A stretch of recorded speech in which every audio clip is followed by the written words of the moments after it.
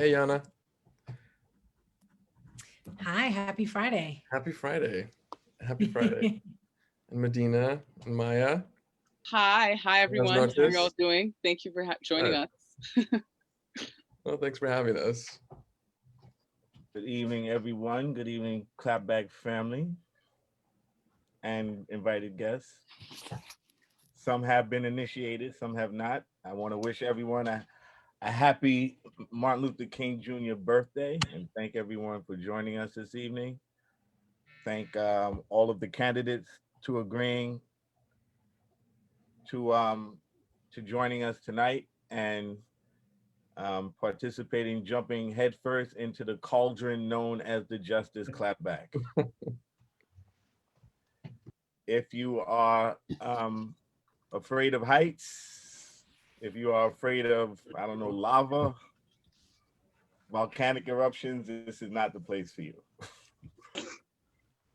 But in all seriousness, I am appreciative. I thank you, um, Mr. DiNapoli, for joining us, and thank you, Governor Patterson, for joining us as well.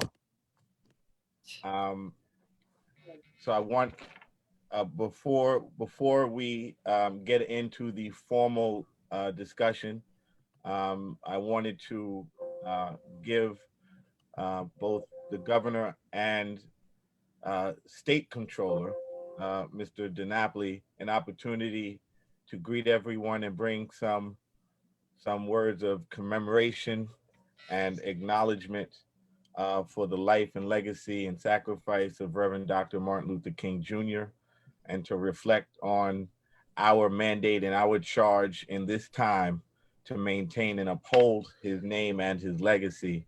And I wanted the governor to specifically speak on the legacy of the late great Mayor David N. Dinkins, who coined the phrase and renamed New York the Great Mosaic.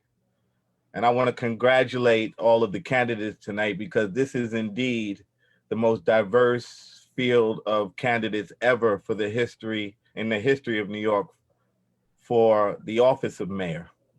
We have someone from all of, I think, every borough with the exception of Staten Island represented. I think we have the most ethnically diverse, the most Where's Max Rose when you need him?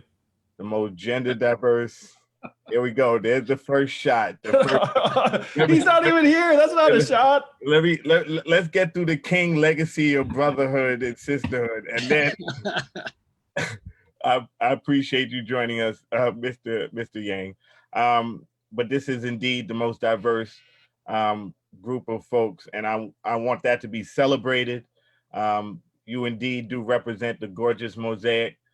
As I said, folks from all genders and orientations and ethnic groups. It's a good day for New York, in fact. And so I want to get out of the way. I had asked my parents to join us. Today happens to be both of their birthdays. My father is an African-American born in North Carolina in 1944. My mother is the daughter of two Germans in New York City. He moved to New York, moved in next door, married the girl next door, and indeed gave life and meaning to the legacy and the promise of Dr. King. And lo and behold, they had a son who became a civil rights activist. So I don't know if that's providence, where in my business we call that an anointing and an appointment. But I want to take this time to celebrate. They were supposed to join us. I think they may have Zoom problems, but I'll help them out later. I love you, Mom and Dad. Thank you for all that you've done. And at this time, I'd like to ask Governor Patterson if you wouldn't mind now speaking to us about the legacy of both Dr. King and of the late great Mayor David N. Dinkins, and his legacy of the gorgeous mosaic that is well represented here this evening. Thank you, Governor Patterson. Well, good evening, Reverend Foy, Controller DiNapoli, to all of the candidates. Thank you for thinking of me, and thank you for organizing this event, and all the people who organized it, which means Reverend Foy. And I'm so happy that this event is on January 15th, which is actually Dr. Martin Luther King's birthday. And when I was a young child, I was 9 years old, I was supposed to go to the March on Washington. And the March on Washington took place on August 28th, 1963. And I wake up at 3 or 4 o'clock in the morning, excuse me, and my father's getting ready to leave for the march, and it doesn't seem to be any plan for me to go along. And I had a 9-year-old temper tantrum. But what my parents explained to me later on was, we watched the March on Washington now, and it's like a big AT&T commercial or something like that. But what we don't realize is, at the time, the fear of violence was just as great as the fear of violence is for the upcoming inauguration. And there was a belief that dissident groups would attack the marchers when they all got together. And although 244,000 people showed up for that march, it was expected that more would come, but many were frightened off because of this threat. And I think that that is a perspective of history that we view Dr. King, who was able to operate in spite of the fears of attacks against his marchers, hunted down by police dogs in Alabama, the incident at the Edmund Pettus Bridge, which became so famous, and so many other events that Dr. King was involved in.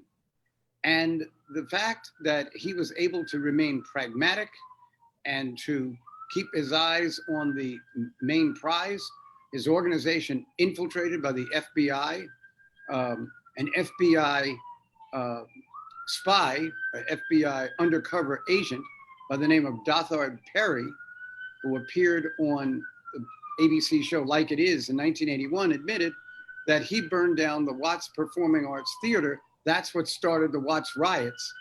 And the idea was to make it look like the Ku Klux Klan had done it, to agitate the people of Watts and have them rebel, which J. Edgar Hoover thought would start to kill the civil rights movement.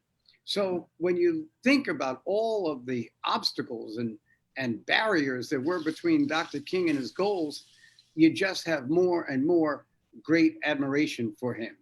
And when we think about where would Dr. King be right now, I know exactly where he'd be. He'd be right in the middle of this, calling for peace, calling for justice, and calling out people who are mistreating other people in this country. And so it's a wonderful celebration of him that we interconnected with the opportunity of these candidates tonight to lead our city in the beginning of 2002. Of course, just a month ago, we lost the first African-American mayor of the city of New York, David N. Dinkins. David Dinkins ran for borough president in 1977. He ran in 1981, and he finally won in 1985. And I think David Dinkins' goal in life was to become borough president, as his friend Percy Sutton had become back in the 60s. However, because of a series of events that occurred between the time he became borough president and 1989, particularly the Jesse Jackson campaign and how successful it was in 1988, there was great pressure on Mr. Dinkins to run for mayor, and he did. And he won by 9% of the vote, 51 to 42 against former Mayor Ed Koch. People talk about the 80s. They talk about the open sale of drugs. They talk about Penn Station and 42nd Street and all of the homeless people there. They talk about how unsafe it was. And then somehow they connect it to Mayor Dinkins, who in fact never served 1 second of his mayoralty in the 80s. He took office January 1st, 1990.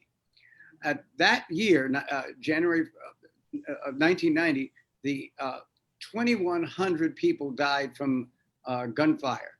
By 1992, Dinkins had introduced his Safe Cities, Safe Streets Act and cut the crime rate by 25% when he left office. He also arranged for 6,000 new jobs in the police department sponsored by the federal government. But those officers did not start on their beats until 1995. And the person who then decided to credit himself for this was Mayor Rudolph Giuliani, if we even should use the term mayor in front of his name anymore. When you look at Mayor,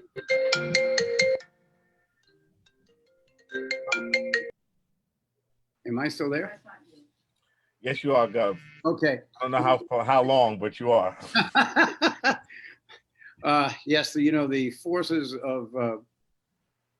of disunity and opposition are around, and they are active. But what I just wanted to conclude by saying is that Mayor Dinkins is actually the one who cut crime by 25% by the time he left office and was never given any credit for it. And I resented that I gave 16 interviews the date of the morning after his passing, and none of them that they would take quotes from me like he was like an uncle to me. I really loved him. He loved kids. He loved people. He loved his family. That's great. But that's how you sort of avoid an issue and then go right back as soon as Mayor Dinkins has passed on for a couple of months and start blaming him for what really happened in the city, which is that from 1985 to 1990, crime increased by 63%, and the mayor was Edward I. Koch. And that's not my statistic. That comes from former Commissioner Ray Kelly, who also pointed out that in the Crown Heights riots, that chiefs in the departments in that area ignored the request to stop the riots because they didn't like many of the Jewish communities in Crown Heights, and they also didn't like the African Americans out there. So when they saw this turbulence, they just stood around and didn't watch it. Now, the voice of the truth has finally come to the surface that David Dinkins was a very good mayor of the city of New York. And so in his honor, and also for all of the work he did, he rightly should be celebrated tonight along and especially on the birthday of the legend of America, Dr. Martin Luther King. Well, thank you, Governor, for that. We certainly appreciate your bringing context to the late great mayor's public service and dedication and vision for New York City. And we indeed thank you for your service to our city and our state. And we applaud you on this Martin Luther King Jr. birthday and give you your flowers while you are still here, sir. Thank you for all that you've done for us and for all that you continue to do for us here in the city and across the nation.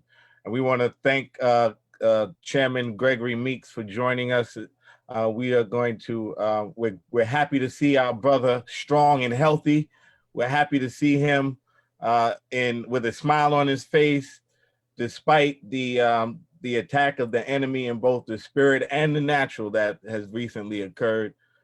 We thank God for his safety and well-being. Let us now hear from the New York State Comptroller, Mr. Thomas DiNapoli, and then we will hear from Chairman Meeks, and then I'm stepping out of the way because I'm getting that look from Ayanna, and y'all know how we do on the clapback. Council member, I'm sorry, Comptroller Tom DiNapoli, happy Martin Luther King birthday to you, sir. Thank you for joining us this evening.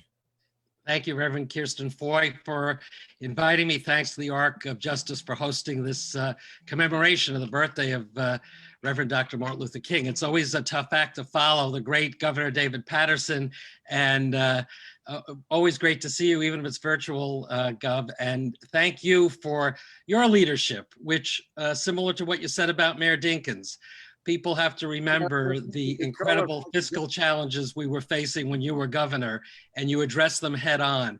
And you are the one that changed the dynamic and enlisted my help with our audits to change New York's goals in terms of MWB participation and so many other great initiatives. And Greg Meeks, thank you. Stay strong, as Reverend Foy said.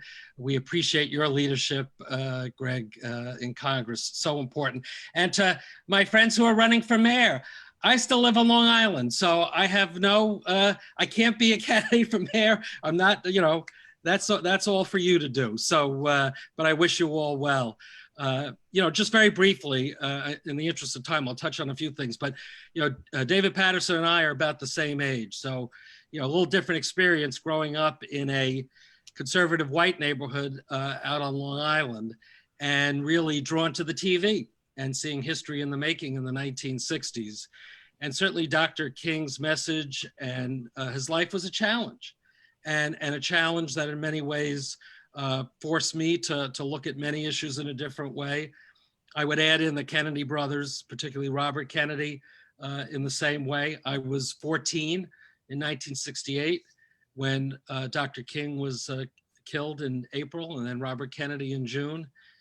For those of that time, to lose those two giants was just an incredibly emotional experience. And for me, being in public service in many ways has been the opportunity for me to still answer the call that I heard from Dr. King and that I heard from the Kennedy brothers as well. So just a few quick thoughts.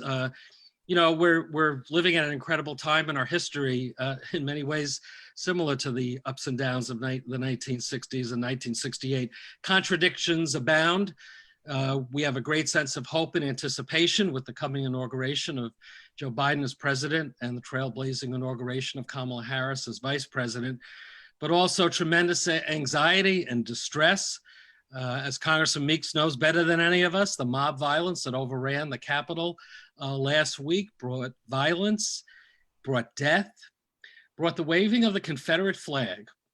You think, I'm an American history major.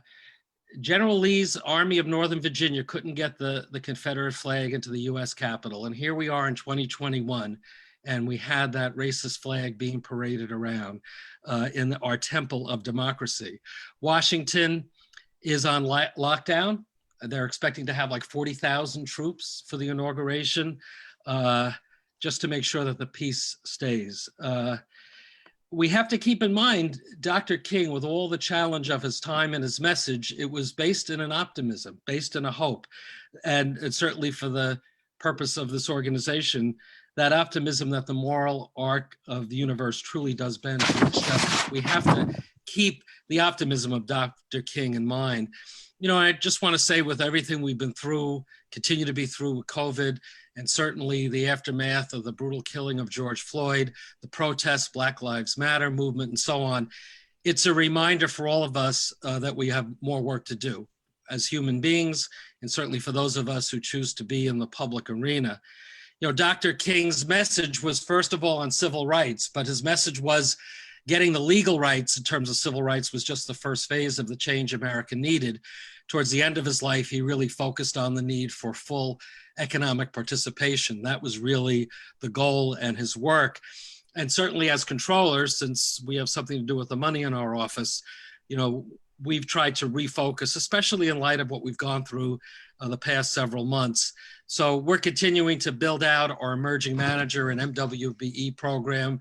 Very proud of the opportunities for Black and Latinx and Asian investment professionals. That allocation now has grown to $20 billion. And Reverend Foy, you've heard me speak about it before. Our next conference to provide discussion of how to access that capital is going to be on February 10th. It's going to be virtual, just like this conversation is. So I encourage folks who are interested, go to our website. You could sign up. I think we've only had it up for, 2 days. We've already got 300 folks signed up, and we expect many hundreds more. We're also continuing to engage with the companies we invest in to be sure that they are embracing diversity in their boards, their management, their workforce. I've contacted over 70 corporations that have all white boards of directors to say that as a shareholder, we expect at their next annual meeting, they will have at least one person of color on their slate of boards of director candidates. And if we don't, we'll be voting against them.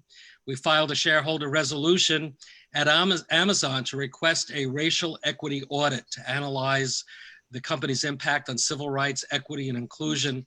Amazon, as you know from the press, has had a lot of issues with how some of their workers have been treated, especially the warehouse workers who are largely Black and Latinx, and we expect to do this with other corporations. There are other efforts we're involved in, but we are redoubling our efforts. And in that regard, Reverend Foy, I look forward to a partnership with you and the Arc of Justice so that we can work together on these issues. And with everything we're contending with, let me just end with one of Dr. King's challenges, I think, is something that's worthy for all of us to keep in mind. Just a short version of a longer quote of his. Let's all be reminded, in Dr. King's words, that we are caught in an inescapable network of mutuality. I think that's the only way we'll get through everything that we're dealing with, if we recognize the basic human connection between all of us And if we're going to make progress, it has to be done with all of us pulling together. So I want to thank you very much for including me. Happy birthday to your parents too, Reverend Foy, and great way to celebrate the birthday of a great man.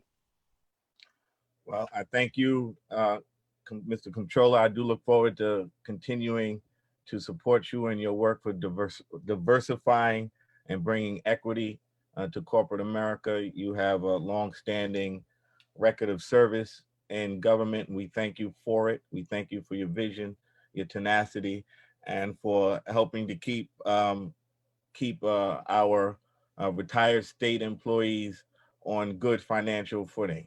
You've been a good steward of our funds, and if we could use anything right now, it's good stewardship of money. I know there's another controller somewhere on here itching to jump in there on that point as well.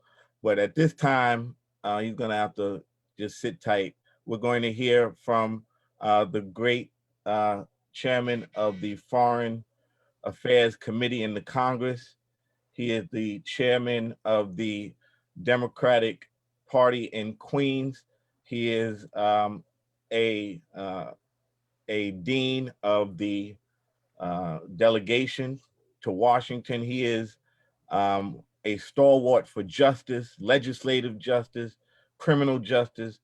His record of public service is long and distinguished, and he is with us tonight to celebrate and commemorate Dr. King.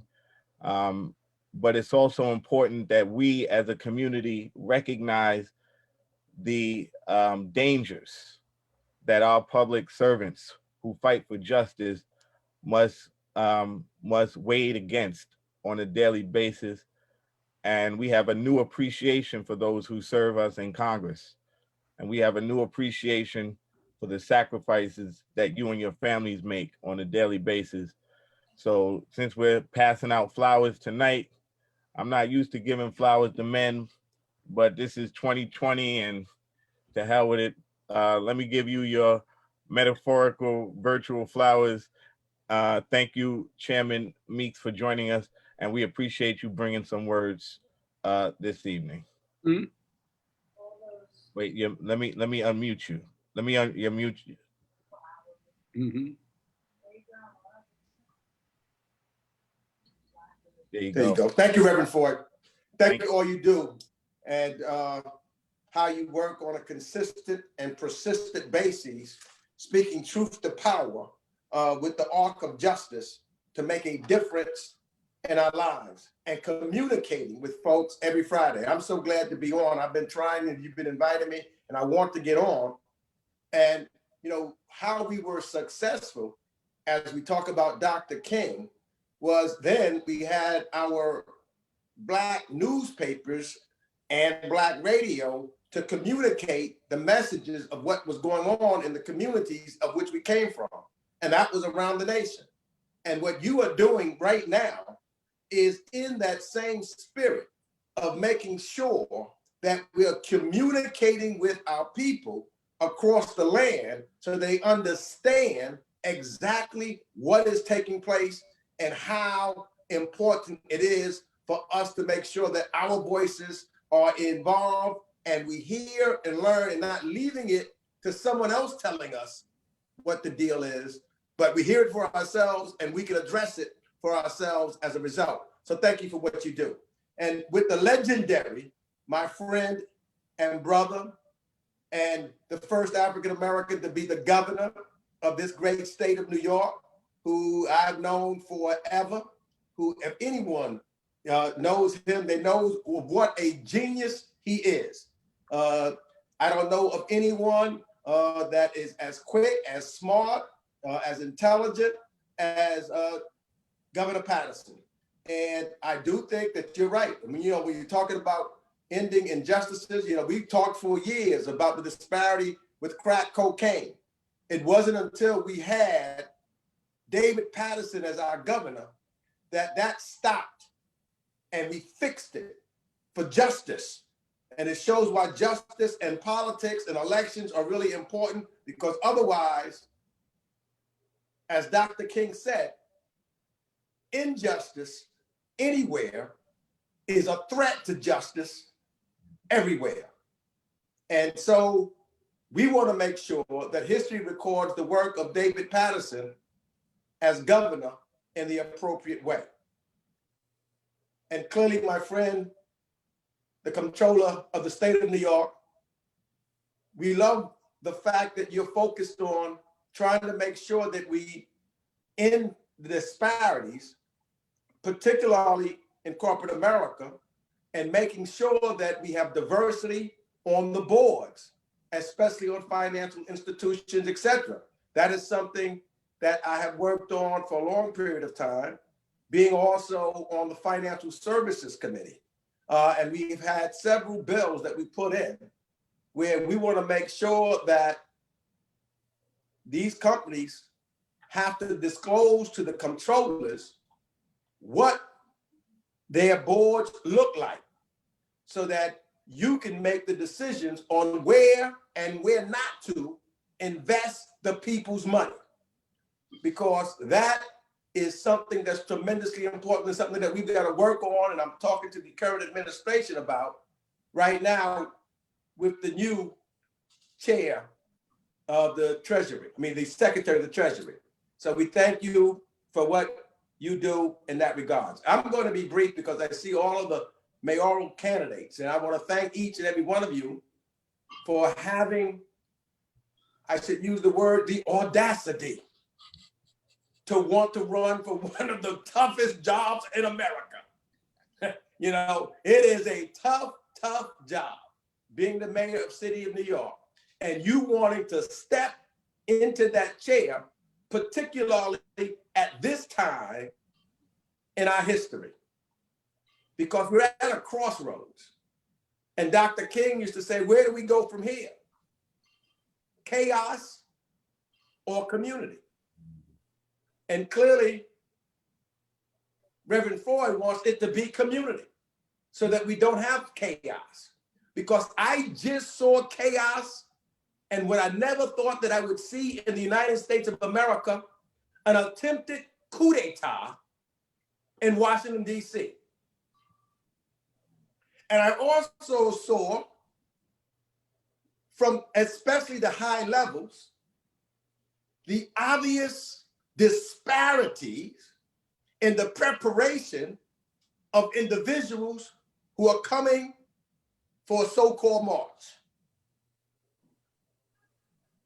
I've been there when we've had demonstrations, for example, individuals who look like me, and I've seen the reception that they've met in Washington, D.C.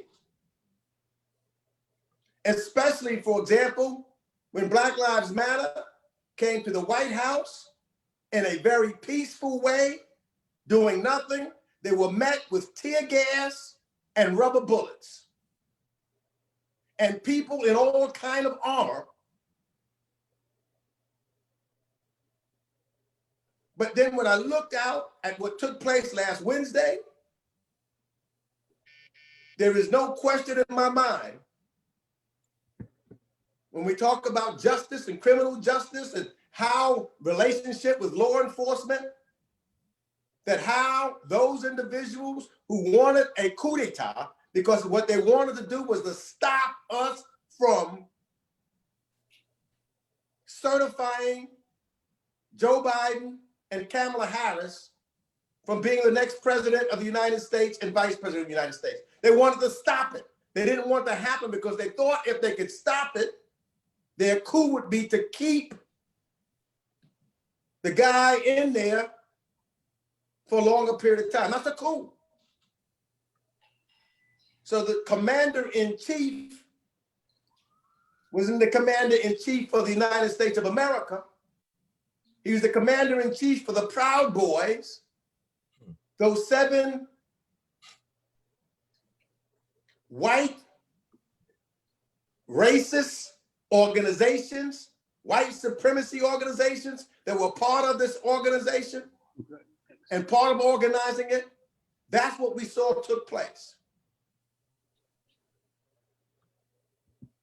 And so when you think, and we were thinking that a lot of things have changed, we saw there the disparities that still exist in our communities. And we also saw people who claimed they cared about law enforcement. They had no respect for law enforcement. They went after them. They killed one of them. And so it also reminds me that some that were there committing this atrocity were members of police departments around the country, of fire departments around the country. So it tells you that in various places, they are embedded in the system in that regard. So we've got work to do. And we've got a lot of work to do here in the city of New York. But I'm going to close with Dr. King. I want to close with why I still believe in this country and the promise of this country. Because what was overshadowed by Gregory Meeks. the Very well, very.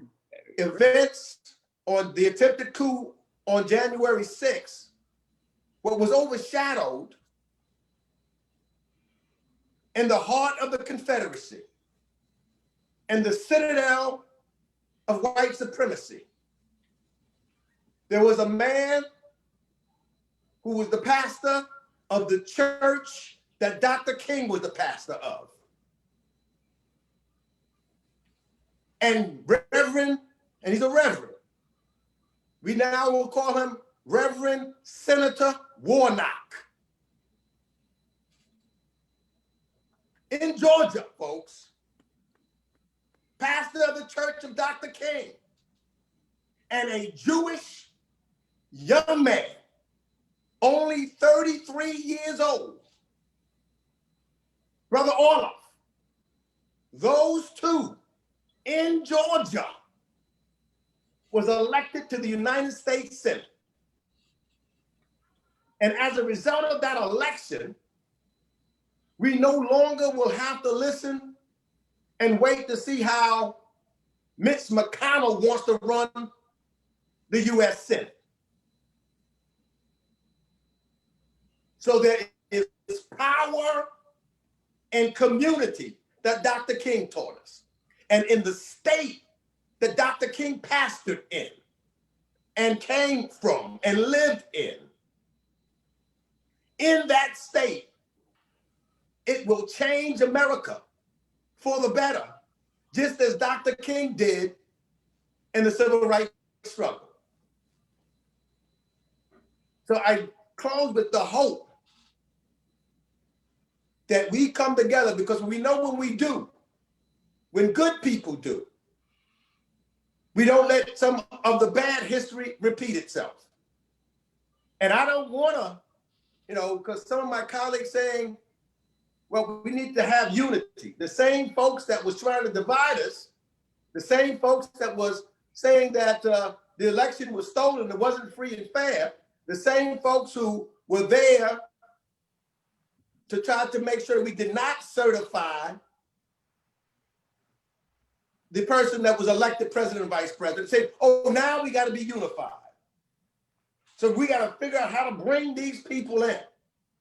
Well, I remember post-Reconstruction, there was a deal that was done then. It was called the Tilden-Harris Agreement, Hayes Agreement, which basically meant that we would go back to be slaves, basically. That starts what Jim Crow was all about.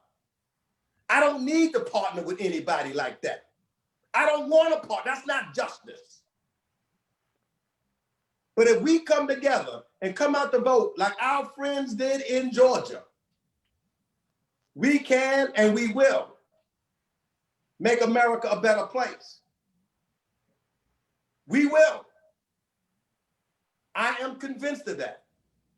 The other positive thing that I can say to you, and this is really Reverend. I'm with a Reverend, so you know you got to close 2 or 3 times. So this is my last closing.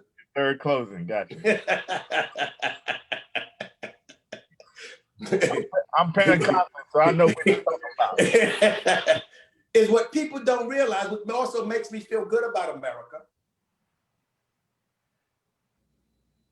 is that those 2 didn't get elected with all Black votes. Others had to vote for them. We have 60 members of the Congressional Black Caucus right now. 60. 30 of them come from states that have less than 30% African Americans in their districts. David, you would recall at one point, if you want to be a member of Congress, you almost had to have a 60% district. 12 of them have less than 10% African Americans in their district. So that is coming from the spirit and the work and the efforts and the visions and the dreams of Dr. Martin Luther King. When he said he'd been to the mountaintop and he's peeked over, we're going to get there. I do believe because of those struggles and the dedication that all of you are making to public service, and I've had the opportunity to talk to many of you, and I'm going to be talking to those that I haven't. I'm going to invite everybody to the Queens County Democratic organization to present to all of our electeds there very shortly. I think if you haven't gotten on your schedules yet, I think we're going to look at February 3rd or February 4th. But because of you, and because of all I see, the diversity of you that want to run for this office, I feel certain that America and New York is going to be better for our people than today or yesterday was for others. Thank you all, and thank you again, candidates, for having the audacity to run for the mayor of the city of New York. Well, thank you, Mr. Chairman. We appreciate your service. We appreciate the sermon. I think we all are able to glean from it a great deal of wisdom. I am now, you have blessed us. I'm now gonna take the mic back and ask everybody, wave at my parents, say happy birthday to John and Louise. And then love you guys. Thank you for all you've done for me and my sister. I don't have time for one of those John Force talks, Dad. So I gotta turn it over. But I love y'all. I want you to say happy MLK Day to everybody, and then we're gonna give it to Yana Harry. Happy MLK Day to everyone. We can't see you, Dad, but that's all right. There you go. Say happy Martin Luther King Day to everybody. You're my favorite, Maya. You're my favorite, Maya. Oh, Dad, you just got me in so much. I just said she's my favorite. Oh, Jesus. Happy birthday, Dad. Welcome to the clapback. I did not endorse her. I just said That's all right. Say your piece. You lived 82 years. You provided for me for 45 of them. Say what you want to say. Well, could you give me some of that money that I spent on you? Oh, there we go. I'll talk to you later now. Love you. All right. Thank you so much. It is very nice to see all of you guys. Thank you. Thank you. Hey, Ma, happy birthday. Love you. Thank you. You too. Thank you. All right. All right. Y'all can drop off and go to Facebook. Louisa can show you how to do it. Okay. Thank you so much. I'm getting out of the way. I'd like to introduce you all. I'll hand it over to our moderator for the first part. The incomparable Ayana Harry, Medina Torre, and Jeff Mays, 3 of the most gifted journalists in the nation. Yes, it is his birthday. He's allowed. In the city. Thank you. Out. All right, I gotta mute y'all, Dad. Mom. All right. Good night. Good night. Ayana, Jeff, Medina, all yours. I'm muting. Well, thank you so much, Reverend Foy, for the invitation to be with you tonight. You always find an impactful way to mark Martin Luther King Jr.'s birthday. Last year, if you'll remember, we went to Rikers Island. And so this year we're here with the mayoral candidates, and it is an absolute honor. And I, am esteemed to be here with two of the brightest journalists, not just in the city, but also in the country. And they also happen to be New York City natives, Medina Torre, who covers education policy and politics for Politico, and Jeff Mays, my Brooklyn brother, who is on the Metro desk for the New York Times, who focuses on City Hall politics. So want to stress, this is not a debate.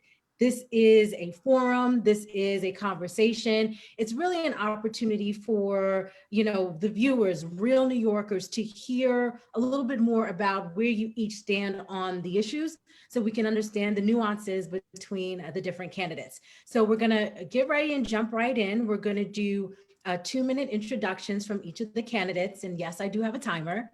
And we'll try and stay on time. And then after that, Jeff, Medina, and I will rotate between questions, and we'll ask, each candidate to limit their initial answers to 90 seconds or less. And this is really, again, a conversation, an open dialogue, family dinner with a spirited chat. So with that, we would like to begin our opening statements, and I will start with Brooklyn Borough President Eric Adams. Thank you. Thank you so much, Ayanna. Appreciate you. The best way for me to sum this up to those who are meeting me, I recall my son was sitting in his class in college when one of his classmates gave a report on policing in New York City during the Giuliani years. The student spoke about a group that really spoke out against 1 million Black and brown boys being unjustly stopped in the city by police. He spoke about members protesting at Rockefeller Plaza to fight against the Rockefeller drug laws. He spoke about the members going to protect a Black woman in Garrison Beach, an all-white community that destroyed her house because she decided to move in. The young man also spoke about the members standing to protect Reverend Sharpton's family when police threatened his life. He also spoke about how they stood up when a Giuliani-led police mob attacked City Hall, similar to what we saw at the Capitol. He discussed about how we slept in NYCHA development to talk about the unfair treatment of NYCHA residents. The young man clearly laid out something. And at the end of his presentation, he mentioned the name of one of the co-founders, my name. My son yelled out because he had a different last name as mine. He says, "That's my dad." He called me and he spoke with me. And after I spoke with him, I realized an entire generation don't know how I got here, how I fought hard to become who I am today. But it also allowed me to understand how important it is to have the right message during this campaign. People say competency is on the ballot. I say no, character is also on the ballot. I know what it is to be on the verge of homelessness as a child. My character knows what it is to hop the turnstile because you don't have enough to pay the fare. I also know that this city is a city that in any given day, you can have a plane crash into a building on one day or land on the Hudson River in another. That unexpected reality calls for a mayor that can put a team together and manage the daily uncertainties. I managed those uncertainties for 22 years as a police officer and as a reformer. I also know this city is dysfunctional. And it's time now to stop the dysfunctionality that is creating the inefficiency that's leading into inequalities. I'm ready to lead from day one. Thank you. Thank you so much. Diane Morales would love to hear for you for 2 minutes. Thank you. Thanks, Anna. Good evening, everybody. And thank you all for being here and for creating this space at such a time as this. As we celebrate the birth of the Reverend Dr. Martin Luther King and the causes that he sacrificed his life for, I am reminded that in many ways, last week's events represent the ongoing struggle to fulfill his dreams. The organizing genius of Black women working to actualize a democracy that has actually never fully reflected us, while on the other hand, we witness what has always been here, the badges of slavery stemming from white supremacy that refuses to relinquish power and would seek to deny us of our humanity. I can't unsee the images of our Black, Brown, Asian immigrant workers on their knees, hunched over, sweeping up the literal and figurative trash that white supremacy has left behind in the halls of our capital, not just that day, but for hundreds of years. I'm running for mayor because thoughts and prayers and rhetoric alone won't create fairness, justice, and equity for all of us. Neither will selling our city to Wall Street, our neighborhoods to big developers, or placing our bodies and liberties in the hands of a police department that continues to violate Black and Brown people and those intersectional lives. My entire career has centered those who our so-called democracy has always left behind, even though we all benefit from their work, especially in the middle of a pandemic. As a nonprofit executive, I've responded to educational, economic, housing, and generational trauma because bureaucrats, billionaires, and millionaires have continued to enrich themselves on the backs of the poor. I haven't been conducting studies, writing papers, or opining on the state of affairs. I have been listening to those closest to the problems, carefully budgeting and allocating always scarce resources, and creating the space for communities left behind to lead. Thank you, Diane. Thank you. Thank you. All right, Sean Donovan, would love to hear from you. Good evening. Thank you, Ayanna. I want to remember tonight the words not just of Reverend Dr. Martin Luther King, to remember the passing of David Dinkins, but also to remember the words of John Lewis, who we lost last year as well. He said, "The vote is precious. It is almost sacred. It is the most powerful nonviolent tool we have in a democracy." Last Tuesday night, those words were ringing with joy in my heart as I watched Stacey Abrams pick up his mantle and carry us through in Georgia. The day after, those words were ringing in my soul with fury as I watched a violent coup by white nationalists on our temple of democracy. 30 years ago, I met John Lewis when I retraced the route of the Freedom Rides, an inspiration for me to go to work for 30 years in a life of service. But my inspiration was also growing up in a city that was in crisis. I remember watching homelessness explode on our streets, neighborhoods of color like the South Bronx, Central Brooklyn, and Harlem crumble and literally burn to the ground, and it lit a fire in me to go to work on behalf of this city that I love. I spent 30 years at the front lines of housing and homelessness, racial and economic justice, culminating with 8 years in President Obama's cabinet. I know something about leading through crisis. I was housing commissioner in this city in the wake of 9/11. I was housing secretary in the midst of the worst housing crisis of our lifetimes. And when Sandy hit our shores, President Obama asked me to lead the recovery for the entire federal government. Just 3 weeks after becoming budget director over our $4 trillion budget, Ebola hit.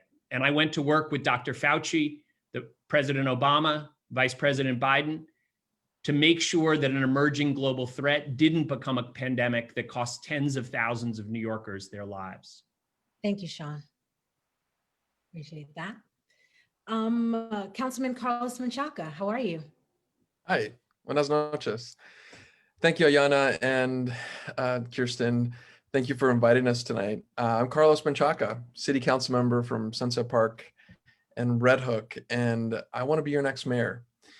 What we need in this next administration is someone that's going to have the incredible courage to stand up to institutions who have continued to support what we are now calling systems of white supremacy, and they exist even here in the city.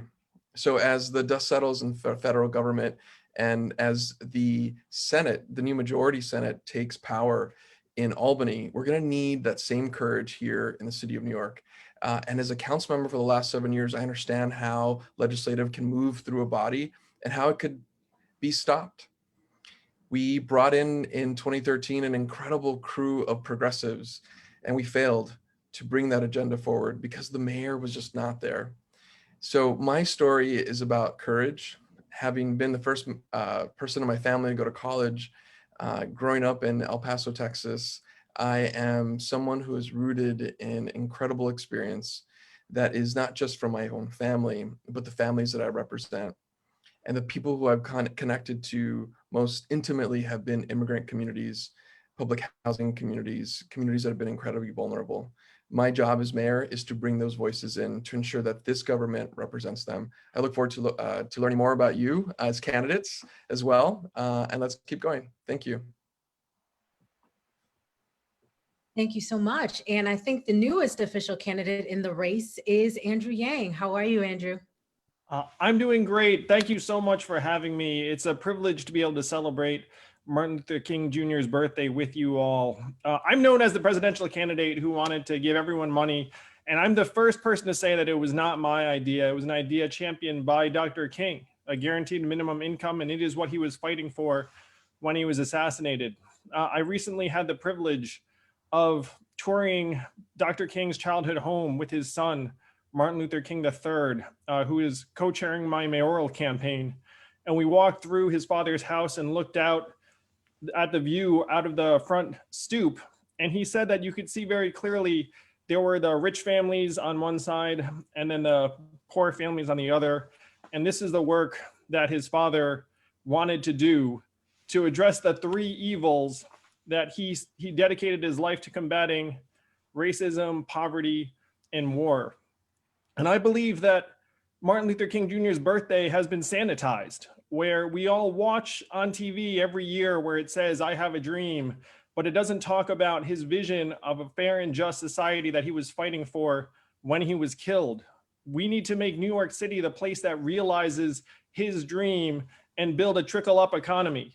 And this is something that I'm thrilled now mayors around the country have picked up, including some of like the bright young stars, Aja Brown, Ross Baraka, Keisha Lance Bottoms, and hopefully we can make Dr. King's vision a reality right here in New York. Thank you so much for those words. And Ray McGuire, good evening. It's great to see you, and we'd love to hear from you for 2 minutes.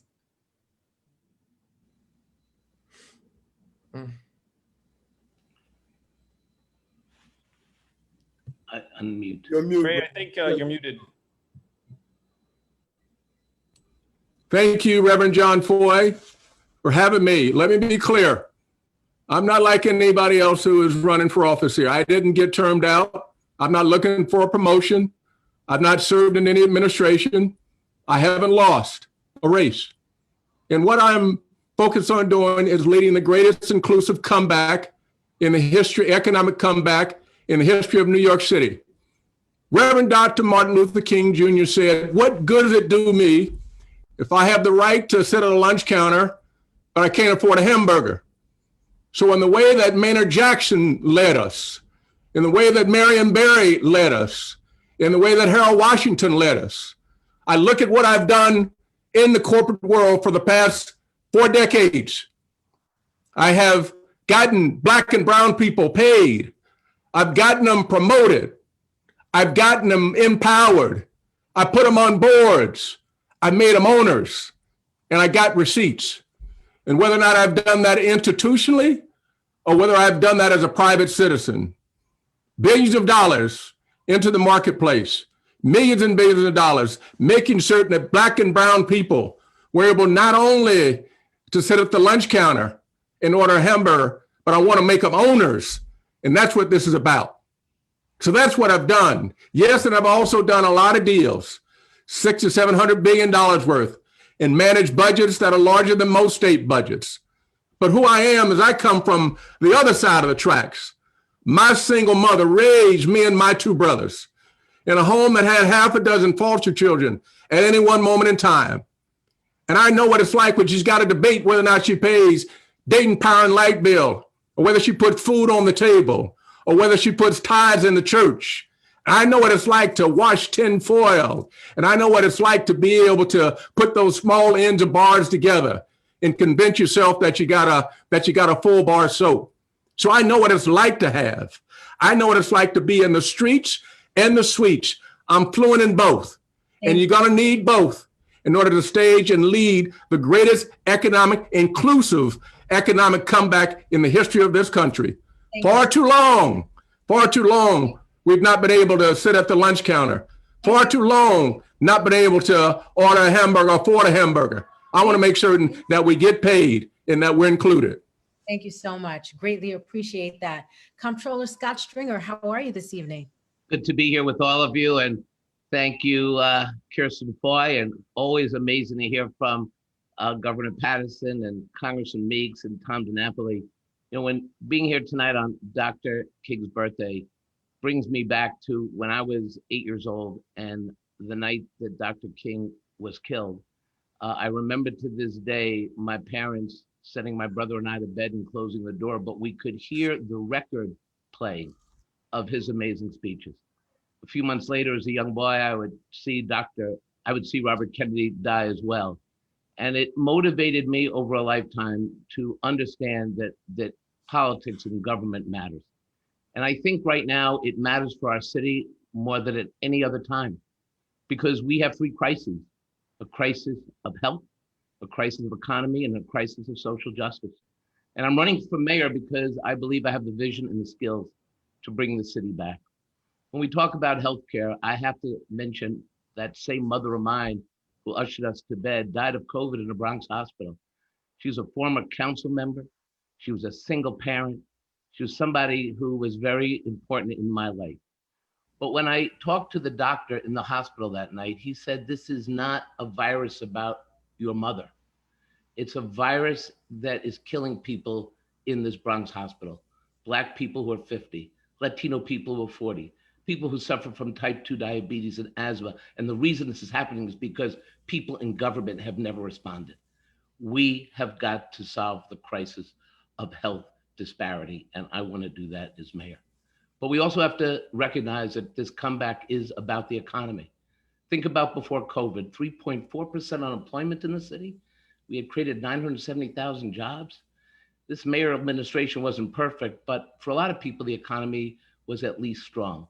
COVID hit, we lost 900,000 jobs in 30 days. The unemployment rate went from 3.4% to 20% in communities of color, 25% among young people, close to 40%. We need a mayor who understands this economy, who can bring us back. But we cannot just bring back the economy for bringing back the economy, because Wall Street's going to be fine. The Dow Jones is going to be fine. We got to change this economy and open it differently to recognize where COVID has discriminated. And I offer my skills and vision to make that happen. Thank you, Comptroller. And Maya Wiley, good evening. It's good to see you, and we'd love to hear 2 minutes from you, please. Good evening, and thank you for having me. It's a pleasure to be with all of you. And let me just start by saying, you know, when I was a little kid in a Black neighborhood in an overcrowded, segregated, underfunded public school, I watched my best friend Charlene disappear. And she disappeared because her mother, who was a grocer, a cashier at the grocery store in the neighborhood, couldn't afford the rent when the landlord increased it. And that was my first experience understanding that no matter how hard you worked, particularly if you were a Black woman, that you would not be able to house your family. And for me, that was a disappearance. But when my own daughter, who is 17 now, my youngest, came to me and said, "Mom, as an artist, as someone who's creative, I figured it out. I could get a job in a restaurant or maybe, you know, in a store, and that would give me time to do my art." But I did the math, and I'd have to be able to afford an apartment that was $600 a month. And when she got teary and said to me, "Where can I live? Because I don't think it's here." That was something that brought me right back to my best friend disappearing. And I'm going to be honest with you, my kids are lucky. My kids are not like most kids in New York City. And here's why I'm running. Because I believe and know, as someone who spent 25 years as a racial justice advocate before going into city government, as someone who has sat in the hot seat in City Hall when police officers turn their back because you say you know what it means to look like Eric Garner, who knows what it means to try to get women and minority-owned business contracts up from 500 million a year to 1.6 billion in 1 year with a title and no staffing and no resources. And to show city government that it can do something transformational, can do things it's never done before, which is to show government it has money. It has money to spend that it never thought it had. Getting a broadband budget in the capital construction budget, which we never had before, and getting every single apartment in Queensbridge houses free broadband Thank you, Maya. before COVID.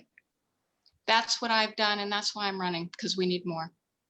So thank you so much, Maya, and thank you to everyone. So of course, the big question is like, what's the format going to be tonight? And as you all know, the Clapback family, we're not very big on rules here. So what we've discussed, Medina and Jeff and I, is to, we have a couple of questions. We've worked on these all weekend, questions that we think get at the heart of the concerns of real New Yorkers, the concerns of all of us. And so Medina, Jeff, and I will rotate asking questions, and we'll each throw a question out there. And we're really opening it up for you all to jump in.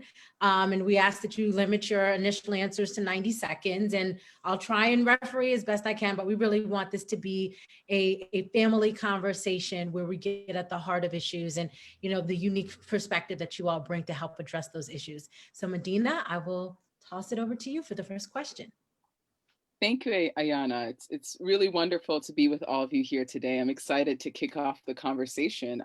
So to start off the conversation, we wanted to start by asking you about an issue that has really been on the minds of so many families and teachers and advocates, and I'm sure yourselves as well, is the issue of school integration. So just going to get right to it. Do you want the current temporary elimination of middle school screens to stay in place permanently if elected mayor? And how would you address the issue of screens at the high school level?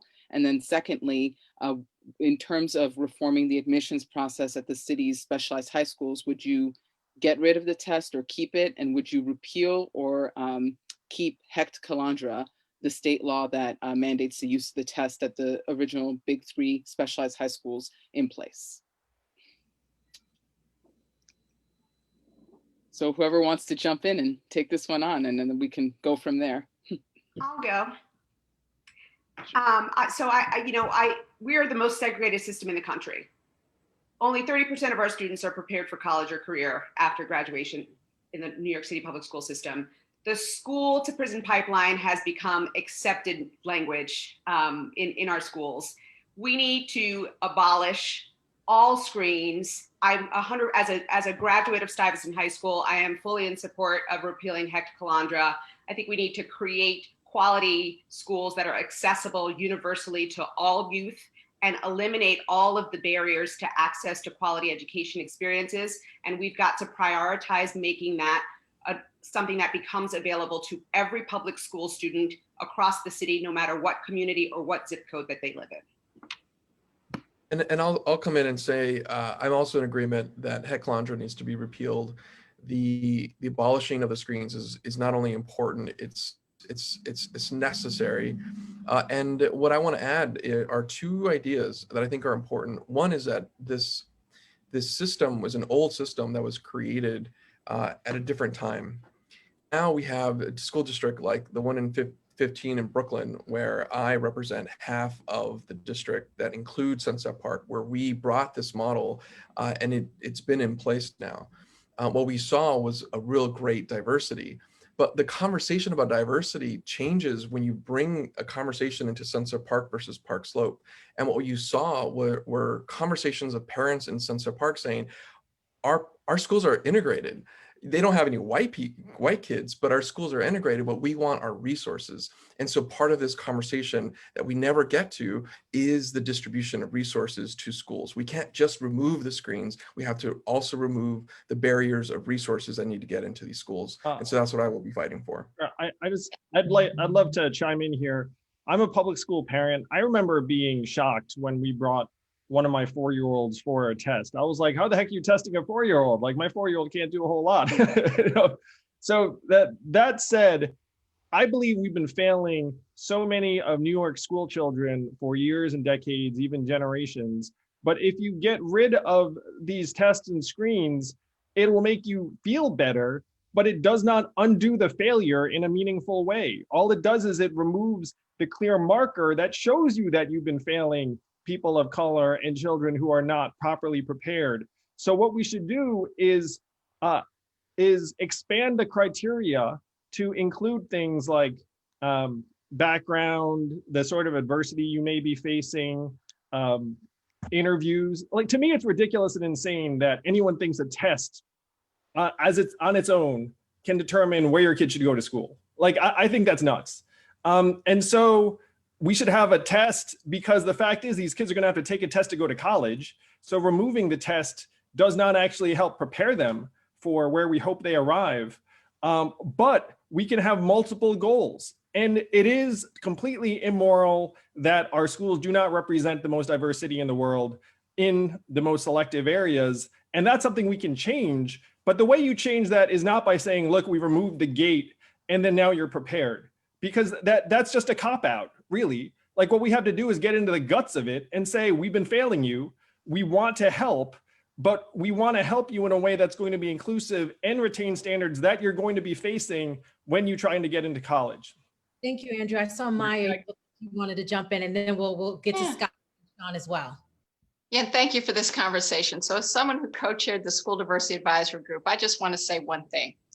You know, you don't actually keep admission standards that don't measure what needs to be measured. And that's what we do. It's not simply enough to say we have standards and should have them. Yet the whole system is broken. And we have an opportunity here to recognize two things. We learn better and more effectively and get better educational outcomes when we learn together.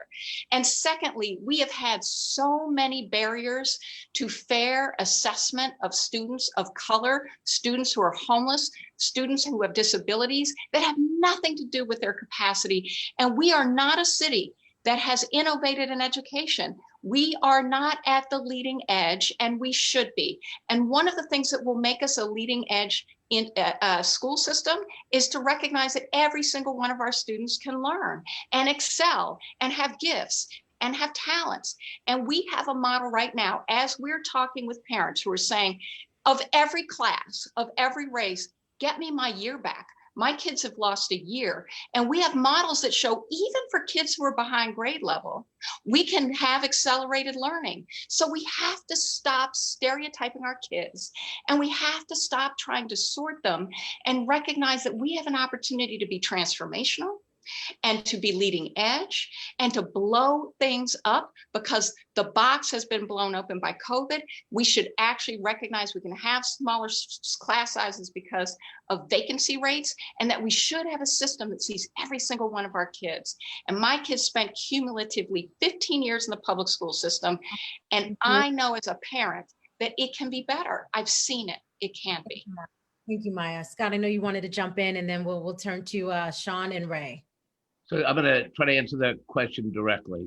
We have seen a dramatic decline in Black and Brown enrollment in our specialized high schools. I wish that wasn't the case. And I honor so many of the immigrant parents who believe that the test and the school is so important. I honor that and support that. But we have to change the Shazam. It cannot be the measure. We basically bar Black and Brown and some of the other children from the specialized schools. At least we should move this test and create the 7th grade test as a measure, because that's actually about classroom learning. I think that would be a way to increase diversity and enrollment. And as part 2 of your test, when you talk about screen schools, I do think we should eliminate the geographic screen, because that is only a segregating tool. We see that in housing in the last 15 years, and we see that in our schools. And look, I talk about this as a parent of 2 G&T kids in public school. And I weighed that and said to myself, my obligation as a parent is to do what's best for my kids. But my obligation as someone running for mayor is to represent all kids. And we do not have a system that gives kids of diverse backgrounds, kids of color, the same opportunities as my kids have. So yes, I'm here tonight as a parent of privilege, because my kids can afford, or I can afford, remote learning or an extra computer. But I will tell you, because I've audited this and I've challenged the de Blasio administration, we have too many kids in homeless shelters that don't have learning devices. too many kids who don't have internet access, too many kids who are being pushed aside. They were already falling behind. And if we continue the status quo on education, if we are not willing to make bold changes now, before we get elected, then we will continue to maintain the status quo. And I would argue that it's time for us to be bold, to step up and do something different than this administration did, which is rather than engage communities, to talk to all the neighborhoods and talk about this inequality. Let's also bring everybody into the conversation, find common ground, and give every child a real opportunity. Thank you. Thank you so much, Sean. Thanks, Diana. So I want to agree with what many folks have said about middle school screens, about many of the high school screens. Time and attendance, we know, creates real discrimination in our system, and that we do need to change the specialized high school test. 10 kids of color at Stuyvesant, 7 Black kids the year before enrolling in Stuyvesant is simply unacceptable, and we have to make change. But we also have to recognize that we need to go farther. The truth is that in the end, we will not create real integration and success in our schools without going much farther than just focusing on screens or just focusing on the specialized high schools, which are 8 of our roughly 400 high schools in the city. So we need to go farther. We need to have a much more diverse body of teachers in this city. We have 42% teachers of color in a system that's 85% kids of color. And we also have at CUNY one of the jewels of the public education system in this country, where we could produce dramatically more teachers of color to make sure that our kids of color are learning at the highest levels. Finally, we're never going to solve this challenge without solving segregation in our housing. It's where I began my career. I led the strategy for President Obama that gave real meaning to the Fair Housing Act of 1968, which was passed just weeks after Martin Luther King was killed. And in fact, Donald Trump was attacking me this whole past year because I was a leader on that strategy, which he called trying to destroy the suburbs, because we wanted to make sure Black and brown people could choose wherever they wanted to live. We need a leader not just on school integration, but on housing integration as well. Thank you so much. We'll turn to Ray McGuire. It looked like you wanted to jump in, and then I'll hand it over to Jeff Mays after that for the next question. Thank you. Education's how I got here. My single mother was able to expose me to education, so I was started to bus at 6th grade, and then I went on to be able to get a good education. It's the only way I got here.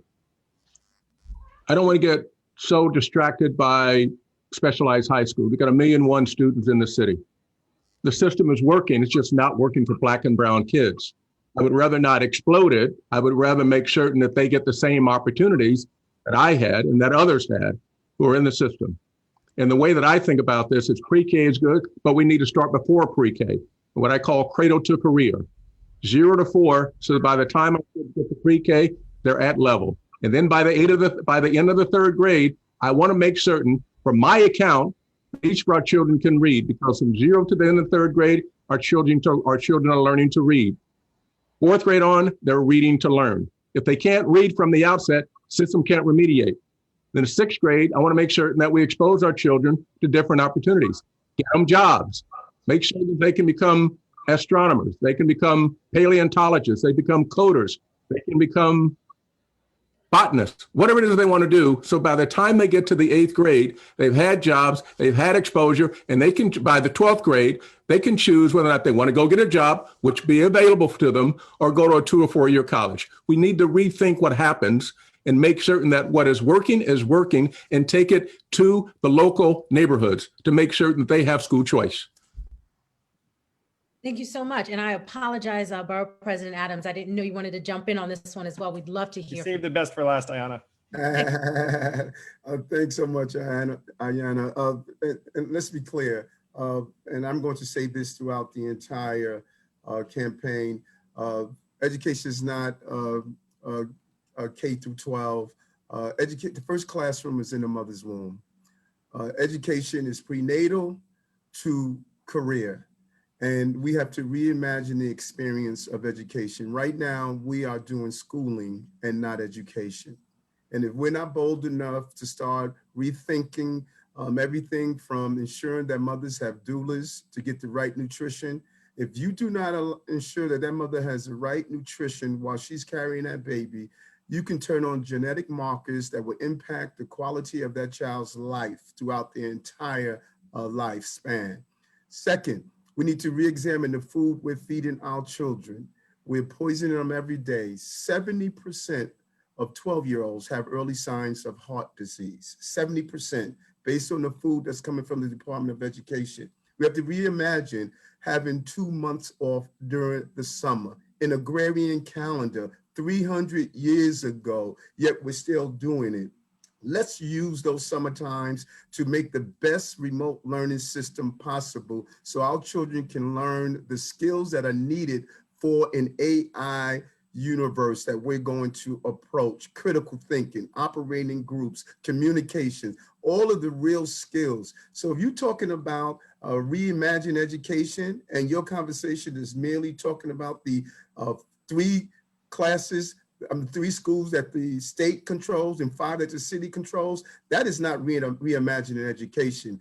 My plan and my 100 policy plan talks about what reimagine actually is. Thank you. Thank you so much. And Jeff, we'd love to, we're ready for the next question.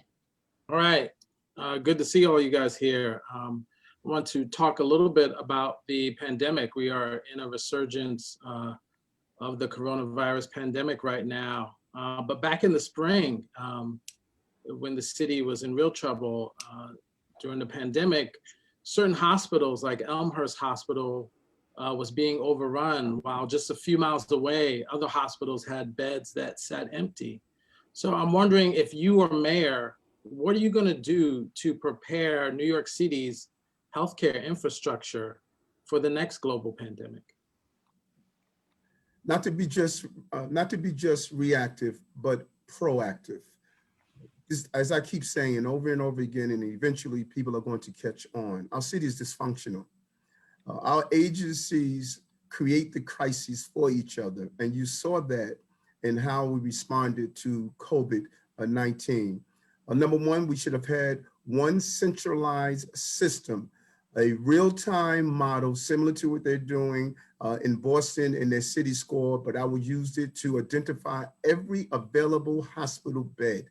You can't have the lack of hospital beds in Elmhurst, but you have all the beds you need in Manhattan.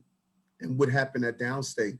We would have a centralized system in real time where we would be able to take control of those beds, not the hospitals controlling the beds, but we would control PPEs, we would control the hospital beds, and we would deploy them as they are needed.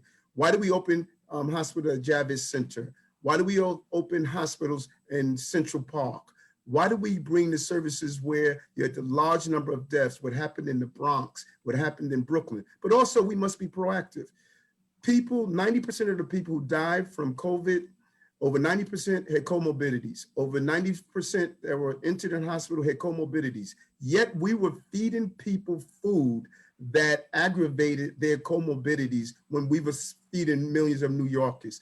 We have to think differently and stop feeding our crises and be more organized in a real-time governing model in the city. Jeff, I think that you're asking the wrong question. You asked, what are we going to do about the next pandemic? I'm going to say that we are nowhere near getting through this one in any kind of shape that we want to be. I was just in Elmhurst today, and our healthcare system is still being swamped right now. But even as vaccines are being rolled out in a way that I know is very frustrating to everyone here, and it's frustrating to many New Yorkers at home who are watching this, if we sit on our hands and think, well, after vaccines get out to 10%, 20%, 30% of people, then those 30% will be confident going back to work, going to restaurants and bars. The fact is, you're not even sure what that recovery curve looks like. New York City has to actually drive that curve. And the way we drive that curve is we get a vaccination passport on our smartphones and devices where the only piece of information on it is that I've been vaccinated. And then after you get a critical mass of people who are vaccinated, they can go into an office building, they can go into a restaurant, they can go to even a Broadway theater and know that everyone in that facility has been vaccinated. And that's how you drive a recovery from this pandemic and make New York City the comeback city it needs to be. We might not even like make it through this pandemic intact unless we get our acts together. We need to build a modern tech infrastructure right now. And then if we get this right, when the next pandemic comes, we'll actually have a way of contact tracing that we should have done in this pandemic. Now that's a very tall order, but we have to start with this one. And if we get this one right, we'll be much better prepared for the next one. So Jeff, here's what we have to do.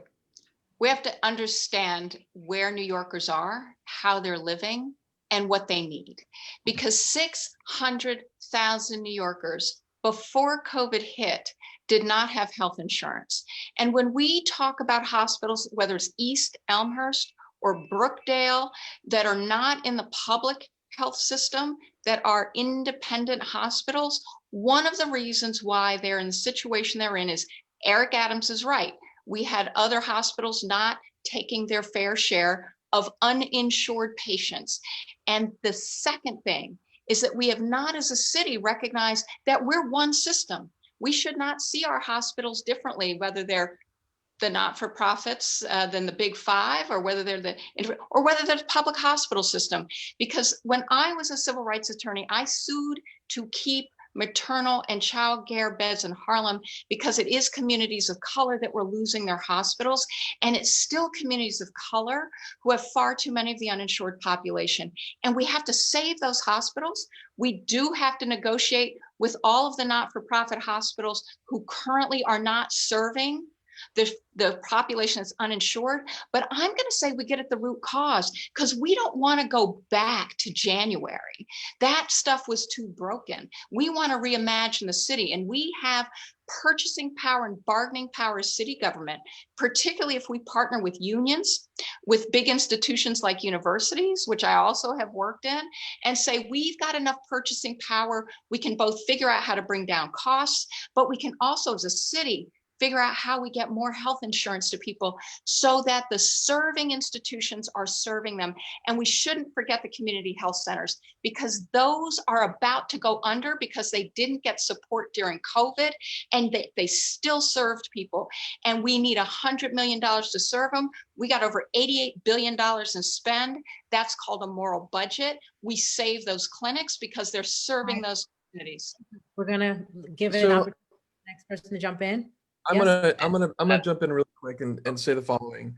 I represent Sunset Park and Red Hook, and in this time we saw some incredible disparities COVID exposed, and I think we've all talked about them in multiple mayors forums. But I'm going to offer a couple ideas that maybe we can all kind of workshop. There's some technology rich connections here.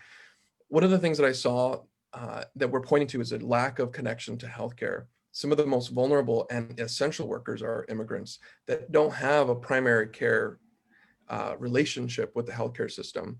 What I want to do is spend the dollars now to build out a telemedicine operation that we were already connecting people when people were trying to figure out whether or not they were going to activate themselves and get to a hospital. We flooded the hospitals without having to flood the hospitals. And what began to change are people's relationship to a doctor. And so what we did in Red Hook with the Red Hook Initiative is to build that out and connect people to doctors so they can be ready to connect to a hospital. That system should not just be something that we lift up for a moment and take away. It should be embedded. We can create a telemedicine operation across this whole city in the midst of this current and second wave. That's an idea. The last thing I want to say is that two things that are very important in this is language access. So much of the confusion right now in communities is not having language access, and this city continues to fail. This administration has continued to fail, and I want to change that. I just want to jump in. I want to piggyback on what Carlos said, and then sorry. We're talking about the answers so far have been focused on what to do when people get sick. And I think we need to focus on what we need to put in place in order to prevent people from getting sick. And part of that is culturally and linguistically appropriate and targeted education so that people have access to the information that they need about what it is that is happening. We failed miserably in that regard this past year. And that is part of the reason why we saw such dramatically different, disproportionate rates of mortality among certain communities, aside from the fact that there were the ones that were actually on the front lines as essential workers and the heroes who we were applauding at night when they were done with their work, but at the same time failing to protect. That's the first thing. The second thing I think we need to think about moving forward before we get to any other pandemic is that we need to actually make the investments on the front end from a preventative perspective and pay people to stay home so that they can be safe. We need to tell them you can't have people running around on the street in the middle of a pandemic and expect them to be safe. So we actually have to say, you know what? We're asking people to stay home. And in order to do that, to facilitate that for you, we're also going to provide you with the economic security that you need in order to be able to do that without feeling like you need to risk your life in order to care for your family. So those are the things I also think we need to be thinking about on the front end from a preventative perspective. And if I could just join the conversation, look, the next mayor has to manage the hell out of the city. This is not a sprint. This is an urgent run to save lives. And as of the last update I've received, only 40% of our city's vaccines have been administered. And now, in order to go online, you have to go through 3 websites. And the people who are trying to inoculate are people who are 65 and over, 75 and over, frontline workers. You know who's having trouble with the websites? 40-year-olds trying to help their parents and grandparents. 51 questions just to get inoculated. This administration has slow walked this entire crisis. We were slow to get contact tracing. We were slow to think about a robust testing operation, and we still struggle, though we've made improvement. This vaccine, we knew it was coming the day the virus hit. Any medical journal, anybody would spend 10 minutes online know that vaccines were in the works. We knew it was going to come in November, and we did nothing to prepare. Now, the mayor took some of my suggestions. 24/7 is the name of the game here, with inoculation sites and being proactive. In other words, we need an administration that is going to be able to manage crises like this. Look, I saw this when I was borough president during Hurricane Sandy. It was slow. There was no infrastructure in city government to manage the crisis. So what did we do? We hired outside consultants who ripped off the people in Staten Island and other places. We need to streamline the next administration. But right now, the biggest priority we have, and I know we have a lot of great ideas for 5 and 10 years from now, we have got to inoculate. If Joe Biden can get up and say 100 million vaccines, and a reporter asked me, well, do you think that's realistic? I said, I don't care if it's realistic. I like someone who says 100 million vaccines as opposed to 200 vaccines a day. And I think we have to reorganize OEM, reorganize the management of the city. And that's what I'm trying to do as controller while I serve that position. And I saw Ray, it looked like you were ready to jump in. Yeah, I think we've done a great job at what the doctors and medical professionals call the diagnosis, but the prescription. So let me add a little bit to the diagnosis. COVID and George Floyd have been the big reveal for the systemic inequities that have existed in healthcare and education and incarceration and in the economy. These are not new. It just got played out in an amplified way with COVID. The death rate in Far Rockaway is 15 times worse than in parts of Manhattan. Parts of the city, critical parts of the city, are medically underserved.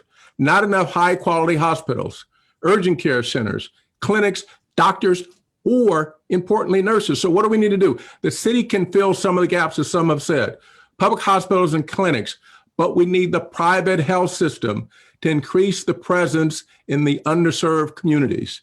The city can help this through zoning and financing. More primary care facilities, which we can get done almost immediately, give families high quality local options before they go to the emergency room. Doctors who have relationships in our communities, not a revolving door, a citywide plan to increase healthcare access driven by the community stakeholders. That's the prescription. Thank you. Was there Anna, can I jump in as well? Thanks. So through all of my experience leading through crisis, what I've learned is that the single most dangerous thing for any leader is to surround themselves with people who won't tell you the truth. And unfortunately, we've seen that in the White House the last 4 years, but we've also seen it in City Hall. And the single most dangerous decision I believe that Bill de Blasio made as this crisis was emerging was when his health commissioner, Auxiris Barbeau, told him that he had to be more aggressive. He decided to move contact tracing and testing away from the best health department in the world to the Health and Hospitals Corporation because he didn't like what he was hearing, which was the truth. We need at this moment a leader who knows what it means to lead through crisis. He has not listened to his professionals telling him the truth about the vaccine and how to make it effective, how to distribute it effectively. This is a fundamental failure of leadership. We also need a mayor who understands, as President Obama used to tell us, never let a crisis go to waste. We must fix the long-term challenges that have led to the disparities. Ray is right. We need every community to have access to healthcare right next door. That's part of my 15-minute neighborhood proposal, which would mean that every New Yorker, 15 minutes from their front door, has everything they need to have a decent life and to be healthy. Not just a hospital, access to mental health care, fresh food, transportation to a good job, a park where they can go exercise with their kids. Every New Yorker deserves all of the things that are going to ensure the underlying health disparities that led to disproportionate death and destruction in Black and brown communities in New York and across this country never happen again. Thank you so much. I think, did everyone get an opportunity to jump in and give their answer on this one? I think so, right? Okay, so Kirsten, I will bring you in because I was hoping to ask a few more questions as journalists, but I know that you have some other folks that you may want to bring into the conversation. So Yes, the village is beating at the door. Bring in the village. Bring in the village. We're gonna bring, yeah, but be careful because some of them got pitchforks and torches. They don't have Things are getting interesting. Confederate flags, thank God, but some of them do have pitchforks.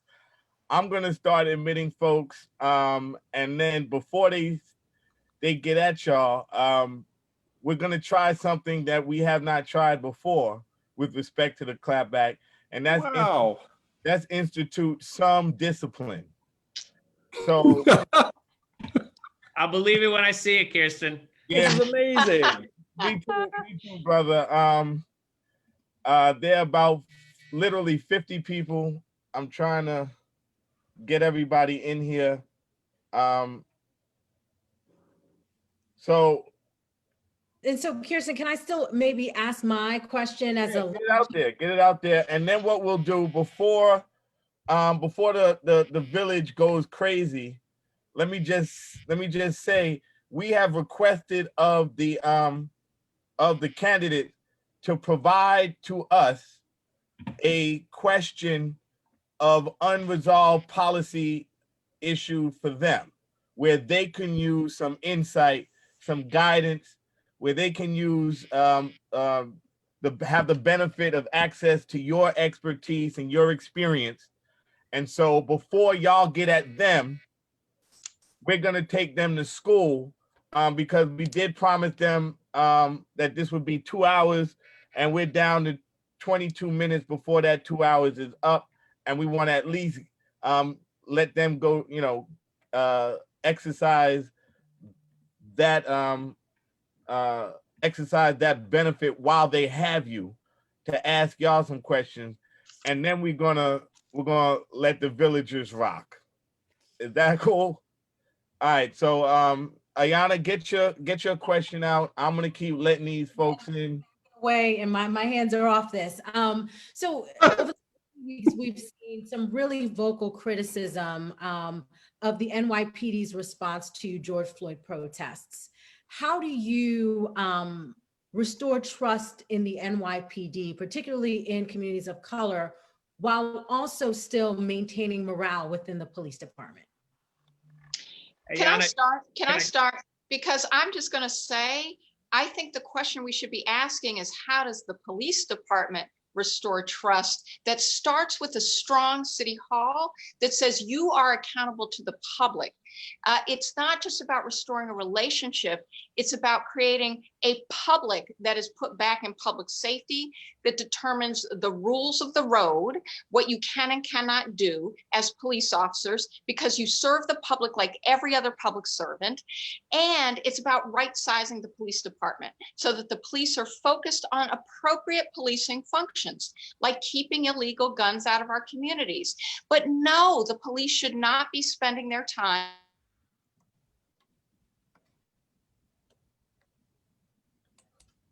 Is that Maya or is that us? I think that's Maya. Yeah, That's I think Maya. her screen is frozen. Somebody else want to pick it up and then we'll let Yeah. her. Kirsten, let me jump in. We need to do three things.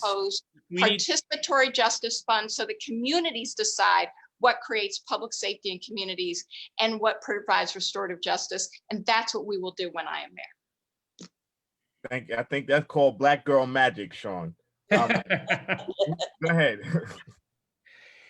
So three things on my list here. First, we have to reimagine what policing looks like. We have to reduce the role of the police. Maya was talking about this, but we also have to reinvest in the public health issue of violence in our communities, not to just treat it as a criminal issue, but as a justice issue. First of all, what we need to do is create real accountability, real training, real transparency around policing. We need to absolutely, as Maya said, get the police out of our schools. We should not be criminalizing homelessness. We should make sure that folks with real mental health training. My sister was a psychiatrist working on a street team in New York. I know that with the right approaches, this is what we did for President Obama. This is why we made so much progress on homelessness. We need to change and reduce what we're asking the police to do. But we have to expand this question to our criminal justice system more broadly. We are spending $575,000 per year per prisoner at Rikers. I worked with President Obama to try to close the most expensive prison in the world, Guantanamo. Rikers is the second most expensive prison in the world, and we are getting bad results. When I was housing commissioner, we took our housing vouchers, we gave them to folks coming out of Rikers. 95% of those folks a year later were stably housed, getting back to jobs, hadn't reoffended. And that was just housing. We can reimagine this system if we reinvest in the community oriented solutions that are working.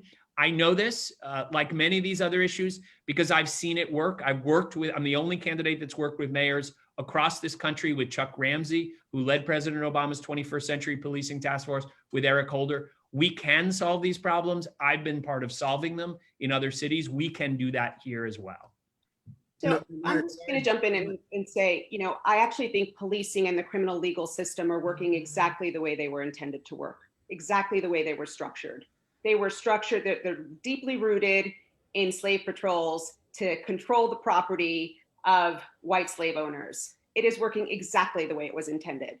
So I don't want to, I was the first candidate to call for defunding the police. I think we need to fundamentally transform the entire thing. And that means reclaiming and redefining public safety and recognizing that communities that are in fact safe are communities that are rich in resources and services, and providing those services and resources to communities. We need to create a community first responders department that will in fact unburden the police from the huge number of incidents that they respond to that are in fact not crimes, and create a separate response team that is staffed with people who are trained and able to de-escalate, to intervene, and connect people with the services and resources that they need.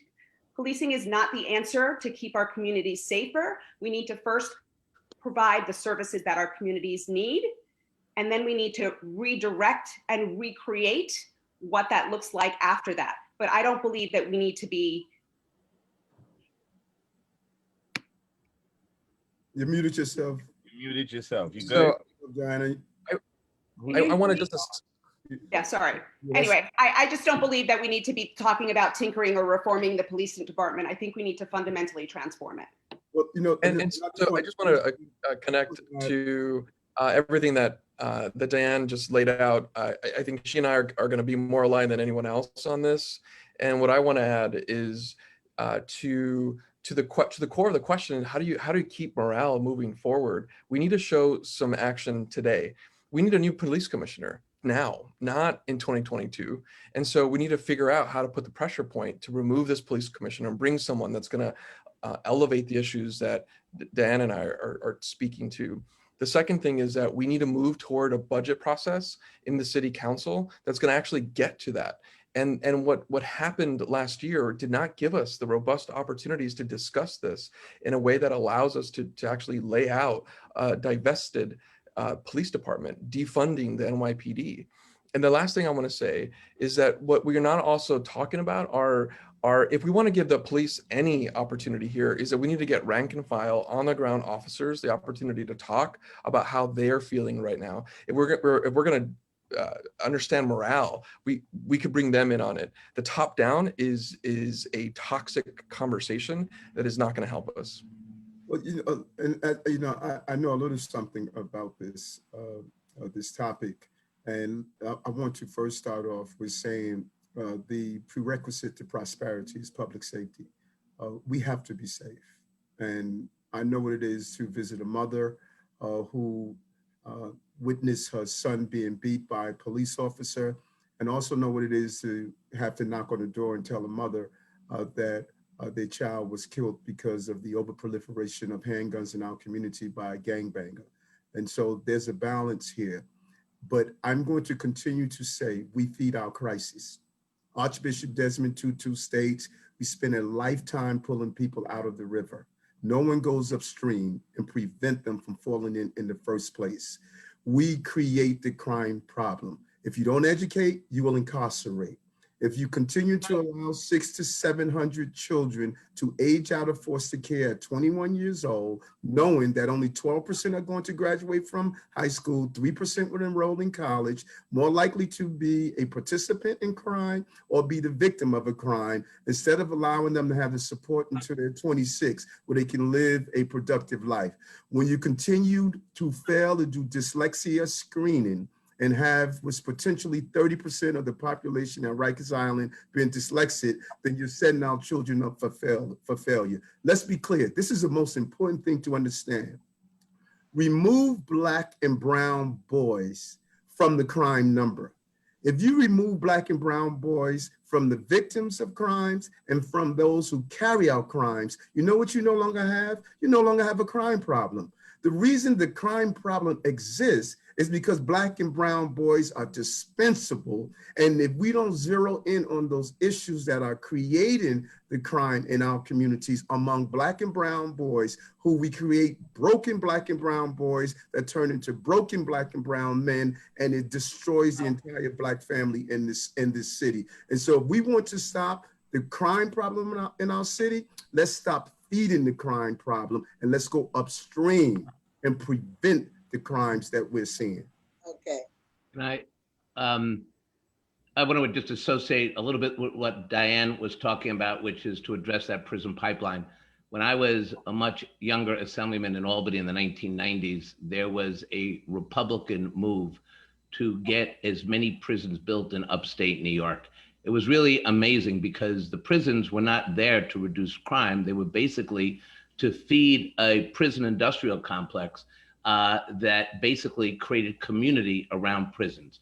There were a lot of great leaders in Albany at that time, Roger Green, Al Vann, and young legislators like myself who said, wait a minute, let's not build prisons and take the kids upstate. Why don't we build daycare centers and schools and keep kids out of the criminal justice system? This is back in the 1990s. Very little has changed. So as mayor, I just want to let all of you know that I'm going to have a police commissioner that aligns with my values and the vision I have for the NYPD.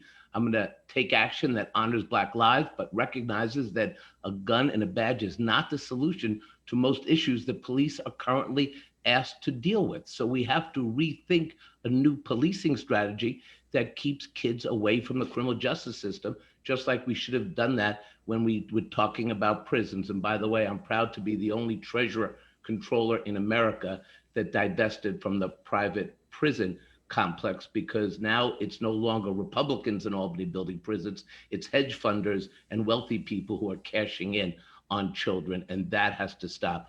But we also have to think about innovative policing.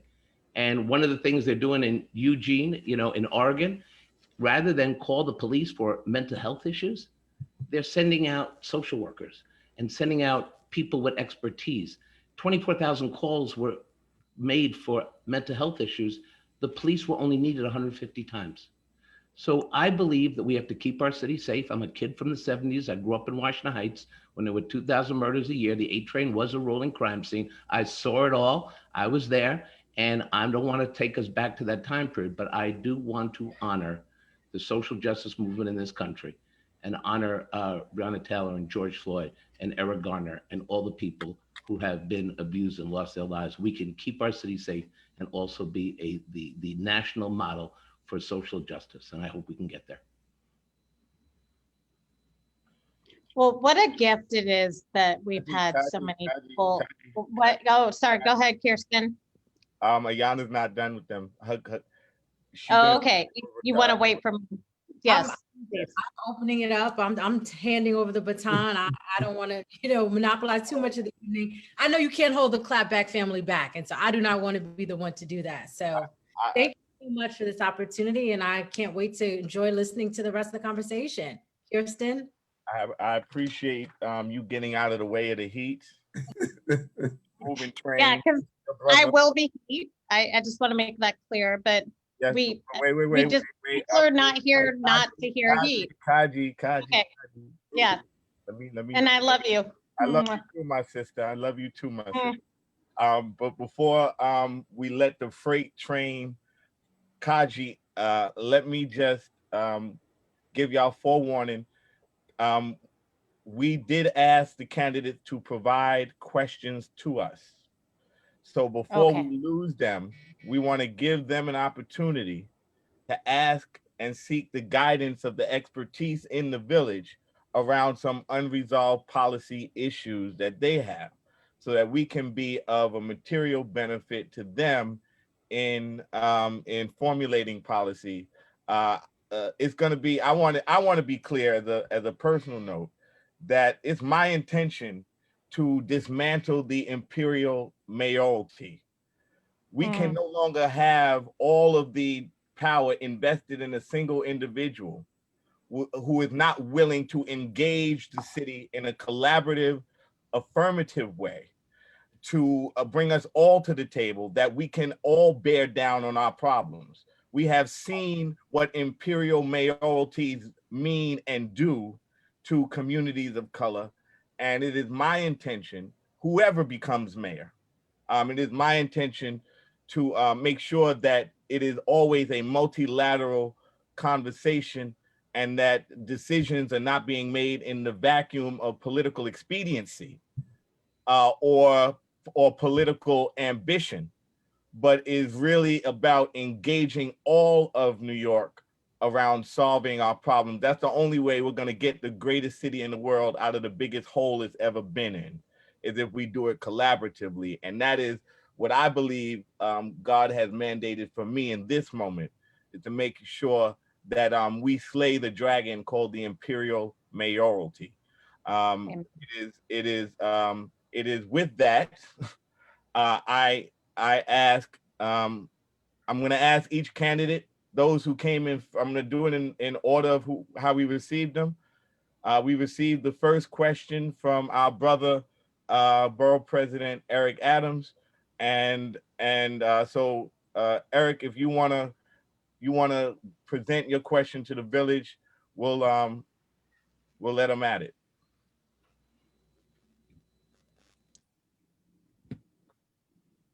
Thank you so much, Kirsten. It's really NYCHA, where I spent a lot of time throughout my life, and particularly during COVID-19. NYCHA is desperate for dollars. We have waited on the federal government for decades to fully fund it, and we can't keep waiting. We have to force the feds to give us what we're owed for NYCHA, but we will also likely need more funding after decades of neglect. other than prioritizing NYCHA in the city budget, how would you find a new city revenue that doesn't only depend on Washington to ensure we get NYCHA residents the quality housing that they deserve? I'm clear that the bugle we hear is not the cavalry, but it's taps playing that NYCHA is dying and we need something now. How would we recover NYCHA while we're waiting on the federal government? Anybody in the village want to jump on that one? I'll take it. As controller, I've audited NYCHA more than any controllers, all the controllers combined in modern history, something like 15 audits.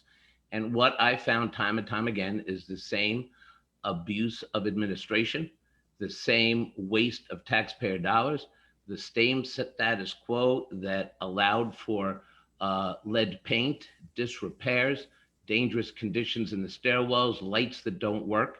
And while this has been documented and the people on this call tonight know the conditions better than any elected official because you've worked in so many communities, I would say a couple of things. First, we do have to find revenue streams. And I think the borough president's question is a good one. I believe that we should take Battery Park City funding from Battery Park City Authority. We should move $40 million over 10 years, bond that money so that we can at least start making the necessary repairs to keep NYCHA alive and going. It takes the governor, it takes the mayor and the controller to do this. I tried to get de Blasio to do this by telling him it would put the governor in a bad place. He didn't want to do it. I told the governor that he should do it and put de Blasio in a bad place. The governor did it. And that was a joke. But the truth is we need to, all a joke, but we need to start looking at different revenue streams. And then the second part we have to do, because right now, between the federal monitors and everybody controlling NYCHA, we finally, for the first time, have to get, as part of stimulus or direct payment, and Borough President Adams knows this, we have got to get the stimulus money and the 45 billion or massive down payment to do this work. So we have to have a system to actually get the work done, but we've got to get it from the federal government. And you know what? Democratic administrations, they did not respond to NYCHA. Republican administrations didn't respond to NYCHA. We have now our opportunity with Senator Schumer and other leadership, Hakeem Jeffries and others, Greg Meeks. We got to get this money from Washington so we can fix NYCHA. And I think it's a great question, Borough President. And let me just say, it was that was real good because it was you were quick on the gun, but I should have been clear that we weren't going to allow candidates to respond to other candidates. I don't know if I open let the genie out of the bottle and now everybody's just going to say fluff it. Let me apologize.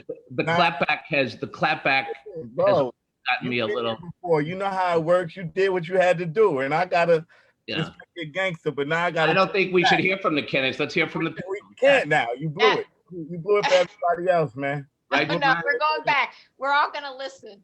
You blew it for everybody. Sorry. That was real good. I gotta hand it to you. You've been in the game a long time, brother. You pulled the ace out the hole. But I would ask going forward, if the candidates, when I say to hear from the village, you may be a villager on any other night, but tonight, if you're a candidate for mayor, we would ask that you not respond to other candidates for mayor's questions.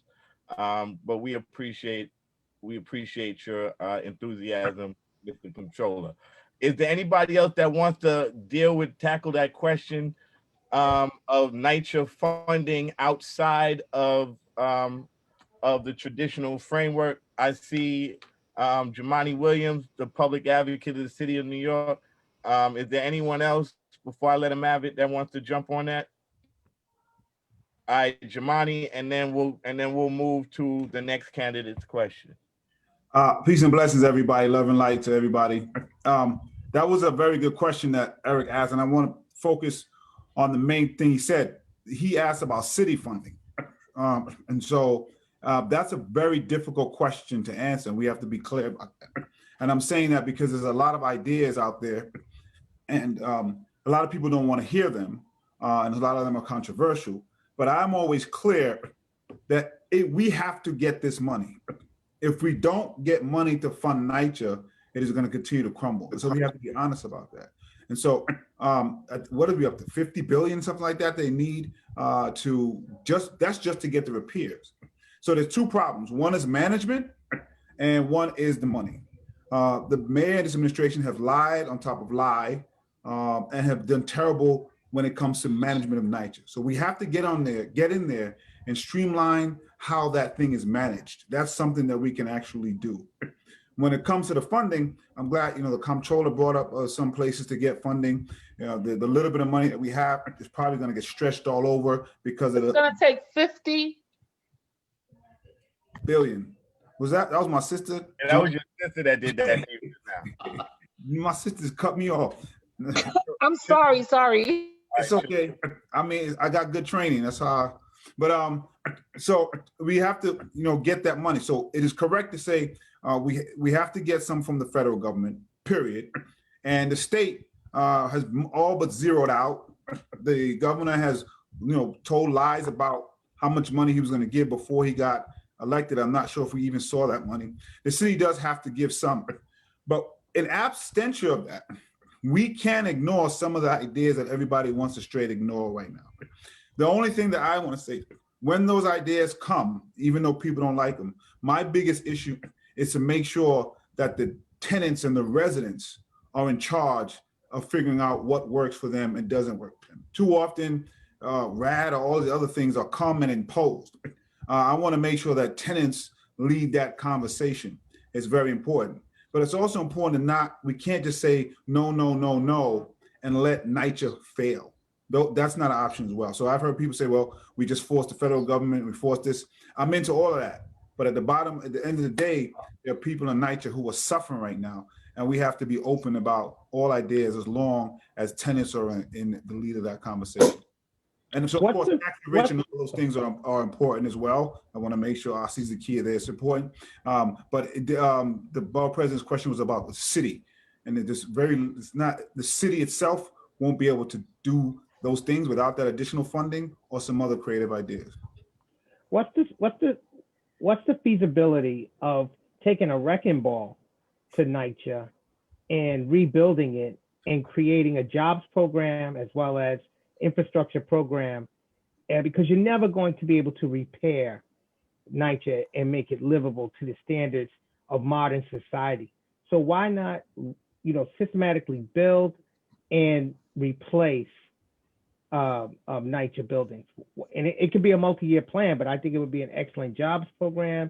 It could be financed long-term, and it will also provide new housing across the city, new affordable housing across the city. I would say we should be open to everything.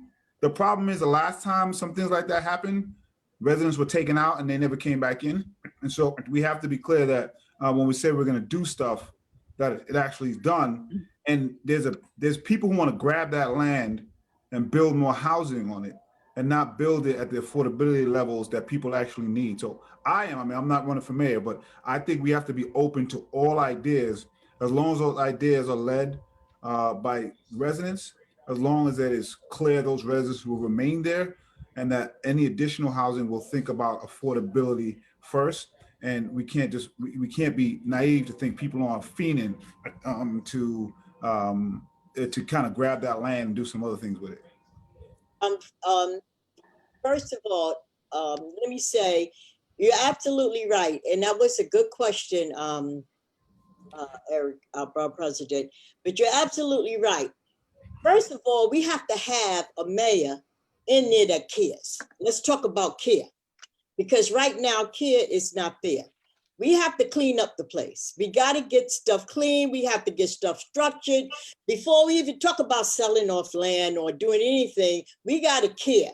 And a lot of people right now don't take NYCHA serious, but NYCHA is serious because most of our population come out of NYCHA. So I just wanted to add that to it. Let's get somebody in there that really care, do what they're supposed to do. And remember, people that live there are human beings. They are working people, okay? And so that is first, let's start there. And let's start with employment. Let's start cleaning up NYCHA.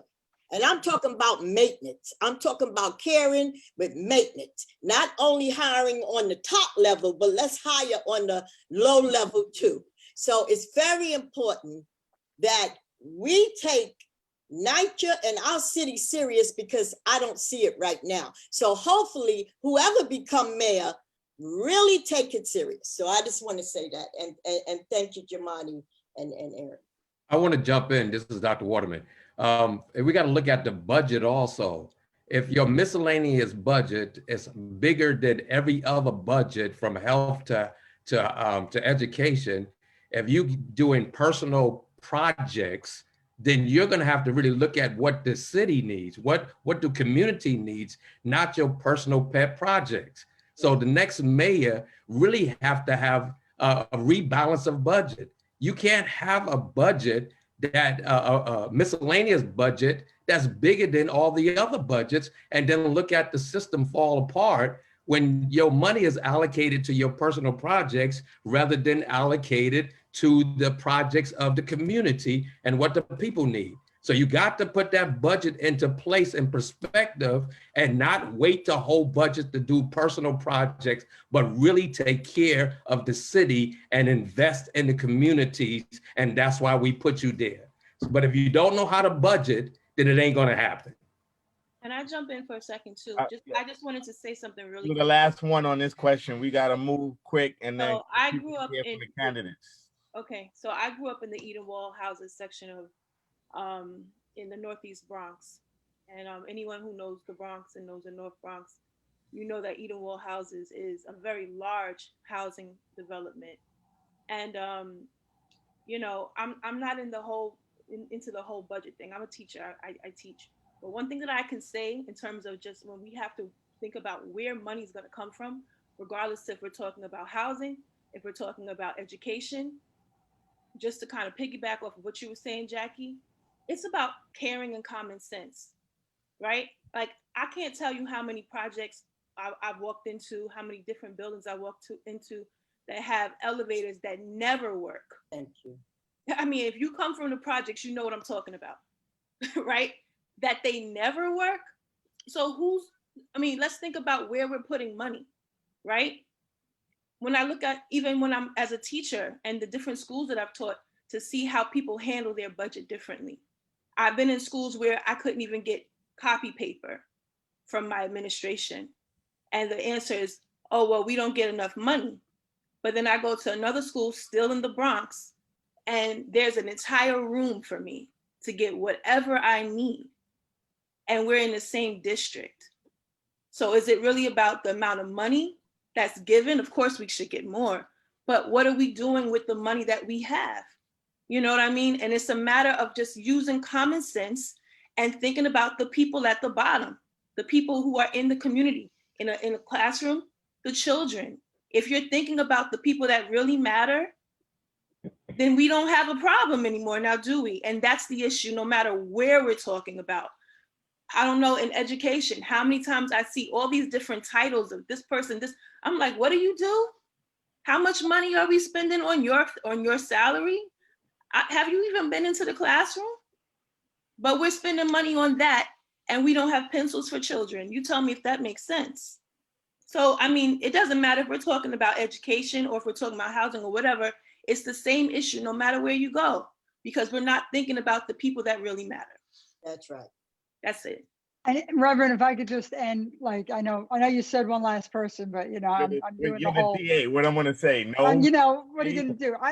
I do look in Queens County. I find, you know, one size doesn't fit all, right? And I think too often I've heard a lot of discussion here tonight where folks have a lot of ideas, and I think that's great. But each NYCHA housing is in a neighborhood, and each of those neighborhoods have distinct issues. And there's unemployment in there. We're not using or educating people to actually work on the NYCHA housing. We're not dealing with the fact that certain ones have different issues. I had one worker in NYCHA that was shot, and the shooting was meant for someone else. And, you know, we're trying to deal with that issue. But, you know, at least in Queens County, it's not one size fits all. And I think sometimes we talk about NYCHA as if that's right. Well, let's just shove money at it and we'll make it work. You know, we have the same problem with the schools. it's not always just money getting shoved at it. It's how it's used, how it's worked. You have people that care at the top and people that care, by the way, you know, face to face with the community. I have found that that's one of the things that we need to talk more about over the last 25 years I've been doing this. Our next candidate that posed a question right off the bat was Secretary Sean Donovan. I was going to ask about your hair this evening, Kirsten. My hair? Yeah, yeah. What can we do to grow my hair back? Yeah. I don't know. Eric Adams, you want to take a crack at that since Scott jumped in early? Maybe you have a. I've loved being with you the last few months, Kirsten, except for your getting on my hair. So The I just next, want this audience. the next man is going to be a bald-headed black guy. Are you endorsing Kirsten for mayor? Borough president? Please don't do that to me, please, please, please. Go No, ahead, what's your question? A serious question to get at your heart here, Kirsten. What are the best efforts you've seen in your communities to get guns off the street and reduce violence? So anybody in the village, I'm happy to jump on that. But there we have Sure. Senator Jamal Bailey. Sure. Could I jump in on that one though? I would jump in on that. Hold on. No, you just got here, bro. Let the senator. You just got here, bro. I think I saw the DA's hand up first, and you don't want problems with the DA. So that's Coach Chair 101, right? No doubt. So Madam Eric Jamal got hair, so I don't think he gonna be in that mix. No, it's the wave caucus. If you don't have waves, man, you got to, next mayor. No. We talking about the next mayor. We're clear on that. Can we get off the hair piece right quick? Because I ain't got no skin in that game. You started it, Kirsten. I feel like this is the part where I get to weigh in if we doing hair. Here we go. All right, can I just say, y'all boys got to stop and leave the beautiful man alone. Leave the beautiful man alone. Please Look allow. good and stop hating. Please allow for the answer to. I'm sorry. Could you repeat that question? Could you repeat that question? Because we talked so much, we couldn't. I forgot it. Go ahead. The question was a serious and sober question about what works, what we have seen that works in terms of mitigating gun violence in our community, reducing the incidence of gun violence, and how do we reverse and arrest the problem? Jackie, you ought to jump in on that. I'm just trying. I'm Go giving ahead. You got it. my ass. So, first of all, let me say this. The spike in guns, as you know, and killing and shootings is up. Our next mayor have a real job. Let's talk about what we can do in terms of these trafficking, all these guns coming from another state, okay? The mayor have the right to meet with the other mayors in the state and try to come up with a solution. And they tried that, but I'm telling you, it's getting worse, but I don't think they tried it. They tried it, but they stopped. Let's talk about years ago. So I feel that you could talk about police, but I feel that the parents, the community, got to take back their community and take back their kids. First of all, the community have to step up. We talk about the police, but we are killing each other. So what is the next mayor going to do about us killing each other? So how could we make a difference? How could we slow down? It's not slow down. I am a mother who lost 2 kids to gun violence. I have a support group, Harlem Mothers Save, Stop Another Violent End. And I am fortunate that people like Inez Dickens, our assemblywoman, and others is working with us because our group is growing from gun violence. Every day somebody's getting killed. So what are we doing about it? And what is the new mayor's going to do about it? It's very, very serious problem. And are we making a difference? Not really, because people are they're still killing. I don't know what the solution is besides us going out there singing it, telling it, and shouting it. Now, let me say this. So many of you have tried and been out there on the front line, and especially you, Kirsten. When you talk about Melissa, she's been around a long time. When you talk about Jemani, he and I used to argue all the time. We've been at this all for years. When you talk about Eric Adams, he'd been there. When you talk about Scott, he used to march with us. So maybe we have to get back into marching again to improve this. This is some key stuff. People do not take black on black or brown on brown or lives serious. We have to. The next mayor must take our lives serious. We better focus on the police, but we better focus on us. And that is what is happening now. I don't think we pay too much attention to us killing each other and march and get outraged like we do when the police kill us, although we're supposed to, because they out of line and they get paid to protect and serve. But the next mayor have to really work hard. And I'm not talking about, and I know I'm taking long, I'm sorry, but I'm not talking about giving all these groups money and that's gonna stop it because they're gonna do intervention. I'm talking about the community. Work with the community and the police together to stop some of this violence. And the school safeties, they know, and people know who got these guns. But I'll stop there because I could talk about this all night, as you know, Inez. I was lucky enough to work in a Beacon program back in the 90s. Had a comprehensive program that kept the school open after school all the way till about 9 o'clock at night. And kids had an opportunity to take computer classes, get homework help, play basketball, really just enhance the entire holistic education model. I think that that's important. One, I think we should extend school days and make that mandatory. Second off, kids aren't really, we have our school set up to do two things. One, make you have a job, or two, just babysit you. So I think that we need to get a standard-based curriculum that allows kids a chance to explore who they are, pursue education to find whether they're whether they're technically talented or talented in the arts, but a holistic education, extend the school day and get kids fully exploring who they are and give them varied experiences. I think that would reduce crime tremendously. I'm the only one of the only people that have done a gun violence program in East New York, and I agree with Patrick, but I think more importantly, this needs to be real economic justice. There is an inequality in communities of color, and these kids don't think that they have a right or a will to live.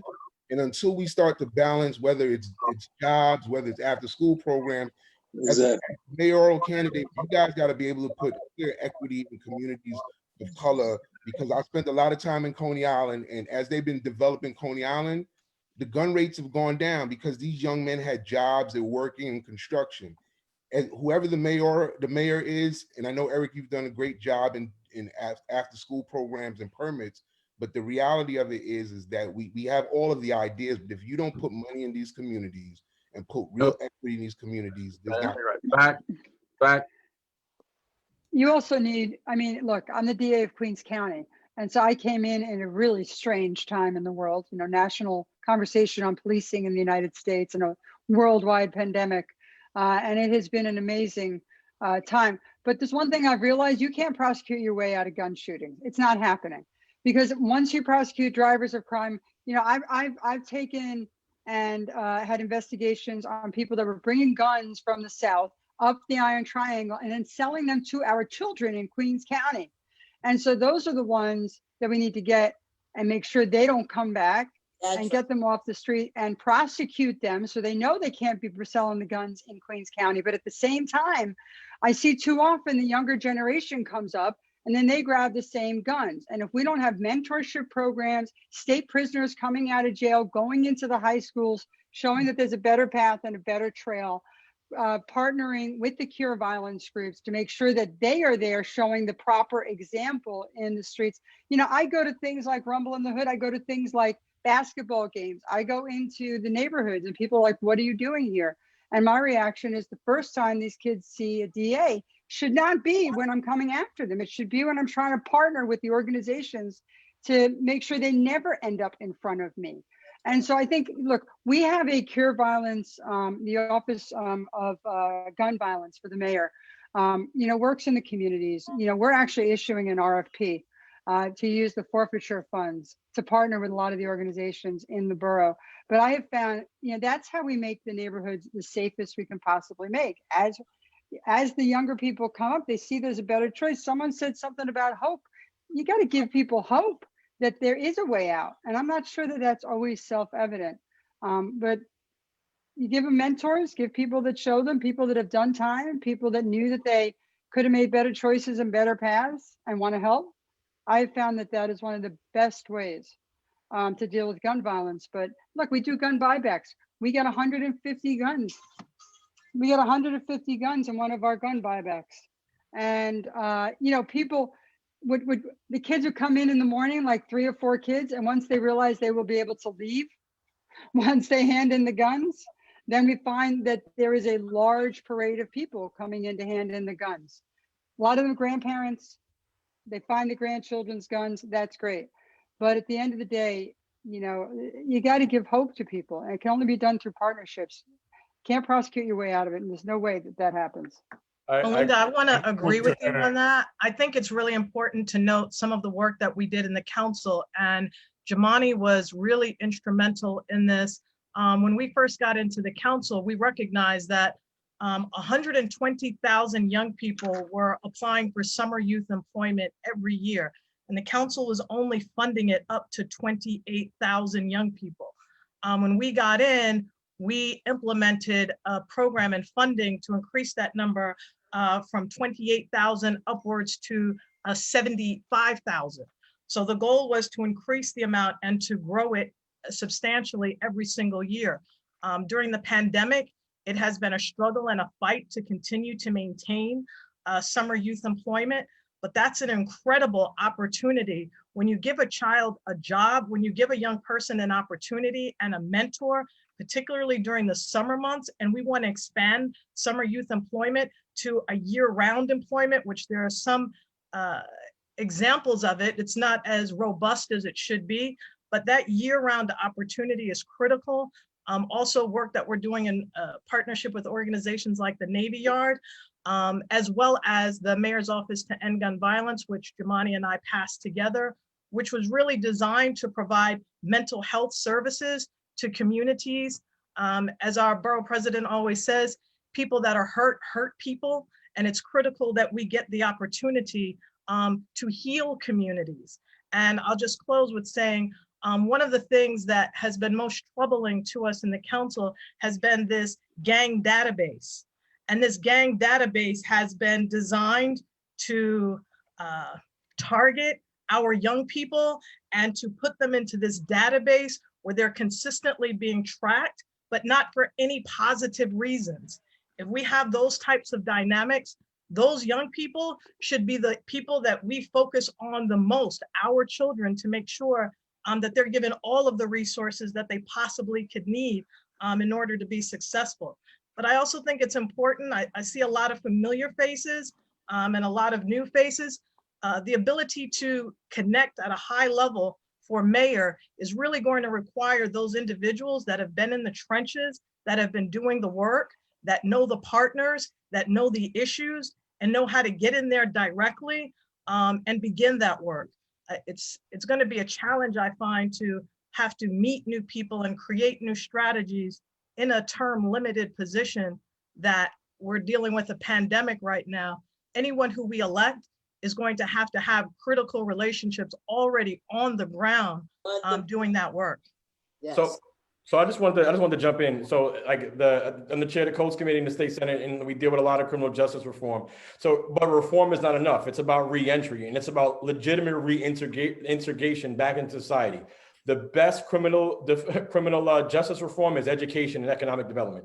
point blank period, right? So we could talk about violence interrupters, they're important, but if you're not supplementing the violence interrupters themselves with something to do economically, we're going to go back into that cycle. So it gets to the heart of education and economic development, right? So it's always a +1 type of scenario, right? So you can have the violence interrupters, the brags, snugs, SUV, anybody else, charge it to my head, not my heart, right? But that has to be a +1. And there's going to have to be a consistent investment with the next mayor to make sure that these programs are not just something that we just throw some money in and just kind of let a couple people run it and then let it be. Like, it's going to have to be consistent. Like, it's like when we all run for office, they say the magic number is 7 times, right? You send one piece of mail, that's not going to do anything. You got to send mail more. You got to text more. You got to tweet more. The same thing is for our youth and the people that could potentially become justice involved. You got to hit them more than one time. If you just say, you go to school, you do a PSA, don't do drugs, they clap for you one time and then I'm like, forget this. I got to get this money, right? What are we going to do something with economics? And Council Member Cumbo mentioned about the Brooklyn Navy Yard. Like, they have worker-owned businesses and worker co-op stuff. And I'm a huge proponent of worker co-ops. And I think worker co-ops go hand in hand with the justice system, because you get justice involved individuals. Once they come home, you give them a stake in something.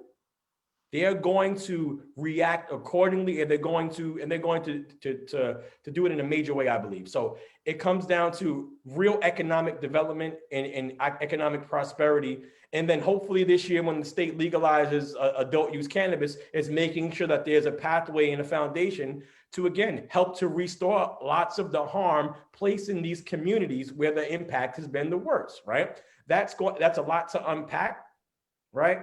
But I think that it really gets to the root of funding education, funding economic development, and then that shell will come over it. So I just want to say that funding, first of all, big shout out to the King of Bilbao. I see him in the building. Sebastian, I see you. What's up, Senator? It was mentioned about the Navy Yard.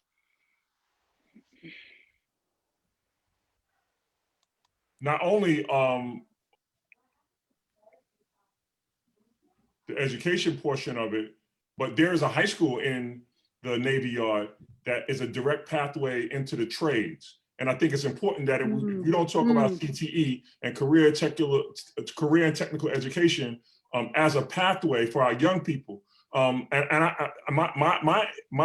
policy is formed from my kitchen table. I have 6 children of my own, and all my children ain't going to Harvard.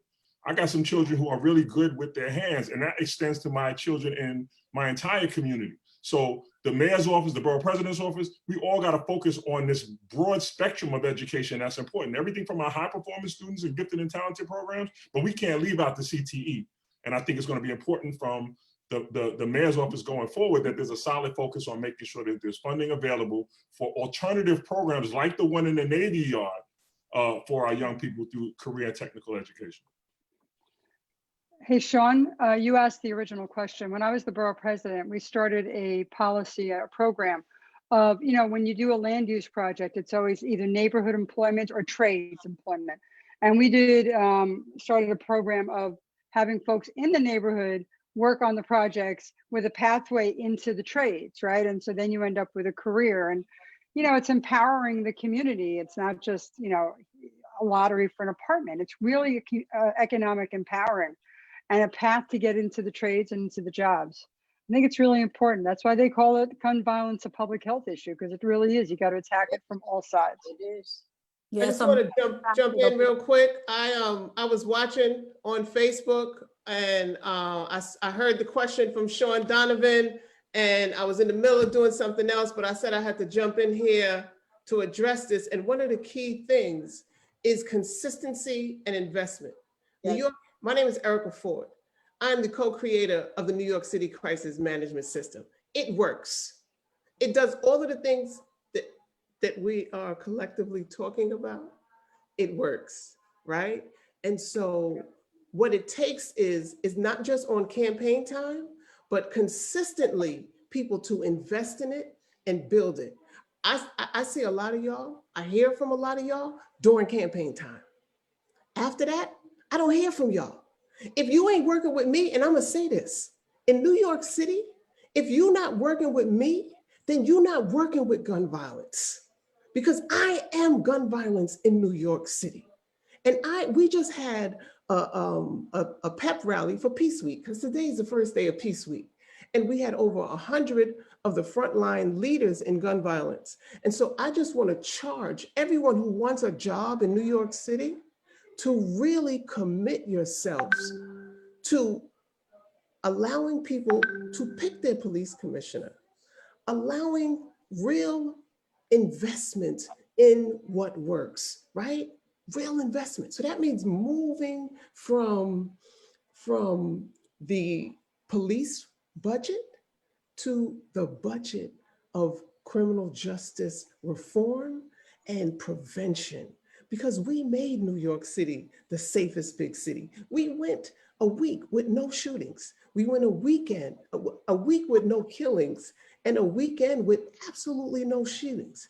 And so when we look at what's happening now under Corona, it is because the leadership is not investing in what works. Because when you look at coronavirus killing off the leadership of families, the breadwinners, when you look at the Proud Boys bringing guns into New York City, fireworks into New York City, if we don't invest in work that works and not just talk about it because it's campaign time, or taking our intellectual property and using it as your platforms, that's not enough. That's not enough. It's grind work, and it's grind work now, because we are out on the streets now. And so we welcome all of you candidates who have the question. Come to the street and ask the question, Sean Donovan. Come to South Jamaica, and I'll take you to every single neighborhood. And let's talk to the people on the ground. Let's look at what is working. Let's look at what's working. So could I jump in real quick? Could I jump in? Hi, Erica. And I hear you, and you heard me when I spoke. Let me just say this. You're absolutely right in some senses, but we have to, again, work together as a team, because gun violence is not going down. Gun violence crime is going up. And I hear you, because I am gun violence too and don't want to be. And trust me. But anyway, it's going up. We got to work on it. We got to do something about it. Yes, we do. And what we want to do. You and I are doing our work, Jackie. It's these folks that need to invest. And wait. We don't want to do this. We don't want to do this. We don't want to do this right here.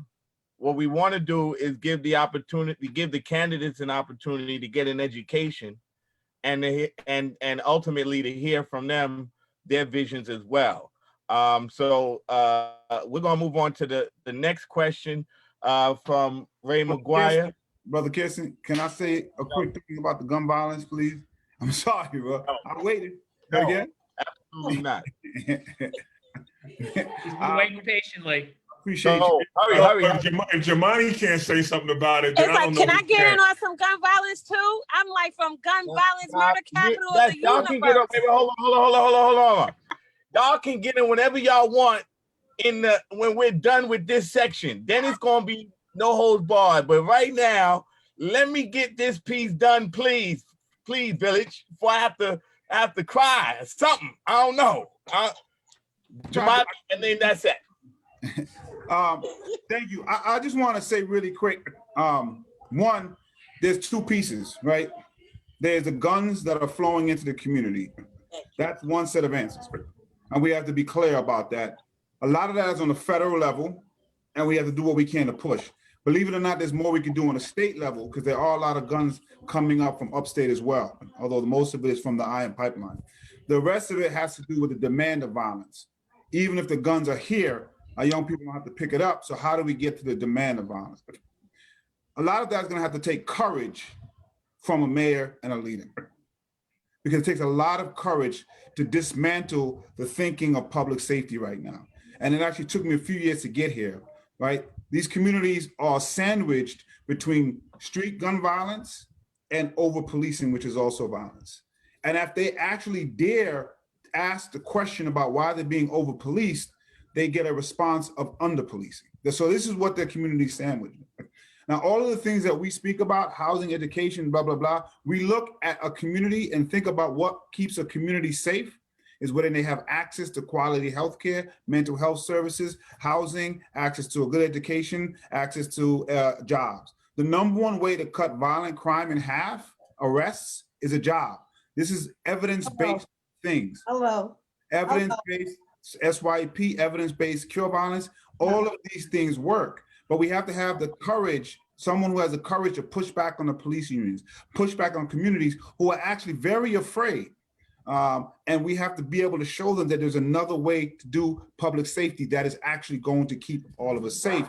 And so it is clear to me that law enforcement has a role to play, but for too often we equate public safety with law enforcement. And so we have to make sure someone's going to fund and apply all of those things, even sadly when shootings occur, because shootings occur when police are there as well. But we have to have the courage to continue to push through that. Gun violence, unfortunately, is up throughout this entire nation. Yes. Pandemic has made everything worse. It's not just a New York City problem. Homelessness is worse. Food insecurity is worse. Car accidents, people killing, car accidents is worse. Everything is worse. So I want to make sure we're looking at this in context and understanding how inextricably linked the policing and gun violence is, but it can no longer be just about police reforms or, tinkering, here's a law, here's a bill. No amount of reforms can fix this. Minnesota had all the reforms that you could think of, and they had a neck on somebody's, knee on somebody's neck. That's because the system's operating how it was designed. Somebody said that. We have to have the courage to push back against that system. And it's not rocket science. We just have to have somebody that has the courage to present it to the New Yorkers so they can understand it, that it's a plan that will keep them safe if we properly fund it, properly resource it, properly put it in effect. You can go to my website, got a 10-point plan on how we reimagine public safety. So peace and blessings, I thought you said you wasn't running for mayor. Yeah, all right, all right. But maybe he should, because he. Karen. All right. Thank you. Ray McGuire, your question to the village, sir. Yeah, my question to the village has to do with maternal morbidity and mortality. If we look at the amount of mortality that takes place amongst Black women, it is in Manhattan multiple times what it is with white women. And so as I think about this and think about how grave the issue, especially for Black and brown women, my question is what do we do to solve this? Black mothers are 12 times more likely to die from pregnancy, according to the Department of Health. The issue would be urgent priority for me as a mayor. And so I'd like to get input from the experts on how they would think about this maternal morbidity and mortality for Black women. I would just jump in. In the city council, we've done an incredible amount of work in terms of passing legislation to make sure that doula care is funded for every woman that comes in to have a child. We understand the stats in that way, but I would ask you in terms of posing that question, because we've passed legislation around it, we've increased the amount of doula funding. Because this is an issue that you are deeply concerned about, is this an issue in terms of the fact that you've connected yourself to previously? Have you funded doula care programs throughout the city? Is this something where you've taken your resources? And I would be curious in terms of knowing where you've put your resources in the Black community in deep investments over the years. All right, well, So wait. I can certainly go into that, but Yes, but it's not the time. You will answer that question. and I started off by answering the question, but let me respond to it. I've made deep investments in the Black and brown community, and I have receipts. Ray, before you do that, let me just, what we want to do is provide solutions here. Right. That's what this segment is about. The next segment is about holding folks accountable to what their record is.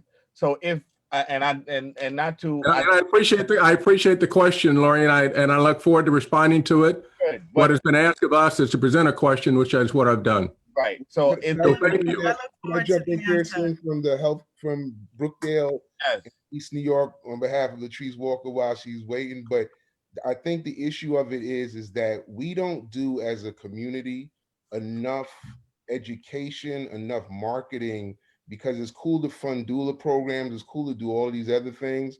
But when you literally in the street and a mother doesn't know the next pathway to her health care, or she's standing in front of Brookdale, you know, basically with her water broke, we don't do enough, whether it's census, whether it's smoking cessation, we don't do enough for the Black and brown communities to really market and educate them and giving them a chance to have these resources. So it's great to fund them.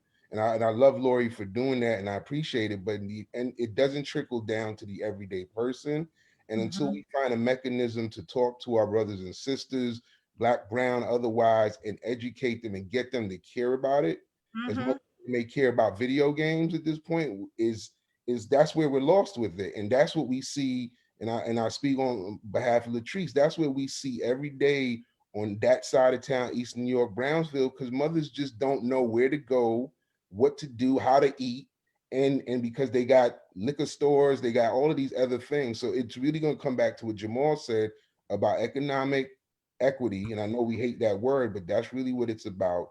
And picking those points, Mr. McGuire, if that's a point that you really care about, you have to pick those points and get it into the hands of the folks on the ground every day. So that's just If I can jump in here and say that it's also about the education of, we have medical schools in New York City and New York State, and we have to make sure we're funding the pipelines that put Black and Latino young people in these professions. I lost my sister-in-law 14 years ago after she gave birth to my niece at St. Luke's Hospital. One of the most, you know, and my sister-in-law is educated.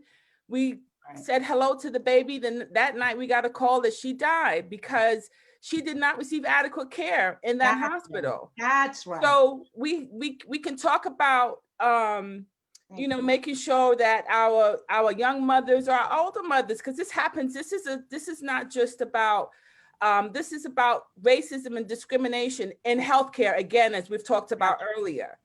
So in the assembly, we have funded the through the Associated Medical Schools, the diversity pipeline. But we need to do more, as we've all said, about educating our children, that these are careers that you can have, from the doula, from the LPN, to the nurse aide, through the PCA, to the doctor who's making the deliveries. The more we encourage individuals, our young people in allied health professions, the more we can combat maternal mortality. And we have made progress, but there's still more to go. And we have to make sure that these doctors that are doing rounds in the hospitals throughout all our communities look like us. There is a lack of that in the allied health professions. And I really hope this is something that we can continue to tackle, because I don't want another family to go through what we went through. My niece is 14 and she's beautiful and we love her. But I know, you know, her heart aches for something for that mother's love that she will never have. I'm her aunt. I can't be her mother, but that's something she will never. I don't want another family to go through that. Can I just say, out of my mouth? I just wanted to actually piggyback on what you said, Alicia. Is it Alicia or Alicia? Say it again. Alicia, but I answer. Yeah. It's okay. You took the words, girl. I mean, I'm gonna always keep it as simple as possible. Relationship, relationship, relationship. Whether we're talking about doctors, police officers, or teachers, or anything else. I don't care how disenfranchised the community, how lack of resources, how ignorant they may be about something, to not know better or do better about something. If they feel that they can trust the people that they should trust, they will walk into those doors. If someone feels that they can go into a hospital and get the adequate care that they deserve, and that they actually are going to be believed when they say they're in pain, let's talk about that. No. Then they'll start moving into the spaces of saying, you know what, I don't think I feel so good. Maybe I need to go get myself checked out. But the truth of the matter is, we don't trust our doctors. I know I've walked into several doctors' offices and I know they didn't care about my Black ass. So if we don't feel that they're actually there for us, then we're not going to seek their care, point blank, period. If children feel like teachers aren't there to love them, they're going to skip school. it's as simple as, I mean, sometimes I just get frustrated. I don't know, and when I get on these things, because I feel like it's just about human decency, and we put people in positions that don't have that. So we need to start thinking about who we place in our communities. And anytime I've ever had a conversation about this, I'm always saying, we do background checks, right? We do background checks to make sure that when someone says they're a doctor, that they are actually a doctor, that they have their credentials or whatever. But what are we doing to make sure that they're not racist? How's the hiring process go when you hire a teacher and you have a hiring committee and they ask about, what would you do in this case? Or what would you do in that case? What are we doing to determine that this person doesn't look at my Black child and think that, I have to feel like my life is in danger if he raises his voice? Can I just add, and I think we just need to call a thing a thing. There has been, particularly in New York City, and first of all, I agree with all the sisters who spoke, because, having been a woman who bore children, I can tell you, some of my doctors did not believe that I was in pain. And it wasn't until with my first son, I had a African-American OBGYN in my hometown, right? And he was one of two, and all of us went to him, where we had, where you could have some trust. All of those things are factors, but being really straight up, there has been a purposeful and intentional lack of equity in New York's healthcare system, particularly the public hospital system. You want to destroy a hospital, first thing you remove is what? The labor and delivery services, right? And let's talk about Central Brooklyn, right? And the amount and the availability of comprehensive labor and delivery services there are in certain areas, and the level and the quality of them. So there's been a systemic and real issue in New York City around housing funding, equity funding, and we can't ignore it just by saying, oh, we're not doing enough nutritional counseling. We should do all of those things. But that to me is incremental. We're talking about 2021. We have opportunity to transform it. That's the way I view this opportunity that we have here right now. And the candidate that I think could be transformative is around healthcare, has to deal with equity issues. Maternal mortality, also infant mortality in New York City is disgraceful. We ought to be ashamed. We have third world statistics. I have been to third world countries who have eliminated damn near infant mortality, and we can't do that in Central Brooklyn. Who resides in Central Brooklyn? Where's the money? Where's the equity? Look what's happening with those hospital systems, and have been happening over the course of, we could blame one administration or another, but that's been a systemic failure in those communities for decades regarding healthcare funding and health equity, and the numbers bear it out. And so I don't want to just say, oh, we have to eat better and educate ourselves. Yes, we should always do that. But what happens to Black women in the healthcare system happens to us whether we're rich, happens to whether we're poor. What happened with Serena Williams? I mean, so my point is that we have tons of issues to address. Equity, funding, real funding issues, long time, very systemic. We all know that that's true, purposeful and intentional in certain neighborhoods, hospital closures and services. First thing you want to do, the secret is that reimbursement rates for pediatric care is low. And hospitals don't make money on that. And so women being the driver of healthcare for their families, you shut down a service when there's no L&D there, you have to take her whole family somewhere else to get healthcare, because that's generally how women operate. We go, we have the baby there, our kids see the pediatrician there, our husbands see the physicians there, and that's what happens. So the first thing you do when you want to shut down a hospital and close beds, you shut down the L&D. We have watched it time and time again in New York City and in Central Brooklyn. The numbers bear out the results of that. And so you want to transform healthcare in New York City, you have to transform the inequitable system of funding and in the neighborhoods, and you have to start there. And yes, we have to do education. And yes, we have to figure out how to take racist healthcare practitioners or training. I don't have the answer to that, but let's call a thing with equity in healthcare in New York City, because it's been a problem for decades. If I can just, I want to agree. I'm sorry. Go ahead, Sora.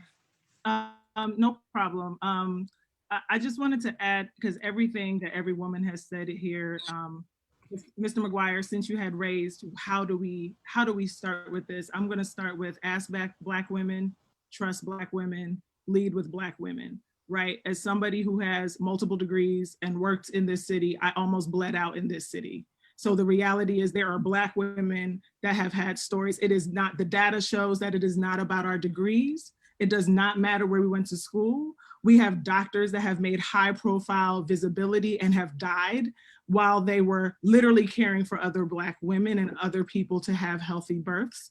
And the issue, I don't want to echo anything that was said from anybody else, but an issue that we do not talk about that is directly related to resources is pay equity.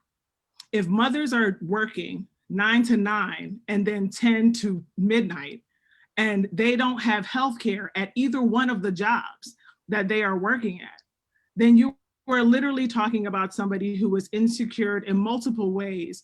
And we don't talk about women like my mother who literally had to work almost to full term and then have to figure out how to deal with healthcare. So I just want us to recognize that this is an intersectional issue. This is not an issue where we are just looking at hospitals, although I do want to shout out the Black women researchers. The work has already been done. Black women researchers have graded the hospitals in this city. Kings County has a comparison, their hospitals compared to some of the hospitals in the South. We already know this. So part of the issue is, and I respect the men that are here, but we have to recognize that there is a bias in our medical community that blames Black women for the choices that they make with their bodies. And they will talk about what we eat. They will talk about where we live. They will talk about who we mess with. They will talk about all those things and not focus on the medical community that literally has the founders of some of our leading associations be the ones that experimented with slaves, experimented with our bodies, and the apple doesn't fall too far from the tree. So I want us to make sure that if we're talking about how to change things, why would we focus, even if you believe that it's the poor people's fault, why would you focus on having them change their behaviors and not focus on the community and the entity that has the resources to change theirs?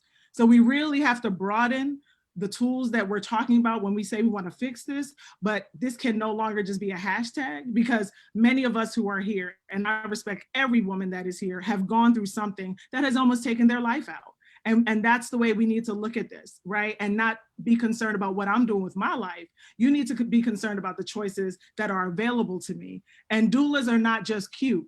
Doulas save lives. So we need to also respect the fact that the village is actually taking care of women that carry the full term and sometimes that aren't able to carry the full term. So I just wanted to add that to the perspective. So I wanted to also note and piggyback off of what Kari had mentioned, because we dealt with this at Brookdale. As Karen said, one of the first things that they did when they were trying to destroy the hospital was get rid of labor and delivery. And we had gotten a telephone call from a sister who was in labor, and she was waiting for the ambulance to arrive, and the ambulance didn't come. So she called, instead of her calling anyone else, of course she called my cell phone number in order to get her a taxi cab in order to get her to the hospital. So right there we have an example of 911 is a joke in certain communities. And so not everybody has their husband who can drive you to the hospital with the baby bag and have that comfortable lifestyle. And so we have to rely in many instances on the ambulance. And then just because you live here, I'm from Brownsville, and just because you live here and your doctor's office is at Methodist Hospital, when you get into the ambulance, what's the first thing they're going to say? Oh, I'm sorry, we got to take you to the nearest hospital, as opposed to the location where you have been getting the care, particularly if it was critical care or specialized care, if you were older age, pregnant woman like I was, who was pregnant in my 30s. And so another thing that I always complained about was, why are those damn pills so large, right? First of all, I don't like taking Tylenol. But then when I was looking at those horse pills and having to take that each and every day, I was just like, look, I'm not taking that, right? And so who knows about, maybe a young lady or who doesn't have somebody who's going to tell them right from wrong. They have to change the dynamics of how they're doing these prenatal care pills. Then, of course, we talked about midwives. My doctor told me that midwife is art and they are science. And so we're going to have to flip the script on that in order to make midwifery an actual science and fund that and have a pipeline in our CUNY. There's a CUNY medical system. Put a pipeline in there in order to make midwifery a real thing, a real science. And once they get the job as a midwife, allow for Medicaid to be able to pay them at the same rate as they're paying other medical professionals in this particular area. And, you know, of course, I'm going to go back to what my sisters are talking about in terms of pain. When I was telling the doctor that I was in pain, they looked to see how much I was dilated. I had not dilated far enough. What they told me, take my ass home and go get in a shower, right? And so will they tell that to other women to go home and take a shower? So, and then once you come back and you still haven't dilated far enough and you're still going through the process, now what they tell you, go for a walk around the hospital. What kind of science is that, as opposed to the midwife who put me up on the table, who positioned herself over me, turned my baby in my belly, and positioned my child's head in the proper location for me to have a healthy, safe delivery where I did not have to go and have a C-section as everyone else had been talking about. So I agree that there's a lot of things that we have to change. But one of the things that I could say that you can do something about as the next mayor of the city of New York is for the CUNY Medical School to make sure that we are putting in a task force, that we are also putting our money where our mouth is in terms of making midwifery a real thing and making sure that those sisters and brothers who are in that position are funded, and that it's not just something that's in vogue, that Mocha Moms is not something that, you know, Black women just do just because we feel like being cool, but that is something that, you know, our lives depend on, and so do the lives of our children. Amen. I would just love to, as someone who almost died from my own miscarriage, bring it back to how do we change this to policy? And I would love to see, because as a Black woman who almost died, as a healthy Black woman who almost died trying to carry a child, what is it that the people who we are dealing with, who are looking to be New York City mayors, would do to do things differently? And not to just say, oh, I'm sorry about what you experienced, but actually to see what we've done and to encounter the statistics of the ways in which we're most likely to die as Black women or other women of color. And what would you do that would be differently? I would love to hear, because we still have y'all on the call. I want to hear y'all tell us what is in your policy platforms to keep people like me and people like my other women of color from dying here in New York City policy-wise. Is that a fair question? I'd love to answer this. You've probably seen in the chat, both of my sons. Wait, hold sorry, by doula. We should just be paying midwives and doulas the same things that we're paying OBGYNs. The fact is, women were helping women deliver babies for eons. Hold on. Because we have a format that we have to stick to. And you have an option to answer that question. But we need to be respectful of the other candidates who have a question to ask. And then you can feel free to go eat shit all you want. All right? I appreciate that. Kirsten, I just wanted to jump in, and I have my boyfriend Sean here, who's a first responder, and just to respond to something that Latrice said regarding taking a patient to the nearest hospital as opposed to the hospital where they get their care. His name is Sean, so go ahead. Yeah. Hello, everyone. My name is Sean. I'm a first responder. I've been doing first responding for about 17 years. So I do get patients that ask me the exact same question on why I can't go to my hospital of choice. Well, here's the deal. If you're not stable, I have to bring you to the closest hospital. If your vital signs are not stable, I have to bring you to the closest hospital. Yes, you do have a choice of choosing the hospital that you want to go to, but if it's not within 10 minutes and you're not stable, you're not going to your hospital. Point blank. That's just the rules. You're not going. If you really, really want to go, I would have to call my superior on the phone and give them the whole entire details, give them the whole entire vital signs and everything. And then they're going to probably want to speak to you on the phone and everything just to get approval to go. So that's the reason why, you know, you're not going to go to your hospital. It's just a little red tape that's there. So I just wanted to clear that up with the young lady that said what she said. Janine, I want to ask a question on that. If you live on Lenox Avenue, or if you live on Malcolm X Boulevard at 112th Street, and you want to go to Harlem Hospital, the ambulance will take you over to St. Luke's Hospital, which is quite further than Harlem Hospital. So how does that occur? And that comes from where they're going to put the dollars. They're going to give the dollars to St. Luke's rather than Harlem. Exactly. And so it's a lot. Sometimes it's about the contract that the ambulance company will have with the hospital, where they'll take them to where the money is. Okay, from my personal experience, it's not about the contract. When we have a computer inside the ambulance, and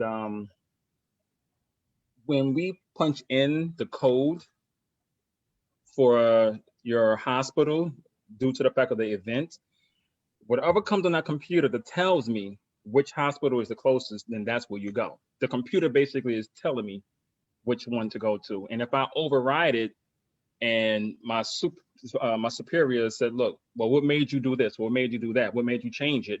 Now I have to basically explain that whole situation. So technically speaking, everyone should be going according to what that computer is actually coming up. Sometimes the computer's wrong. So I know for a fact sometimes the computer is wrong and another hospital is closer. So now, once again, I'm going because of the computers is telling me, and that's basically self-explanatory. You know what I mean? All right. I thank you for that.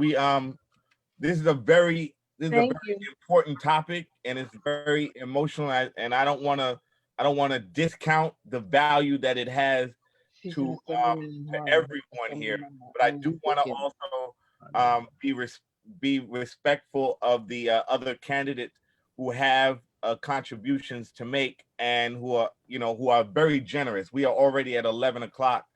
And so we are definitely going to go back to this issue. And my question to follow up on Inez's question will be, do you work for a public service? Are you a first responder under EMS, or are you a private first?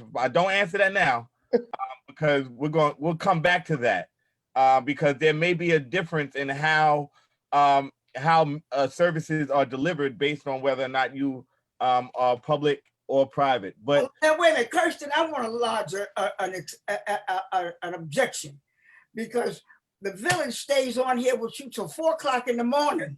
Exactly. Listen, y'all gonna stay until as long as you want to stay. But we also want to make sure that we have a valuable conversation with the candidates. And listen, I think y'all should put the pressure on them to stay with us. I mean, turn the heat up on me. I ain't running them out of here. You ain't said a thing then. You ain't said a thing. Nothing but a thing. And you know what happens at 12 o'clock. We got a lot of time to make up for. A lot of years. Turn the heat on them. Our next candidate to present is going to be our sister Maya Wiley, and then Scott Stringer, Diane, Andrew, and Carlos. Maya? Thank you. I just want to say I had a Black OBGYN, I had doulas, I had a birthing center, and every last thing people were raising was critically important. And I just don't want to fail to acknowledge that. And I had that because I also had health insurance. So we solve that. So let me just say that we put out a proposal just this week called New Deal New York, because what I have been hearing and what I know as a racial justice advocate is we have not sufficiently invested in communities of color, and that COVID hit our communities first and hardest, like every single disaster.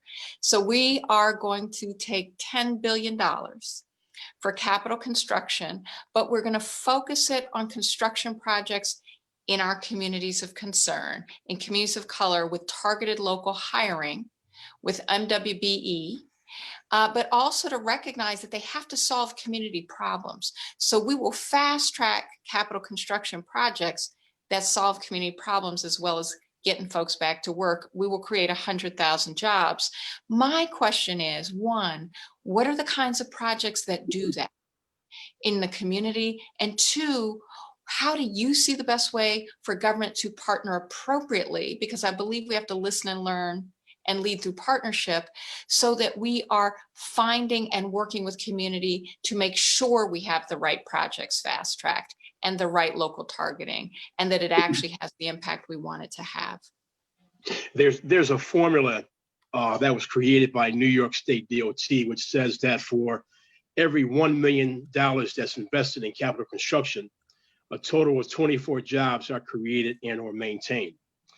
And in order for this job creation to in fact work and trickle down to everyone, one, you are going to have to bring the unions in, because when you start talking about a PLA and other kind of issues like that, the MWBE equation has to be talked about up front and not after the fact. Second, you need to have programs. For example, the MTA, the SCA, the Port Authority of New Jersey, and DASNY have the most effective MWBE programs. But we spend a lot of time talking about what's not working, as opposed to talking about what is working and then replicating that throughout the whole entire system. And so anytime you talk about capital construction, let's talk about what barriers that you can eradicate: access to capital, waiving surety bonding, paying contractors in 10 days, teaching them how to do business for that agency, because each agency is different. Then you will start to see job creation in historically sectors that have been excluded, like the Black communities, Hispanic communities, women-owned businesses. And so the solutions and answers are out there. Let's just replicate them.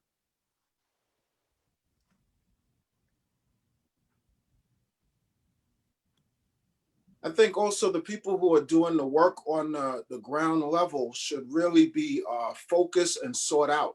Usually the people who, sometimes the people who are getting the contracts are not really the people who are really on the ground level doing the work. So if there's a combination of the people who are getting the contracts and the people who are on the grassroots level, then I think that we should look at what they're doing in terms of what is effective and follow those things. Because sometimes the people who are not getting the contracts, they really have a very, very effective way of doing things. And they are really deeply entrenched in the community, and they know exactly what the needs are of the community, and they can get into places where other people can't. So I think it's a combination approach that has to be done.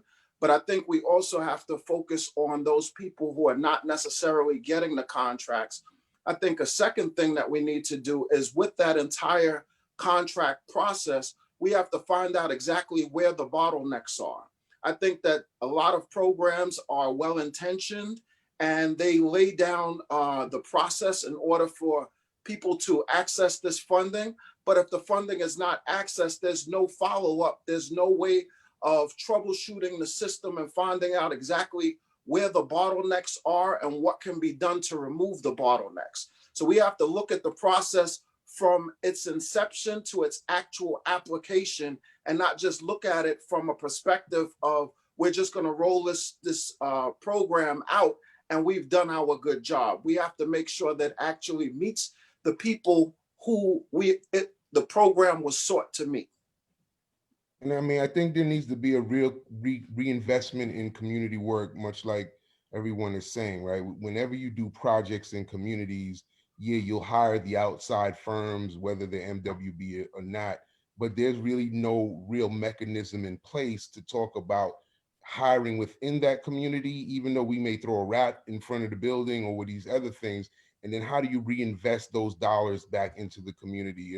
And it's on grander levels. It's not just like construction. It's basic long-term or short-term projects, and that community benefits agreement, as people just kind of throw it out there, is a huge factor in determining everything going forward. So, you know, one of the biggest issues was the governor put out the Vital Brooklyn project, and you know, it's like you're bringing them in all these communities, put them on a hospital land, but yet you're bringing in outside construction folks who are then not even incorporating a conversation to these local workers or even training. Something that the Painters Union is doing great with NYCHA is kind of reinvesting, bringing workers out of NYCHA back in. And I think that's something that you have to look at as mayor, and how do you reinvest into a particular community, even if the vendors are from outside of the community.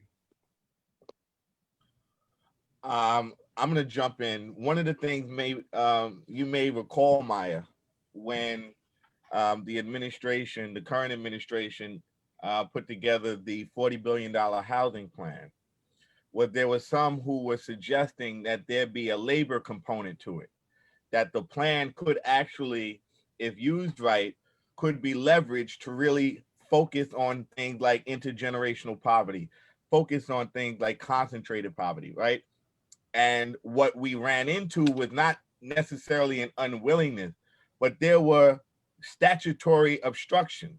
So according to state law, the city was prohibited from creating conjoining labor requirement with RFPs for construction projects and with other subsidies that would then in turn be used to incentivize and drive the housing construction. One of the things I think we really need to do is examine the city's ability to control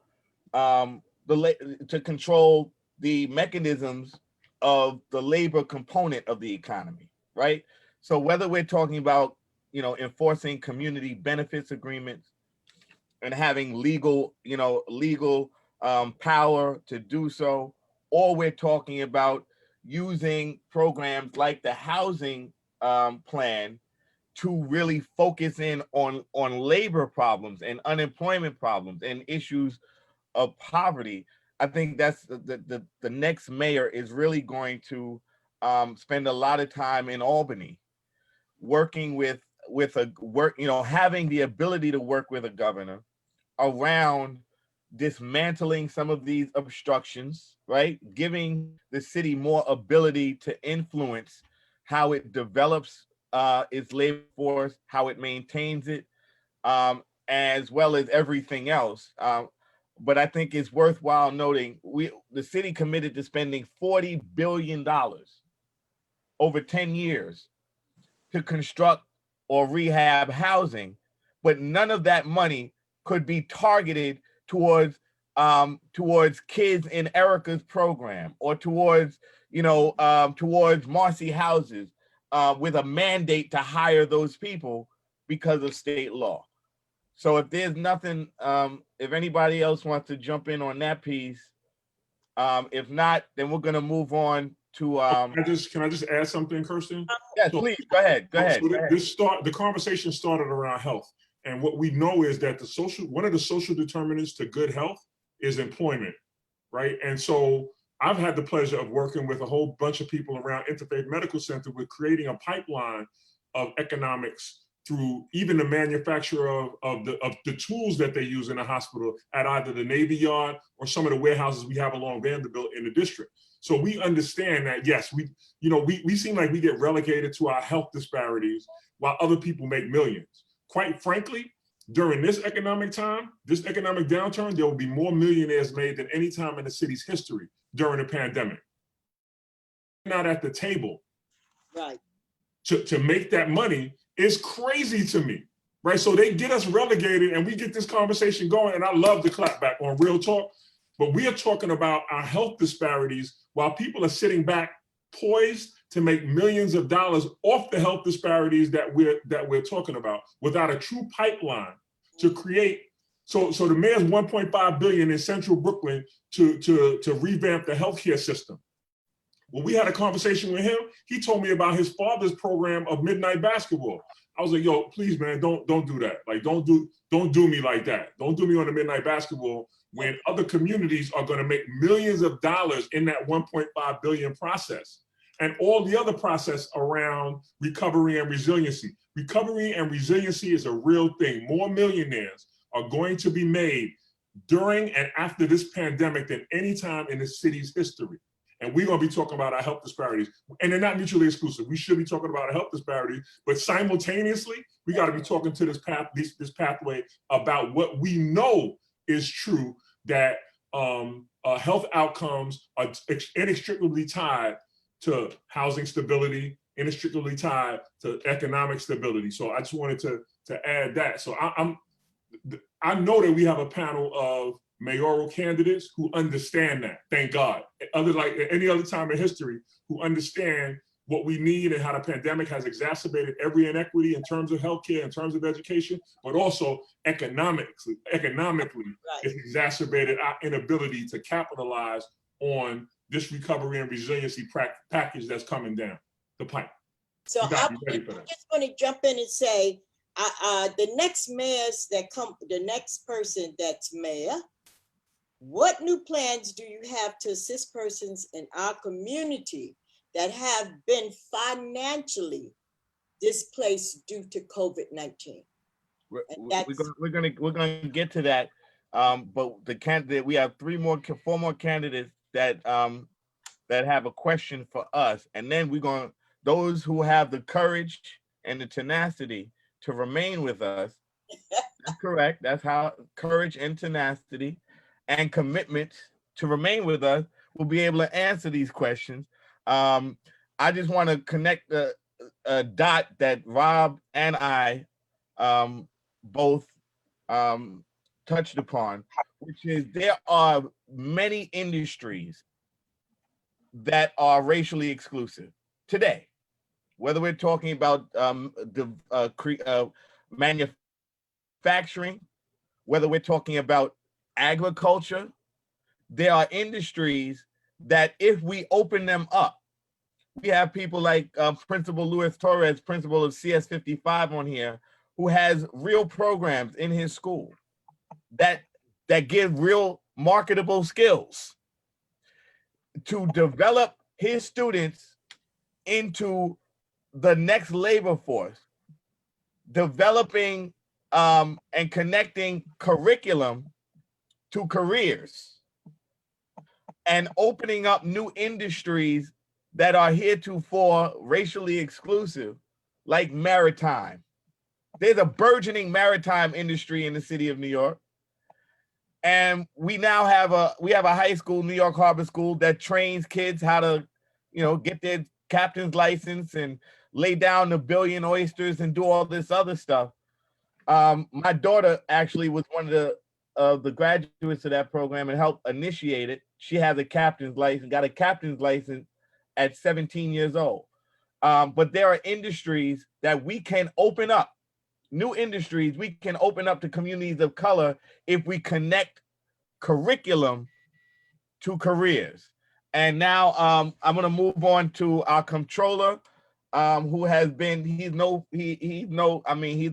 villager. He's been on the clapback several times when his wife gives him permission. I don't know if I should have said that or not, but Scott, do you have your question ready to go? I think the village is eager. You just opened up a can of worms right now, but no, all good. It is good to be on the clapback, and I just want to say, try to hang out as long as possible, but there's a lot of good things that were discussed tonight, and I'm glad to be part of it. But I want to sort of pivot to what Maya was saying and Carrie and a number of other people. I just want to get in the weeds a little bit about procurement. I know it's not something that everyone is going to start you know, getting all a long conversation. But one of the things that I tried to do as controller was look at the actual spend with women and minority-owned businesses and city agencies, and the spend has been atrocious. The city hires accountants, law firms, food vendors, you name it. The city is a big business, and out of that procurement spend, only or less than 5% of that money goes to women and minority-owned businesses. So a lot of people have told me over the years that, you know, part of what the city has to have a strategy about is how we create wealth creation in all of our communities. And obviously contracts for MWBEs is pretty important and necessary. I talked to a young woman who is a publicist, a young lady of color, who said to me, you know, I have a contract with Nike. That's a big deal as a young publicist, but I can't get a contract with any city agency. So I just want to, I know that we have Michael Garner here and Reverend DeGraff and a number of people who may be small business owners. So I guess my question through the lens of that is, what do we do as a community response to the lack of investment with women and minority-owned businesses? I've appointed a chief diversity officer who has created MWBE University. We've worked with Jock and others, but it would be great to spend 1 or 2 minutes or however long you want just hearing from people in the community who are dealing with closed businesses, especially during COVID. So first, you need to do the same thing that you've been calling for: hire a chief diversity officer, but make that person a deputy mayor. Put that person at City Hall. Put your support and resources. Have chief diversity officers at each one of the agencies. Tell your agency commissioners to get back to you in 30 days with a plan how you're going to award taxpayers' dollars, not only in a cost-effective manner because it's taxpayers' money is being spent, but in a inclusive manner. And if there's any barriers, then you need to come up with solutions. Going to Albany, getting the discretionary upgraded to $1 million, like at the MTA, which gives you the opportunity to go to 3 minority-owned firms, get prices. As long as that pricing is aligned with previous pricing, make the award right there on the spot. Create a citywide mentor program that's basically aligned both at the MTA and at the SCA, and create that program at agencies like HPD, the Parks Department, and other agencies as such. And then come up with hiring people who have the ability to focus on solutions and not get blinded by problems, and drive the MWB paradigm. But it has to come from City Hall, has to come from the mayor. The person who is in charge of that must be supported, must be given adequate resources and staff in order to drive MWB innovation and MWB inclusion. Couldn't agree. I also think that you need to blow up the monopolies that have been historically part of the city government. You know, something as simple as school buses. Scott, all of us who've been around school, the same school bus companies probably had the same contract for time immemorial. You know, and until you start blowing up some of these monopolies, you're not going to even let or allow MWBEs to have a chance who actually do the work. You know, and Rob made a good point about just healthcare industries and manufacturers. There's so many people of color, women who are doing the same thing, but they're not getting that opportunity because the monopolies are so deeply rooted in the city's budget, in the city's procurement process. And if you start to blow up these monopolies and even chip away contracts for folks, you'll start to see a lot of people getting an opportunity to show their worth. I think once again, outcomes don't, they're not determined by intentions. I think whatever your intention is, you have to see it through to completion. So if you want to have more representation of more minorities in business, then there should be a certain amount that is set aside for those companies. And then there should be some follow-up to make sure that these companies are in fact getting those things. So, you know, oftentimes you have these well-intentioned programs that create these laws and then they walk away and say that, you know, I've done my good deed, and there's no follow-up to make sure that the intention is matching up with the outcome. So there has to be initiatives that are paid for so that you can make sure that your outcome is specifically what it is that your intentions say it was. You have to make sure that the two are in alignment, and that comes with appropriate follow through. Let me add, I think that one of the things that calls for this, one, the good faith effort. There's a lot of good faith effort in all of these MWBE programs. And people, I would say maybe they do make a good faith effort, but it's rarely good enough. And so getting rid of that good faith effort language, I think is important. And second thing is more accountability for shell companies that front women, usually white women, in front of the company. Is a big deal that happens particularly in construction, but also happens in professional services, and make it a true MBE program or DBE program. So I think the city needs to do that. You know, it's a little bit more than that. I want to weigh in on this a little bit, because what the problem is, the legislation doesn't have the teeth in it. Now, it says that you've got to have a certain percentage of MWBEs. Then the various agencies say, well, I tried to find an MWBE to do whatever, and I couldn't find one, so therefore. And then they get no punishment for not using an MWBE. And there is no really, like Chuck said, there's no follow-up. But it's a little deeper than that. They've got to have and I don't like to use this word, but a punishment, if you will, if they fail to do what they're supposed to do. It's not they can put anything they want on a piece of paper.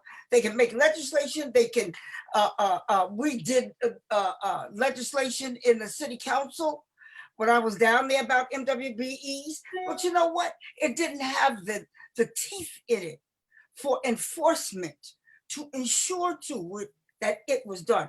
Now, when Mike Garner was at with MTA now and prior, every place he's been, he's always been the enforcer. But that's because we had one special person. He's but one man. What about all the other agencies that we've got in the city of New York? And then the solution to that is for way that they allow for subs to remain subs and have no pathway for subs who have been subs for years and years and years to become prime contractors. But they're not going to ever become prime because they don't give them the capacity they need to go from being a sub to being prime. That's why. Absolutely. Well, there are a whole bunch of issues, whether we're talking about bonding, we're talking about access to capital, we're talking about removing all of the punitive measures for firms to grow. Some firms can grow themselves out of existence, right? If there are not adequate access to capital between projects, right? So, we're asking for, we expect that firms have the ability to grow and to mature, but they have to be fed a constant diet of projects, of access to But capital. in addition, Kirsten, they don't get paid timely enough. That's the other. They don't get paid timely enough, so they can't survive. They buy what they need, the supplies, they go to the vendor, then they owe the vendors, and then the vendors won't give them any more product in which for them to continue, and then they lose the contract. That's right. Let's focus on solutions. So the MTAs and the STA's mentor program, we debundle larger projects. We award those projects as prime construction contracts to the firms in the program. We have 250 firms, MWB firms in our mentor program. They bid against themselves. We waive bonding. We pay them in 10 days. We have free training. So we have a owner's controlled insurance program, OSIP, which we insure all of their subcontractors, including them. Let's focus on solutions. The thing that you talked about the contracts does not have language let the mayor appoint a very aggressive corp counsel to work with his deputy mayor, chief diversity officer, and rewrite the language, which will, if a company does not reach their MWBE goals, ban them from bidding, withhold their payments, make it punitive, because they want to bid your work and they're going to continue to bid your work. But if you change their culture, they will reach their MWBE goals. But the new paradigm now is to design smaller packages and have your MWBEs bid as primes, so they can be in control of their own destinies. I agree with that. I agree with that, but can you duplicate yourself some kind of way? Can I just make a suggestion? Notwithstanding Michael Garner, most bureaucratic run MWBE programs are an utter failure. Notwithstanding the good job, the excellent job that he's done at the MTA is an outlier for how they deal with these things. One recommendation that I have to talk about solutions-based is kind of touched on what Patrick says. MWBE programs initially were to deal with structural discrimination against individuals, firms, and communities of color, particularly black, brown, everything. It becomes a hodgepodge. I think we need to break B out of the MWBE, and we need to have programs that are specifically targeting communities that deal with specific problems. The Black community has had historical obstructions at every level of government and all aspects of the economy, and really deal with unique obstacles. Many companies, whether we're talking about, and this is not to bifurcate Black from brown, but just to give an example, we have discussed this on many a clapback. One of the weaknesses that the Black community has here that other communities don't have is that we do not have a foreign state by which we can connect, by which we can build an economic bridge. Yes, we do. And so there are deficiencies in our ability to generate economic wealth, both internationally and domestically. We've got to have programs that specifically deal with the specific obstructions that the Black community has in terms of accessing capital. Some in other communities don't have to access domestic capital. They access foreign capital. And they expatriate money from other nations to support their enterprise here. That is not an opportunity that we have in the African American community because we are a hodgepodge of Africa. So we need to have programs that specifically target Black people, just like racism specifically targeted Black people. And if that's a form of I think a local form of reparations that we really need to consider, and lumping everyone in as MWBE, this nebulous that you've got to be a genius like Michael Garner to master. If we could, somebody said let's photocopy him and put him in all the different places. I think it's more realistic to say let's examine the failures of these programs in other parts of the state, in other parts of the city, and let's figure out how to target specific obstructions, specific obstacles, specific discriminatory systems, and dismantle them for those who face those systems. That would be my 1.5 cents.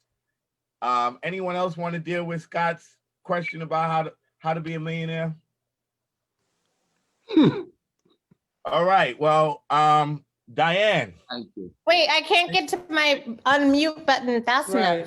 Yeah, Wow. the quick answer Yeah. No, yeah, no. It's just I was listening, which is rare. But like the quick answer to this is like figure out how to pay taxes in such a way that you can thrive and other people can thrive, and make that a priority for yourself. Like why is this a difficult question? Like we want to do well for ourselves. We want other people to do well. We don't want to do well without other people doing well. And if that doesn't sound like you, then you don't need to be part of this coalition. Like, why is that anything complicated or controversial? But maybe somebody else who's on this call could say something that would make me feel that I understood something different. I want to say one thing that on the question of becoming a millionaire is that we have to look at why there's not a lot of millionaires, right? And so everything that we talked about tonight is why people aren't millionaires, right? It is a calculated plan to keep us in poverty. And so every issue that we talked about feeds into the next issue. It's not silos of issues that deal with Black people and Black community, up to and including Kirsten talking about we don't have another country that we can do business with or invest or whatever. We do. And the reason why we can't do business is because America has killed the leaders over and over and formed coups in their countries and stopped them from doing business with the Black nation, right? Black people in America, Black farmers, et cetera, et cetera, et cetera. And so that if we're really looking at reimagining the police force and every other system that operates and over our lives, then we have to shift the power structure. So when the sister said, I want to be a millionaire just like I want everybody else to be, no, I want to stop their rise of being millionaires, and let's invest all of the things that have been invested for all of those years into their community, now into our community and our children, so that we can build generational wealth, so that we can live in a community that has the resources and the things that we need to give us the access to the tools to build wealth, to even just to function. You can't do A without B, C, D, E, and F. Right? And so, I know we're taking these into pieces, but they all are intersectional in our life.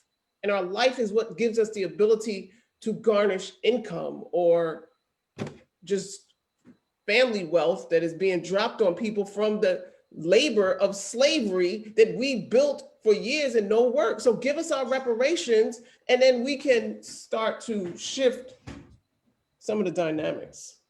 And I just want to add very quickly, I don't want to get away from what Shaka raised about if you're trying to reach an intended goal, then you have to put a vision for what that goal is and work towards that goal. And bringing in what Kirsten just mentioned, look, I've worked for the city. The reality is this is nothing new. We know that these conversations have happened. MWBE, just like a lot of what happened with affirmative action, benefits white women more than any other community. This is not something that we need to pretend that has been going on. Whether or not it's actually their business or not is in itself another conversation. But we also have to recognize that we do not create clear metrics. It's almost like saying people of color is right unless you're afraid of saying Black.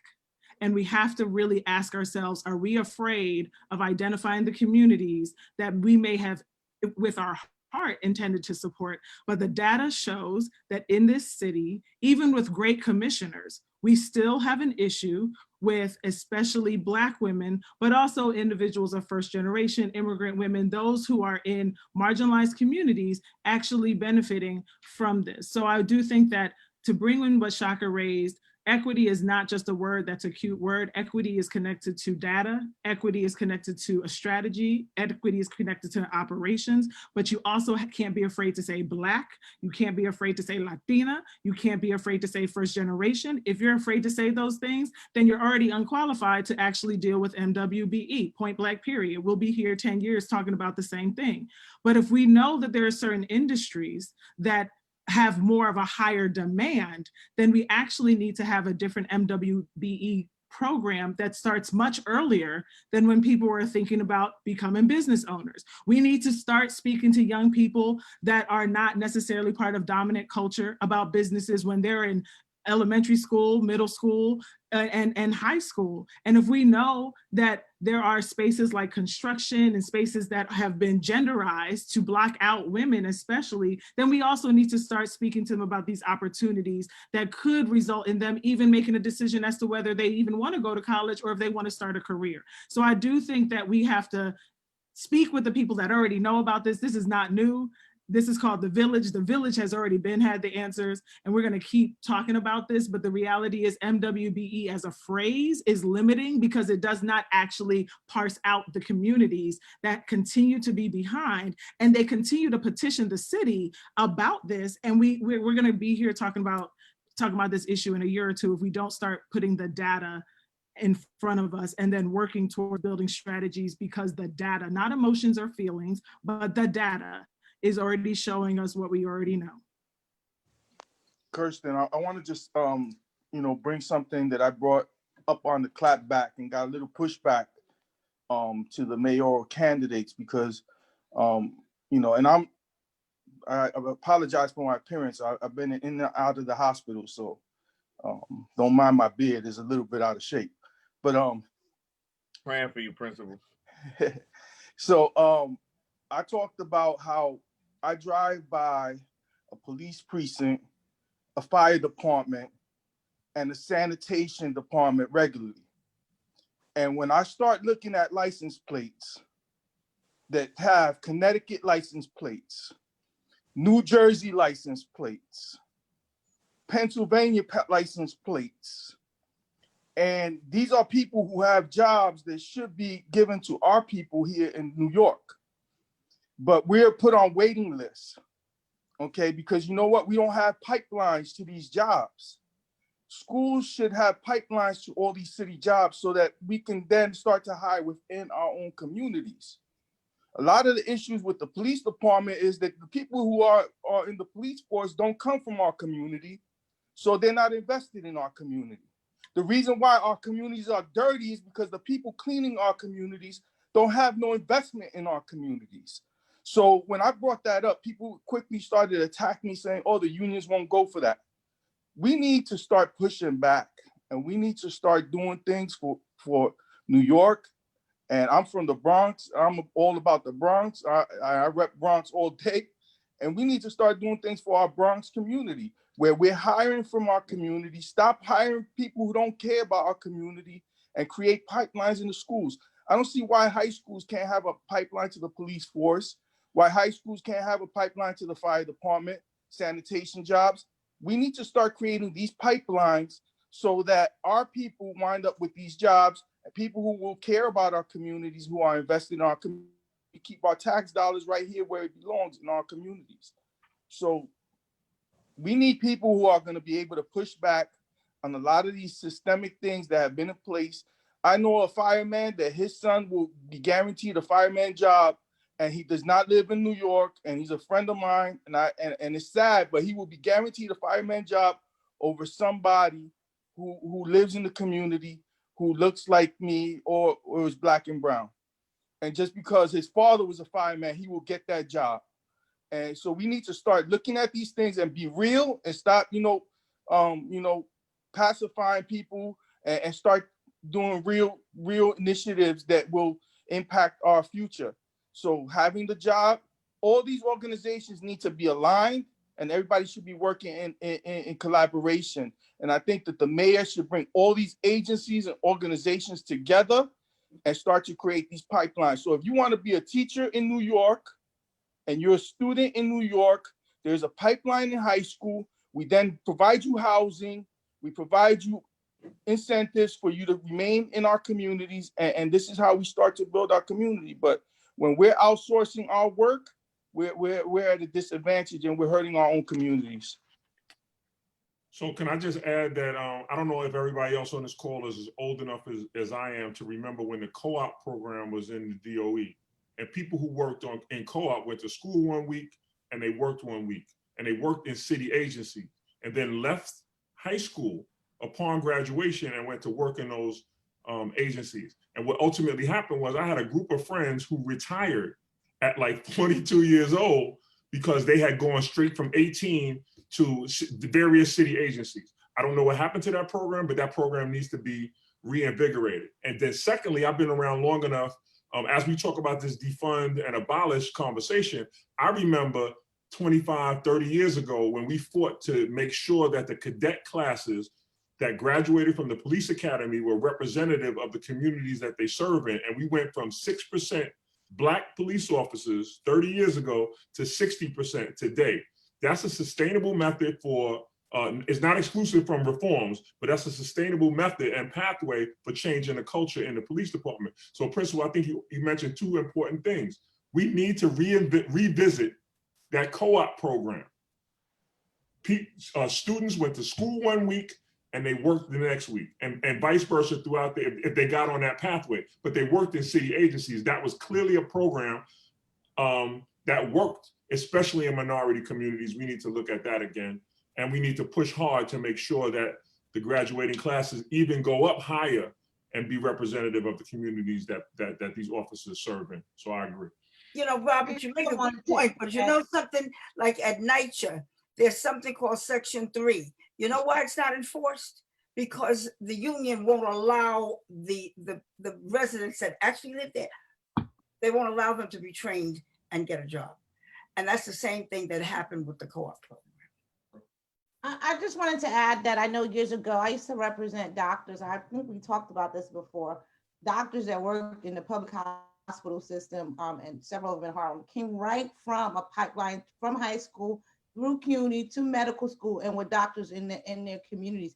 That was a real thing. We started cutting funding the CUNY. I mean, and that was a real thing. And I think, you know, there was a whole generation of doctors that went through those programs. So not just, so I agree with what everybody's saying, not just for technical or civil service careers, but those things existed. I don't, somebody could tell me what happened to them, but I know that those existed. I know some of the folks who went through those programs who then went on to serve in their communities as medical professionals for 20 and 30 years in the public hospital system. And so, you know, it's not as if we're incapable, right? So it's not as if it hasn't happened. These are brand new ideas. I don't know who's next on the question asking, but I did want to. Diane. Diane is next.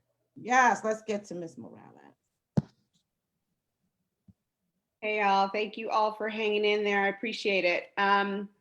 So, you know, the other pandemic I feel like we're not talking about enough actually is mental health, which has only gotten worse as a result of the compounded racism, the economic stress, and the public health issues. The de Blasio administration, we know, greenlit $850 million on an effort called Thrive NYC, which has been criticized as ineffective at best and a severe mismanagement of resources at worst. I'd love to hear from the village. I'd love to hear your thoughts about how we can implement a mental health strategy in an equitable way that addresses intersectional communities. Yeah, no, she framed it perfectly. And people were about to leave and they're like, I can't even leave on this question. I think what has to happen is first we have to destigmatize mental health. I think that for African American and minority communities, going to see a professional is a stigma. There's a stigma attached to it, and there's negativity attached to it. So I think that we have to be a little more creative in terms of how we still allow these communities to still be served. So instead of saying this is counseling or this is therapy, we could say this is a check-in, or, you know, we can be a little bit more creative in terms of still calling a rose another name up until the point that we remove this stigma that's associated. Or if you want to go a more direct way, we can go and attack that stigma directly and do some things to try to let everyone feel okay about this and know that they're not the only ones suffering, and that it's okay. But right now, for a lot of our communities, we see going to counseling as a negative thing. I mean, I'm a social worker, and one of my clients, I asked him how he was dealing with all of the things that he was going through, and he says weed and Hennessy.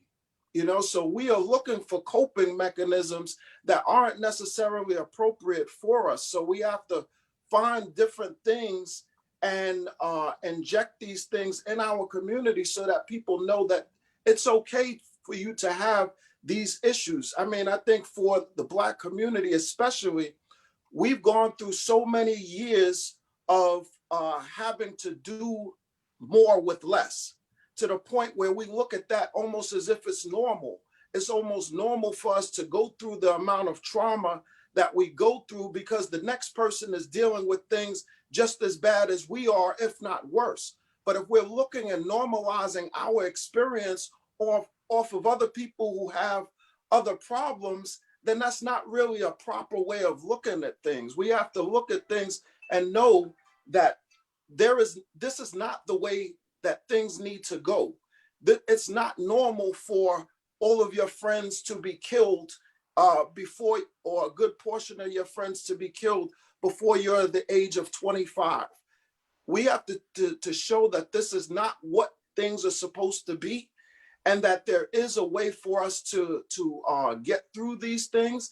And if we don't deal with our feelings will eventually deal with us.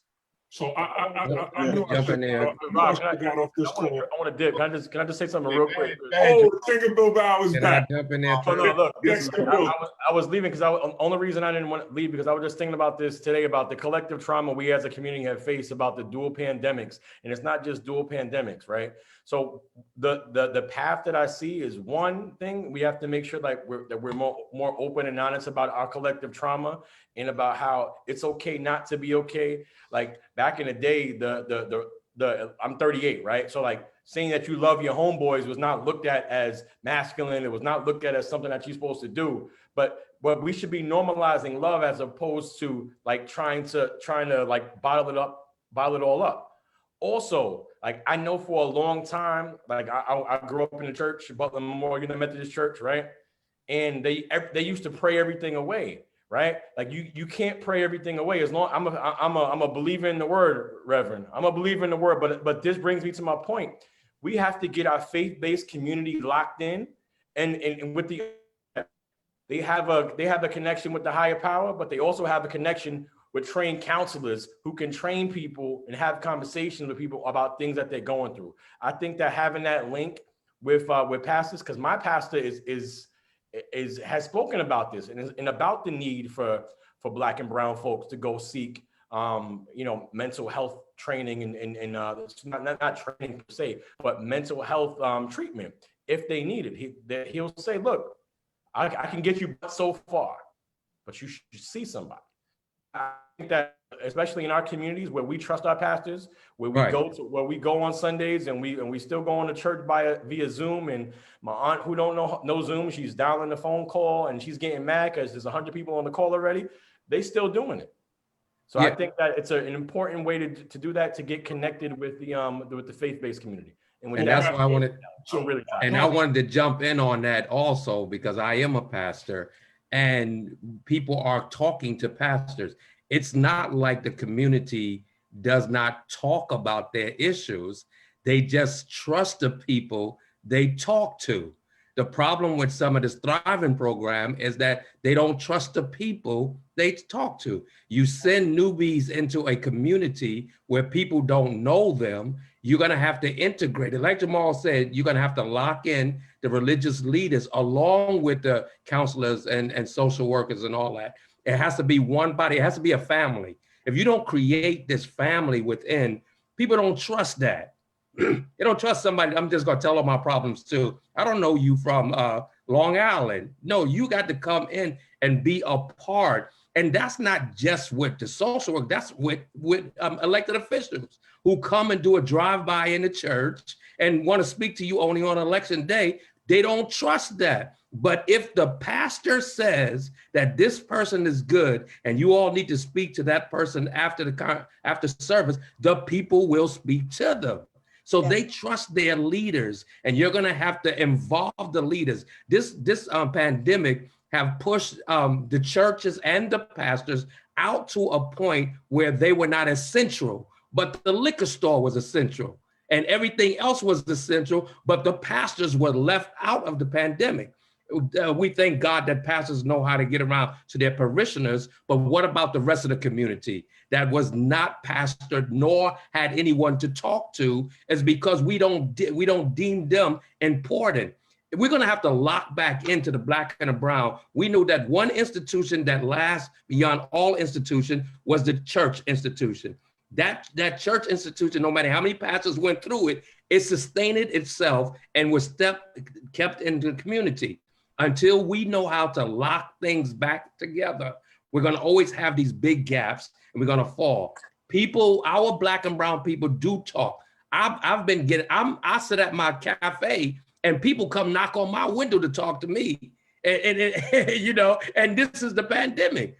And they'll stand out there, I'll stand out there and I'll talk to them about issues and try to help them through, but then we lead them to where they need to go. So again, if you want to make something work, bring back this relationship that's supposed to be with community.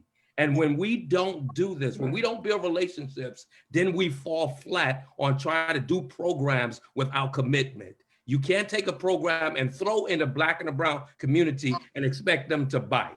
You're going to actually have to get the pastors and all those leaders that they trust to buy into the program. Just like the vaccine. If you don't get the pastors in, because we're not essential, right? So the pastors can't take the shots, right? But then if a pastor takes the vaccine, he can tell his people, even our older people don't want to take the vaccine. Oh, pastor, I don't know what's in it. So if the pastor's not doing anything, you got to get the correct leaderships back into position in order to grow the community and help the community move forward.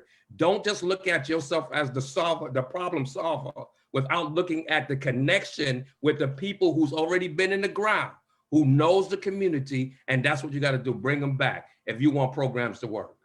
Yeah, and I just want to. I just want to say that agree with that. we have a piece.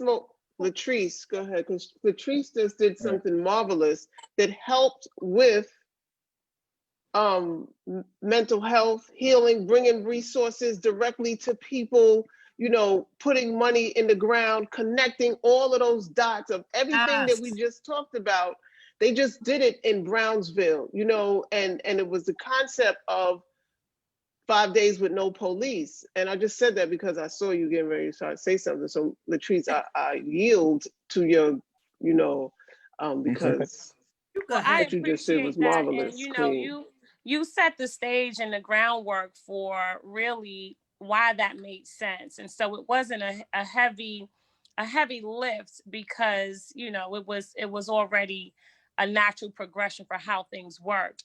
And the only thing that I think that we were able to do that was different was, you know, like it or love it, but the inspector, deputy inspector for the 73rd precinct, and what we're talking about is the Brownsville Safety Alliance, he bought into it. And so we had the NYPD as an integral partner in this initiative. And quite frankly, he was the one who spearheaded it.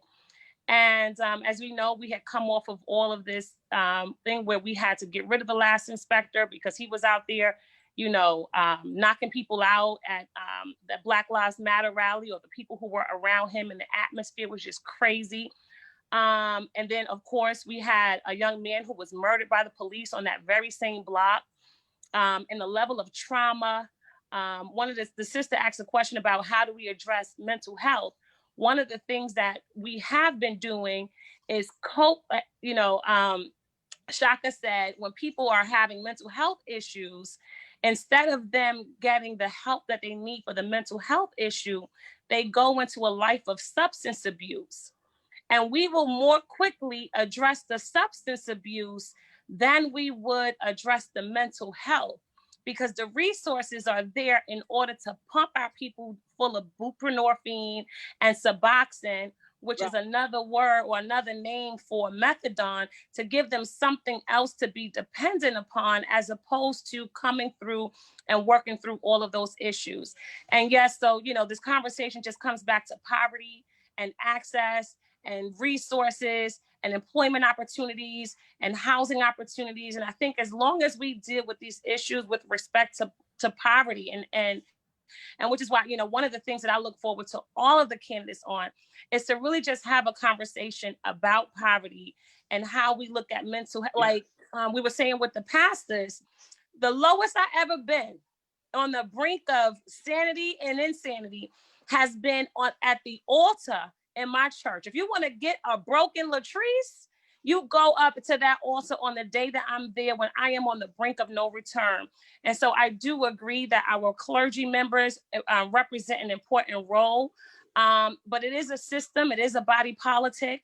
And I think that we have to address all of the societal issues that people are dealing with as we are addressing the issues of mental health. So that's a great question. I think we may need to have a whole other symposium just on that. I just like to add to that. Louis, if before you come on, I just want to say that one of the things that we created in the New York City crisis management system is the peace mobiles, the mobile trauma units. We don't call it in Queens a mobile trauma unit because we don't want to mobilize trauma, but we go to where the people are and we bring the resources, whether it's a studio where we call Pain on Beats, whether it's a punching bag so that they could get it out, whether there is just Kepper Cares who has the Kepper Kitchen and she teaches people how to eat more alkaline than acidic, so that that when we're talking about the impact of the coronavirus, a lot of times we're pushing these medicine, the vaccination and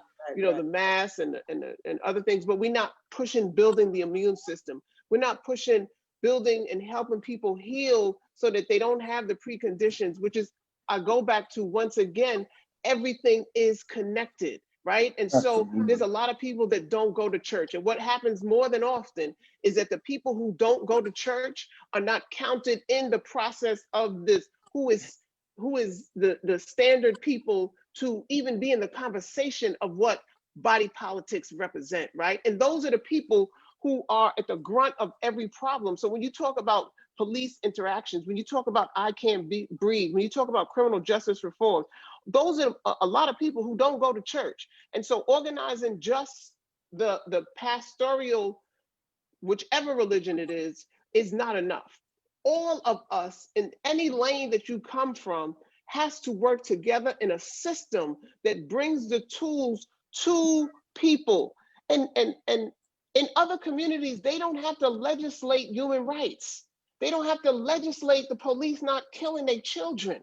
They don't have to legislate how they deal with trauma. They get healing. They don't get criminalization. We see in our communities, people are traumatized and they get re-traumatized by the criminalization of their illness. And so we have to shift a lot of the things that the police do and a lot of things that are defined for the police to do, and really deal with this generational trauma so that we can get to the generational wealth, and it requires the interconnection of everything. It's no, you can go to a bucket and fix it there. It's all interconnected. So I've been a principal of a school that's located in the middle of 4 housing projects for 15 years now. I'm like, if you want to talk about war zone, I'm the type of school that would cancel fire drills, do the gunfire outside the school. Okay, this is the seriousness of the community and the services I provide. Those people who know me know I do a whole community education program where not only do I educate my children, but I educate the whole community, and I do a whole bunch of other out of the box work. But there is a cycle of failure that exists in our communities.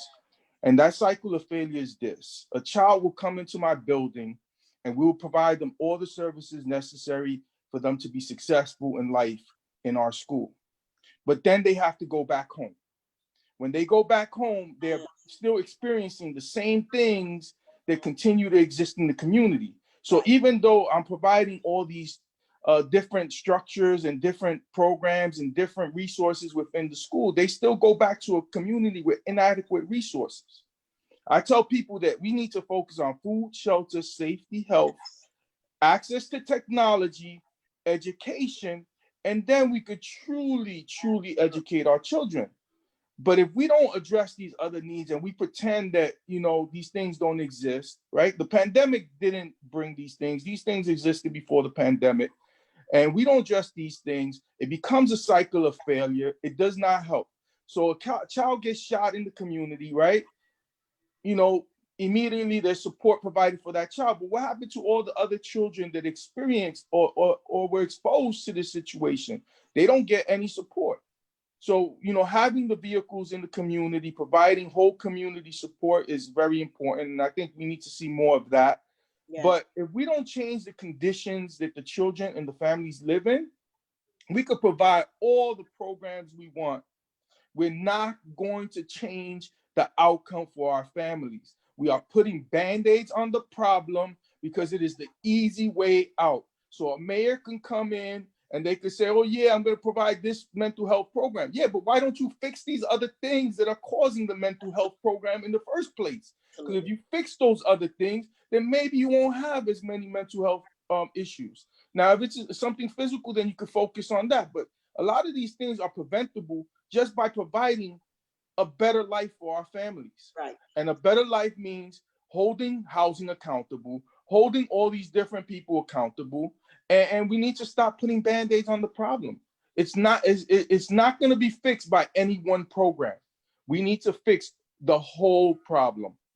So Harlem Save, we have a trauma program. First of all, every month we have a support group meeting. Our parents are traumatized. We are mothers and fathers and families who've lost kids to gun violence. Our group grow every month. And you know, at least one person in my group a month, a new person, want to commit suicide. And it's all from the mental health, mental illness. They loved ones are gone. But the thing is, I heard it earlier, they're scared to take the pill. They say, soon as we go to the doctor, to the psychiatrist, they think we crazy. Our friends think we crazy, and they want to give us pills. And so that is a problem that I heard earlier. But because of our support group, we give each other hope. We deal with the trauma. We have a bereavement counselor. And we sit and we laugh, we cry, but we move forward. And we have saved so many lives. And it, like I heard earlier, it takes a village. It takes all of us, the churches, the elected officials. Inez been working with our group for many, many, many years and have saved some lives. So each month, Harlem Mothers Save support group is growing and dealing with some serious trauma because they've seen, some of them seen their friends get killed. Some of them seen their brothers get killed. And so what are we going to do about it? And this is what I'm saying. Some of them lost apartments. And when I asked the question about what do the mayor, whoever becomes mayor, what in our community that have been financially displaced, what are you going to do about these people that's financially displaced by COVID because they're traumatized?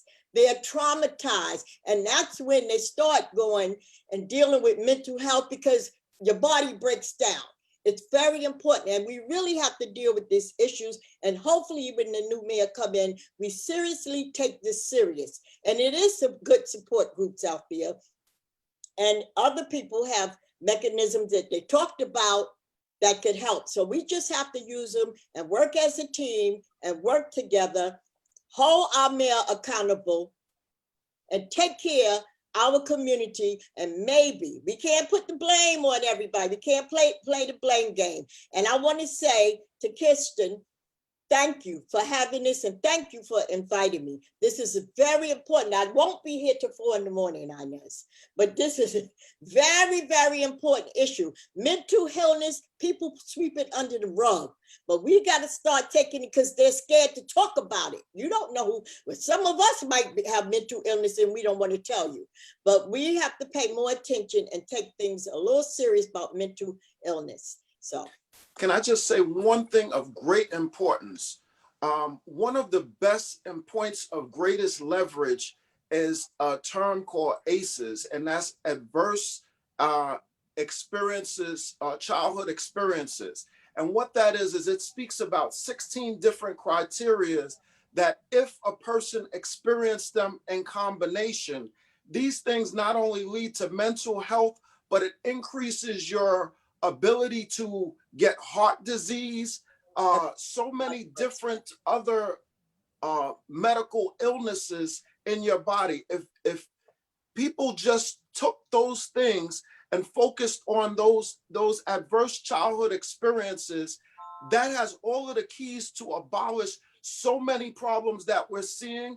That is where the original traumatization takes place. So once we are children, we're children one time, but we continue to replicate the problems of our childhood.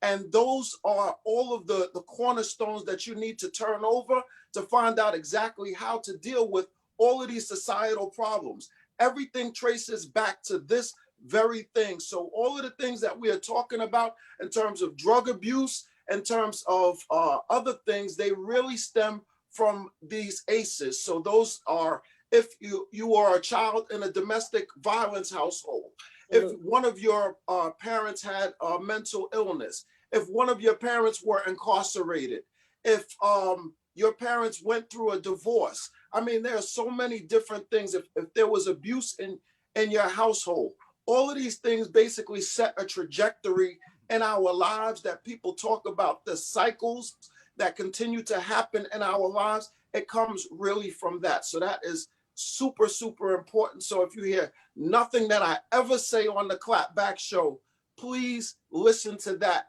Adverse childhood experiences.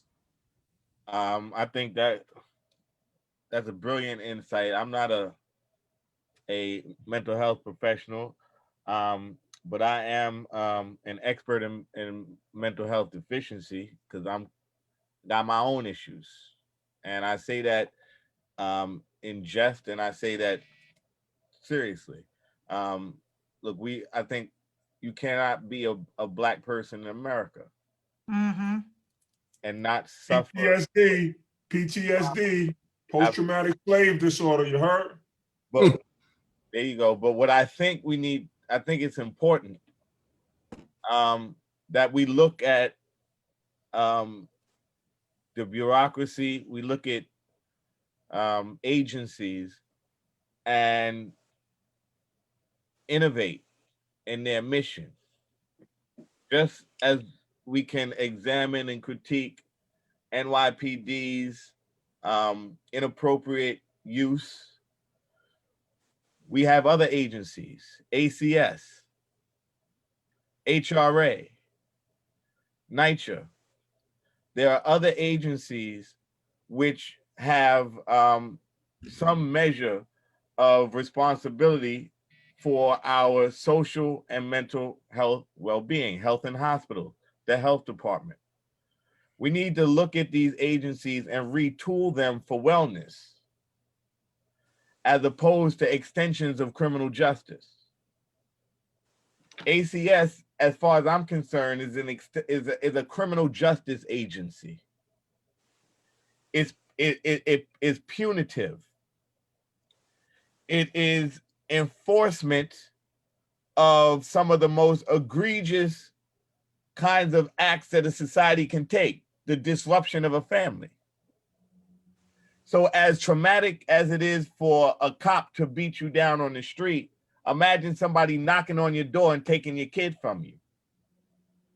Whether it's justified or it's not, that is a traumatic occurrence. That is a system that is tool to inflict trauma. So we need to re-envision the mission for many of these agencies with respect to how they engage and the services they deliver. So as opposed to ACS being about penalizing and disrupting families, I'm not saying there is not a necessary function when you have to interrupt violence in the home. Of course, there has to be, somebody has to play out that function. But equally as important, somebody has got to address the trauma that comes with the violence in the home. So ripping the kid out of the home and not treating both the child and the parent for the trauma does half the job. What you're saying then is your job is about disruption and destruction. And so we need to retool ACS. We need to look at HRA. We need to look at our services, health and human services agencies as public health agencies, and not just about enforcement, but about redress. We need to redress the trauma. And in addition to that, one of the reasons that that treatment is not normal today is because it was disnormalized when you took guidance counselors out of the schools. When I was going to school, if I had a problem, I had a guidance counselor. I had access to somebody that was on hand if need be. And so when you start removing some of these systems of early intervention, you normalize the isolation. You normalize the introspection.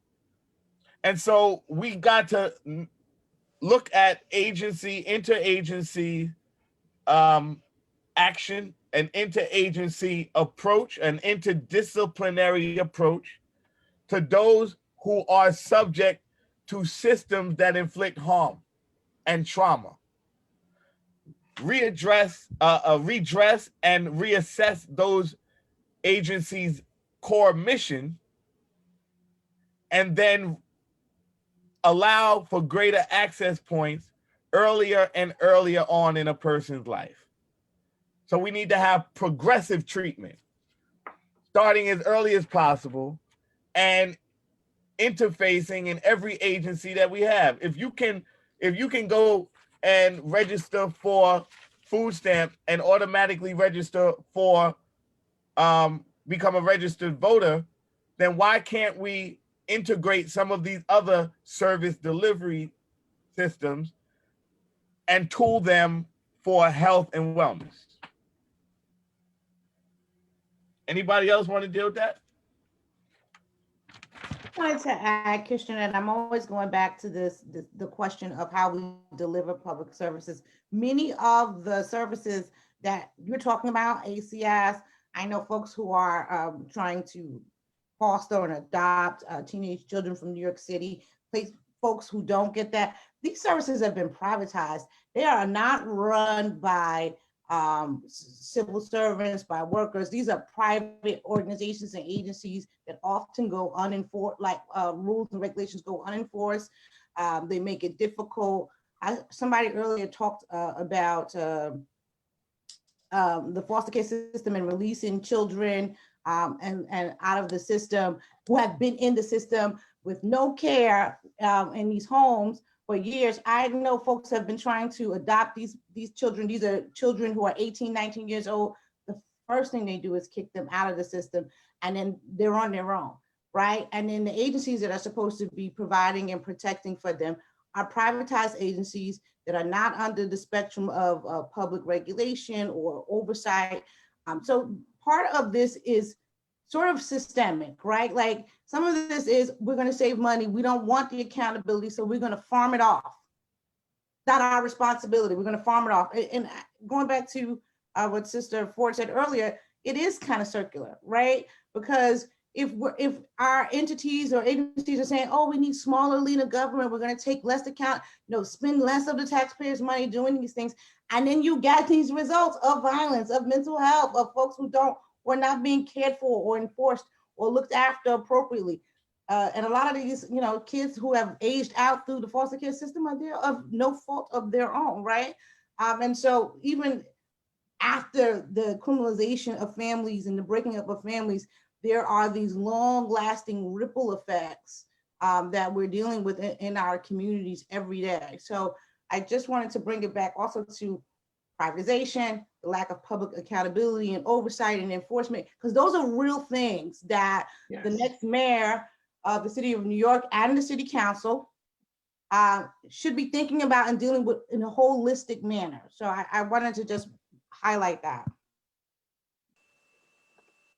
And just one thing, when we talk about violence as a public health crisis, when we talk about violence as a disease, exactly what both of you are talking about is exactly how you address it.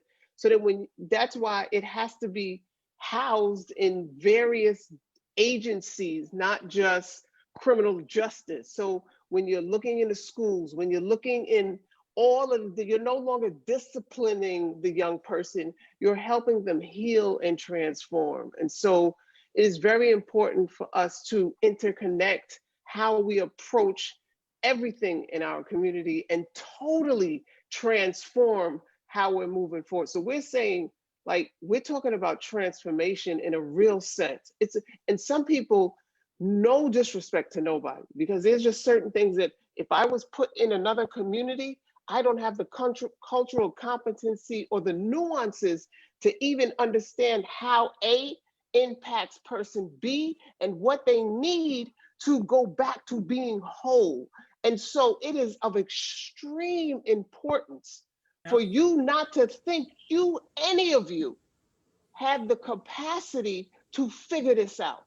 You have to connect with real people doing real work in real communities that can help bring this out to its full extension, and that's the same thing from here in New York to the White House. It has to be shifted. And so that's why they yell defund the police, but it is really about reinvestment in making people whole and helping people heal. I heard Tree talk about, the historical trauma and so on and so forth. And those things are just interconnected to the birth, to the MBWE, and all of those different things are interconnected. It's all interconnected. Hi, Sharon Lee.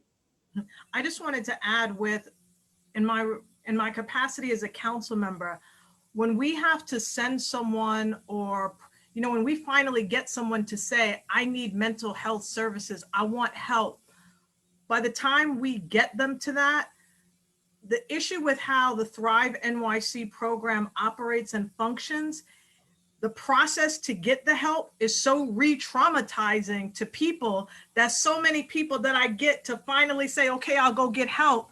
They'll say, I went to the office, they had me fill out all this paperwork, they wouldn't see me until they saw my insurance. They asked me for payment, I gave them my debit card, they said, no, we only accept cash. It's this whole process that you would never imagine would be the case when we send people to say, you think that you would deliver them to help and resources and a holistic approach. Going to get help or services, it's akin to going to the emergency room. It's in terms of the process. Sometimes you go to the emergency room and the experience is so bad, you say, you know what? I was feeling really bad, but I'm feeling really bad sitting in this office right now, not getting any service. So the cultural competency piece is critical. I think the main barrier to connecting our people to services is all of those questions about payment, insurance, these 20-page telephone books you have to fill out, and you have to fill them out numerous times, depending on how long you've been in the system, re-traumatizing individuals. So we have to figure out a better system in the next administration of how we break down entry points to help and services within our community. And the second one is there are so many individuals that we get on the right track, but let's say, I mean, some people do need medication. Some people do need holistic help on an everyday basis. We need to build more housing specifically for people who need mental health services. And that is at a huge deficit in our community. Places where there are mental health practitioners within the building, places where they can have people administer their medication, places to make sure that they can get to their job. I mean, those type of spaces are few and far in between, and that's a huge part of the mental breakdown that we're seeing in our communities. Getting access is extremely difficult and re-traumatizing. Yes, yes. People would rather stay sick than go to any agency and get help, you know, and it's what's killing us. I remember when I went to Chief Banks when he was the chief of the department, and I talked about unconventional therapeutic service, and he was like, don't nobody know what that is. Don't nobody want to hear that. Like, what are you talking about? You know, and so and so we don't know what we don't know. Right? Until we learn something new and really go through it and experience it, and it becomes part of your new. When Kepler brought this stuff to me, y'all saw when I came on here and saw these politicians, my blood started boiling because we have these conversations over and over. I text kids and I'm like, please tell me how to talk in peace. And I said, it's peace week, and I'm yelling and screaming, right? But Kepler taught me, she gave me tools on how to transform what I'm telling myself, right? And it took a year for me to learn how to retrain myself, and I'm still going through the process, right?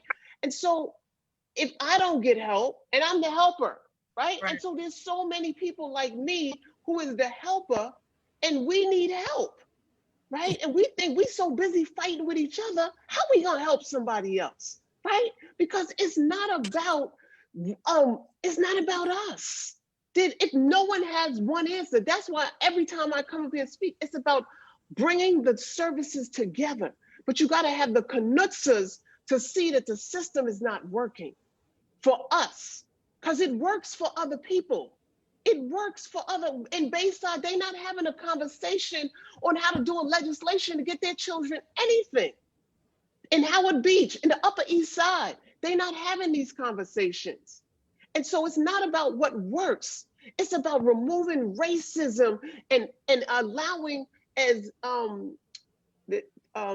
Ife and Shaka talked about, equity, right? Access to equity in health, in food, in justice for our children, right? Because they're going to jail for everything. They sneeze and they going to jail. And the police officers will say, they only getting processed. To you, it's only getting processed. To us, it's trauma. It's destroying their future. It is putting indoctrination of criminalization in their mind, right? And so we have to change the system that addresses our needs. It doesn't work. It doesn't work, candidates. It doesn't work. I need one of those Capra appointments again. Like, you know, I had to learn that the go off tool is not the only tool in my toolkit. So no, but Latrice, Kepler sat, we did a thing. We going to Brownsville. Kepler sat Latrice, me, Eric Cumberbatch, A.T. Mitchell sat us down, gave us some rocks. And there wasn't rocks, and Kepler, and did a whole session with us, right? Because in order for us to heal other people, and if Kepler's not part of somebody's wellness team, then and I'm not saying, and I say these things, when I'm saying me, I know it's not only me, but I know that my voice is the strongest in this city for over 30 years on one issue, right? And Kepler the same thing on one issue. So there's some experts who haven't got degrees from Cornell and Harvard and Yard, but they have the nuances to heal and transform community. And if we got the same resources that March for Our Lives got when that school got shot up, we would make some fundamental differences. If we get 0.0001 on every dollar that NYPD gets. And we're looked at in having to be the same level of success. We can't be the same level of success. But if you invest in what works, like Lewis talked about, for all of these issues, right? Kirsten, just having these conversations, consistency for so many hours. We don't sit down and study our stuff. We don't sit down together. And so even the concept of Kirsten bringing us all together to sit down, to go over ideas, to go over what's best where and how we can expand. This is what's needed to run government, because it's the collective body of people like these minds here that can make the difference. So we need 5 mayors in office and one, at one time. Have we exhausted the questions, Kirsten? We spend a lot of time on this. And really, No. Oh yeah. I mean, yes. I don't think we could ever exhaust how we treat our trauma. But we do have 2 more candidates that have questions, and that is Andrew and Carlos, in that order. Andrew, what you need to be schooled on? Well, first, what a tremendous gathering of activists. I feel privileged to be a part of it. And I'm going to share an activist story that's very, very familiar with you all. So I was in Georgia knocking on doors with Martin Luther King III. And when we knocked on doors, everyone who saw Martin said that they were childhood playmates. And who were we knocking on doors on behalf of? Reverend Raphael Warnock, the successor to Martin Luther King at Ebenezer Baptist Church. And you know what that activism resulted in? Reverend Warnock being the deciding vote in the US Senate that could activate tens, hundreds of billions of dollars for New York City, New York State, our communities. I mean, like, that's just activism. That's activism at work. And I wanted to share that image with you of Martin knocking on doors for Reverend Warnock, because like that is what I believe the legacy that we're celebrating this weekend. The question I had was a pretty broad question, but it is the question that I think a mayor should be asking, which is, if you imagine that I was your mayor and I had that privilege, what is the one thing you would want me to focus on? I know we've seen a lot of that, and so I feel like we've already covered some of this ground, because you would have to say that we would focus on mental health and police justice and a number of other things. Really, like, I loved the idea of the wholesale transformation that Luis and other people were talking about, because he's right that there is no one program that's going to solve a problem that's been building up for generations and decades and centuries. But if there was one thing that, I'll make it a little bit tougher. One thing that we have not discussed yet tonight that you would want your future mayor to focus on, what would it be? Education.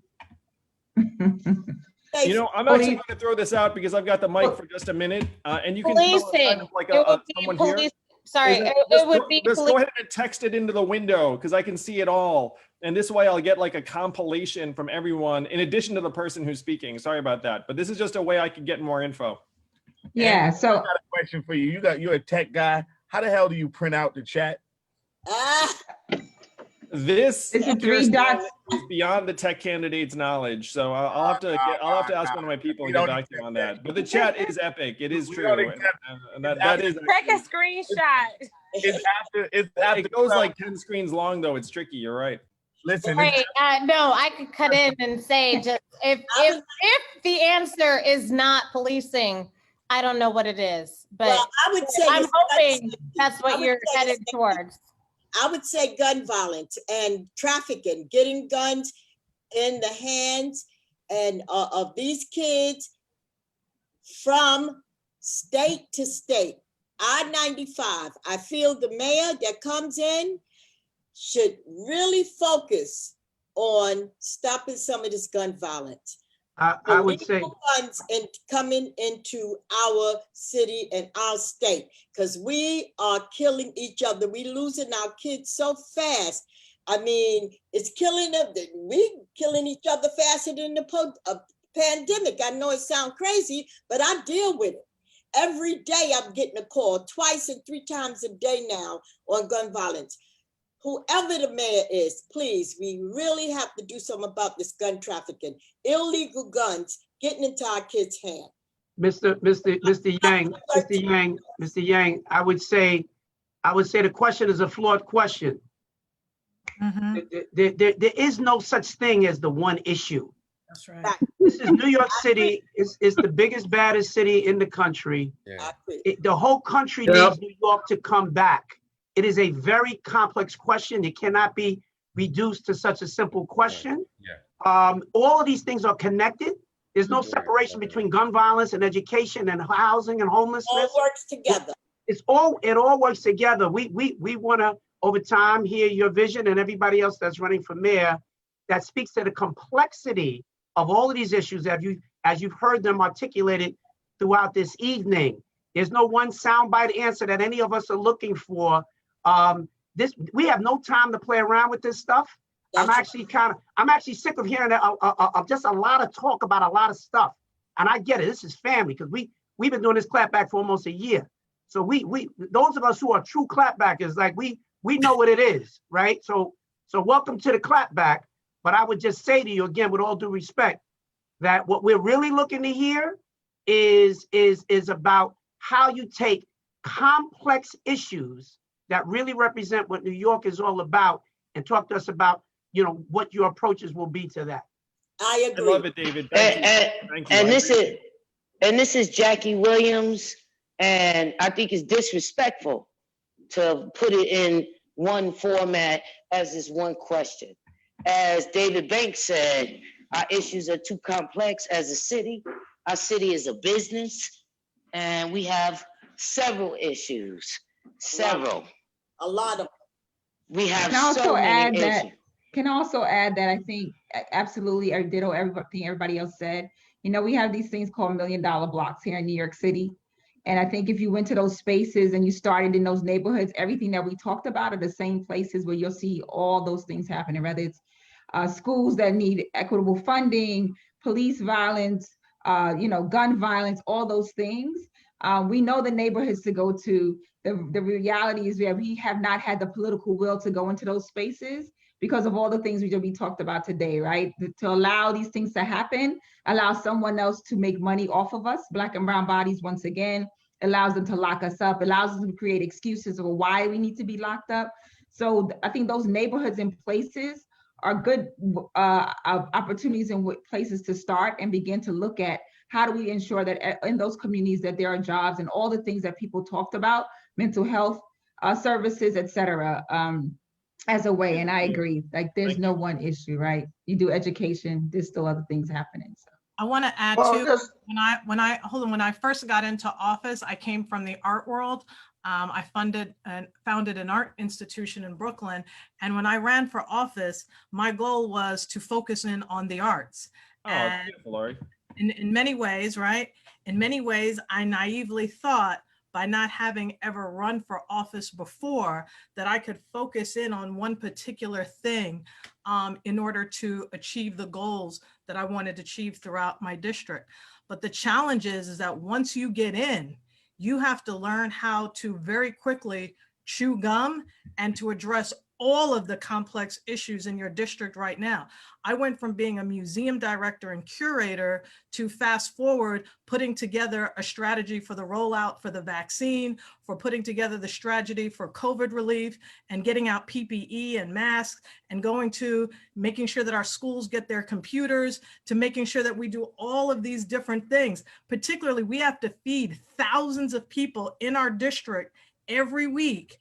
And most of these programs are not funded. We've got to go and shake down people all over the city to get funding for the Bed-Stuy campaign against hunger. We got to twist arms with Fresh Direct. We got to twist arms with Wegmans. We got to get the volunteers. We got to go out there ourselves and distribute food all throughout the community, while at the same time passing legislation and securing $110 million from Medgar Evers College and Medgar Evers Preparatory High School. Like, you got to be able to be. I love it, Lori. You know what you sound like to me? You sound like an activist, an entrepreneur, a get shit done person, and that really is the challenge. I agree with you all that the next mayor needs to be like a Swiss Army knife to the nth degree, because at this point we have crises facing us on so many fronts. To me, if you're going to try and address this omnic crisis, if you want to call it that, to me, it starts with putting money into people's hands, because that's actually a more effective way to alleviate some of the varied problems associated with poverty. But you're all 100% right that it's like, if you can imagine where we are, we need to somehow grow in like, let's call it like 360 degrees at once. It's going to be a monumental challenge. I would love the opportunity to take on that challenge. And I really appreciated the opportunity to learn from you all tonight. I learned so much. And I'm just so blown away by you all, because I sense that you all are like, in so much, you're like the leaders in glue that like tie your communities and this city together. And we all owe you so much. Like it's really, it's beautiful. Like who you are, what you stand for, it's beautiful. Like you can feel it even through a Zoom. If we were in a physical room together, I know there'd be this energy that's unlike anything else. I know some of you have experienced that energy in better times, but I'm incredibly grateful to be here. So it's the 12 o'clock. It's the 12 o'clock time, right? Kirsten, we passed the 12 o'clock time. You know what happens at 12 o'clock. It's 12. This shit is on. Listen, let me just say something. Let me just say something before we sign off. And Lori, I do want to come back in a different form to respond to your questions. I would love that. Just a couple things. I'm going to be like, I am like the great Shirley Chisholm, unbought and unbossed. We need to be like Maynard Jackson. If we're going to be like anything, where Black folks were at the table, we were in the room. Shirley Chisholm said, if you ain't at the table, pull up, bring a folding chair. So I bought a folding chair from the start, and I got to the table and helped Black folks. And I'm also informed by what Carter G. Woodson told us. He said, if the Negro in the ghetto must eternally be fed by the hand that pushes him into the ghetto, he will never be strong enough to get out of the ghetto. That's Carter G. Woodson, on whose shoulders we all stand. So as we think about moving forward, in keeping with what's been said, we obviously should applaud the people who are in this vote. We've been on the front lines forever. This is not new. Clapback is not new. The issues that we're talking about are not new. COVID and George Floyd just uncovered things that we have known for generations. 400 years of systemic inequity. So we need to be about it today. We can't continue to talk about it. We need to be about it. So I'm going to have to, Reverend Kirsten John Foy. Why don't you, if you want, thank you, Andrew, for coming. Happy anniversary. It's your 10th anniversary. Appreciate it. We appreciate you staying with us. Ray, you can address. I really appreciate it. Thank you all. Have a great night. Have a great weekend. See you soon. Thank you. You can address Lori's question now, if you want to, because it was said in this forum. So I don't want you to have to wait somewhere else. You can address it now, and then you can go, because let me just preface it. And with all due respect, Mr. McGuire, I've never had the pleasure of actually meeting you. I've read your bio and read a great deal about you. I just want to be clear about something as an African-American woman, and no disrespect, but I wouldn't want you to compare yourself to the great Shirley Chisholm, our Congress member, who spoke very passionately about being unbought and unbossed and seeing your campaign filing. That would never be the campaign filing of Congresswoman Shirley Chisholm. She took low dollar amounts from people that supported her. She got support from the community, from the people. She was really a people's person. And I'm not knocking the strategy that you've taken, but I do take a affront to you comparing yourself to Shirley Chisholm. So well, you can address your listen, I listen. I don't know, but for everybody else, for full disclosure, have you endorsed the candidate before y'all two go at it? Yes, I have. Okay.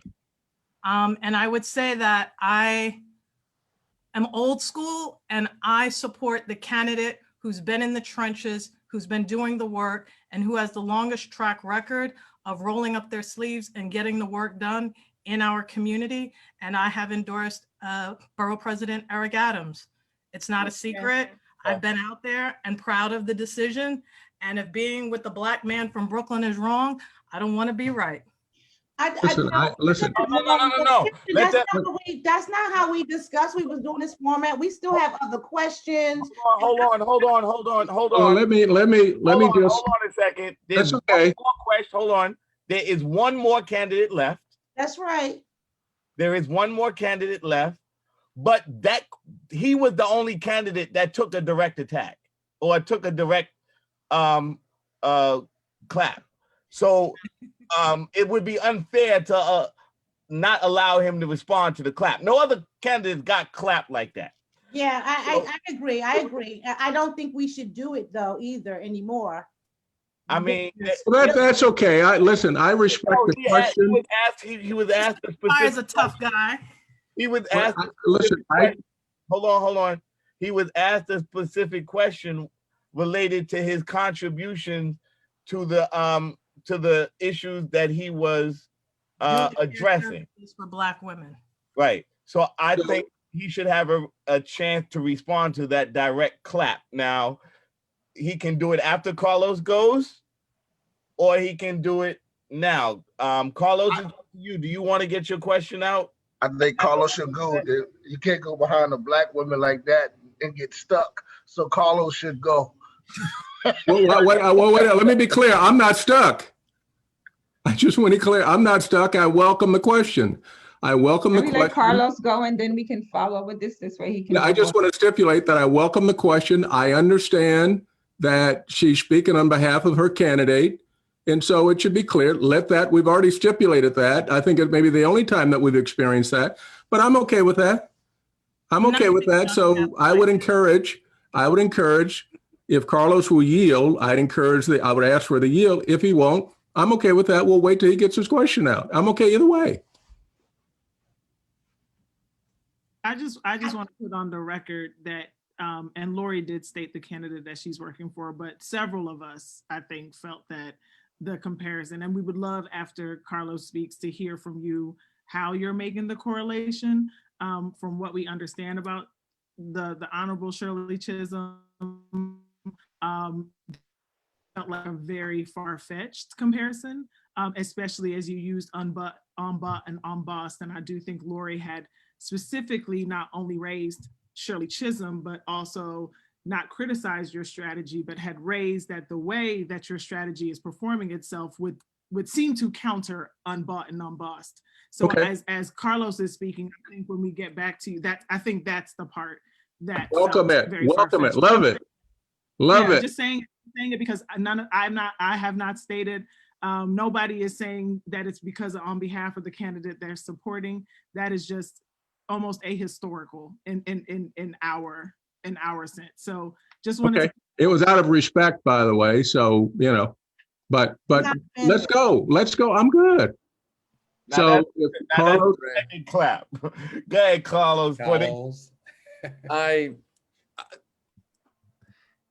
I think what I want to just offer here, and before I ask my question, I just want to say how important these conversations are for the future of our democracy here in the city of New York, and that these tension points happen all over government, and they don't often get the space to discuss. It happens in the city council.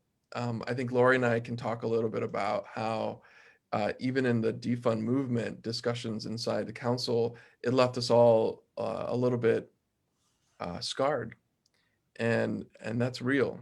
And I don't think we've gotten that opportunity to do what we're doing here tonight. And so I want to stay, Ray, for your answer, because I think it's an important thing to talk through and continue to talk through. And I think that my question was going to be connected to mental health, because I think all of us are experiencing some pretty deep moments of trauma, whether we were alone these last 9 months, sticking it out here in the city of New York, or maybe we left the city or whatever. We all were impacted pretty big time. So I want to thank everybody for that mental health conversation.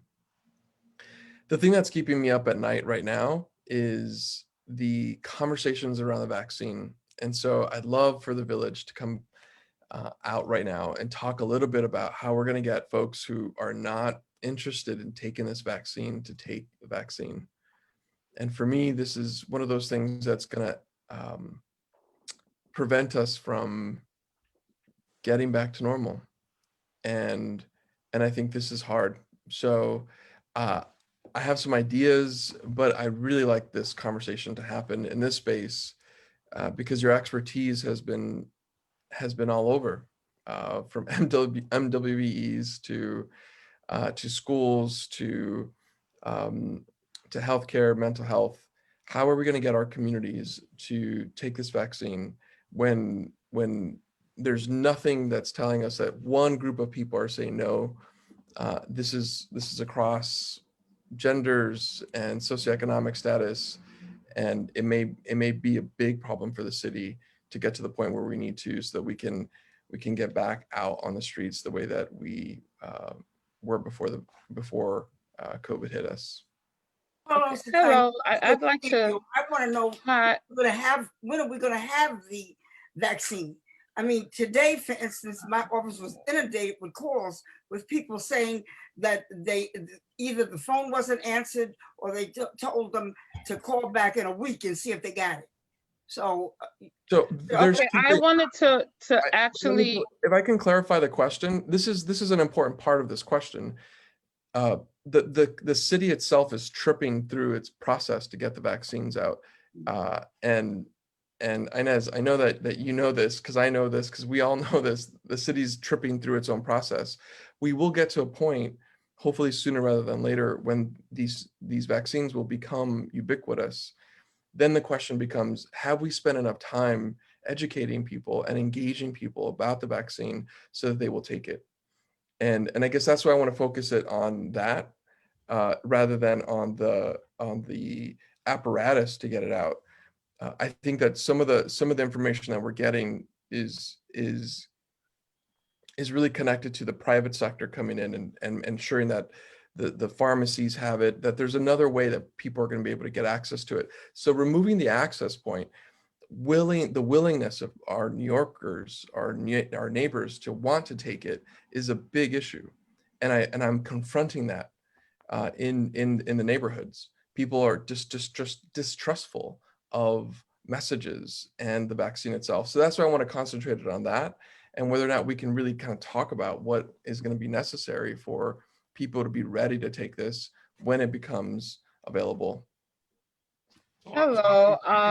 I think there's a historical context by oh which my Black God. folks don't want to take it. Right? Let's be clear.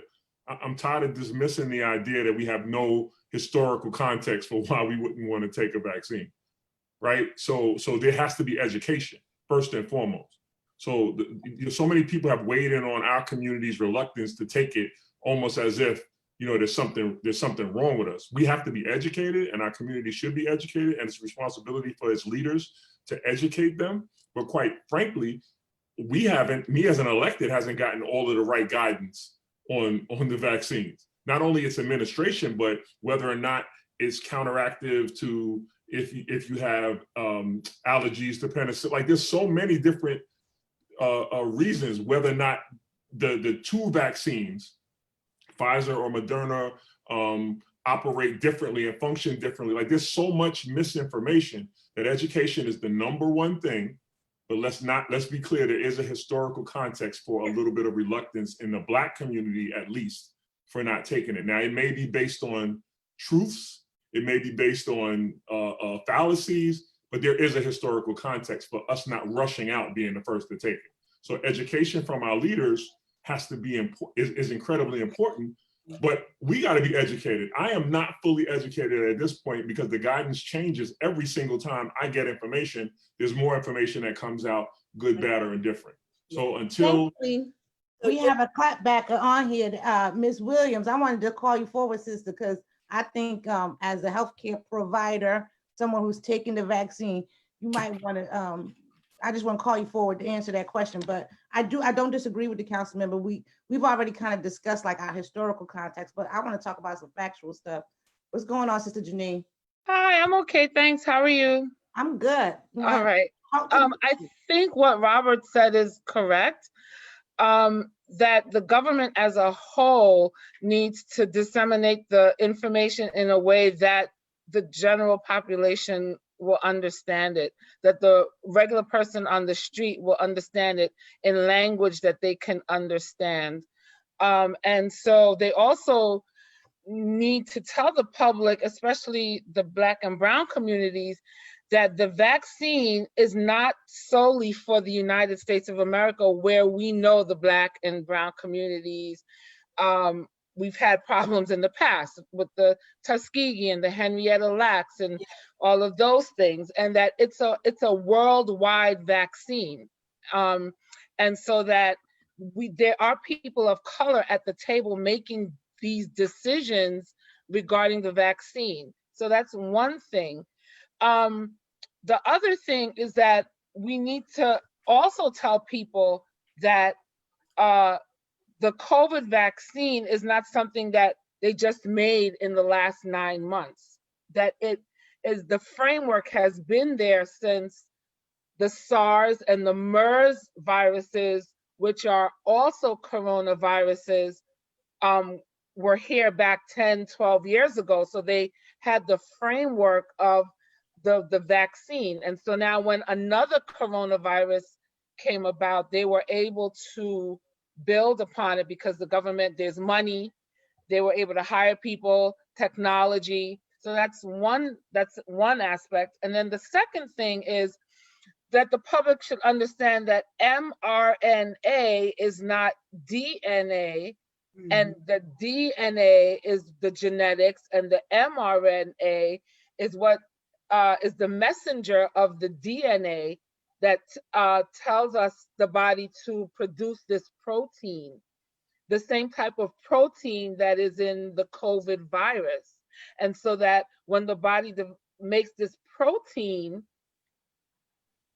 it starts to make antibodies against this protein and attack the protein, so that if you ever got the COVID virus, the body has already recognizes the protein, and when you get the vaccine, it'll automatically attack it. So we need to say it in a language that people understand. We also need to tell people that a lot of the questions that they are asking, which are valid, we're not going to get that information because we need to collect data. And the only way to get the data is that people take it and we see what the responses are, right? Just like your Tylenol, just like your insulin that some people have to take, just like the pain medicine that people have to take. If you Google, you'll see a host of side effects that these medications have. When you get an injection of any type, right, you have a little bit of soreness at the site for a few hours or a day. So it's nothing different. The only thing that's different is that it's new. We don't know anything about it, and we have to take it in order to get the information. And also that the benefits of taking the medication far surpasses the risk of getting COVID and not knowing if you're going to live through it. So I think making pamphlets, putting pamphlets around the city, in doctors' offices, in clinics, in pharmacies, at bus stops, in the train stations, so that people can, understand and have the information to make an informed decision. Thank you. You're welcome. Thank you, Ms. Williams. Thank you. But I also believe that the second part is you got to be examples. Leaders cannot push anything that they have not done themselves. They have asked me to do a video to help encourage healthcare workers to take the vaccine. And my response to them was, I have not taken the vaccine. So how can I push a message that I'm not involved with? So everybody on the clap back, if you want everybody to get the vaccine, everybody on the clap back take it first. Well, I mean, I have taken it. I know, I'm just saying example. We could do information. If you have the information, we got the information, but we need the examples. Leaders must be the example of what they're preaching. You can't preach something, and we know there are a lot of people who preach things and don't do it. So again, Leadership is taking the first initiative to be the example for the people.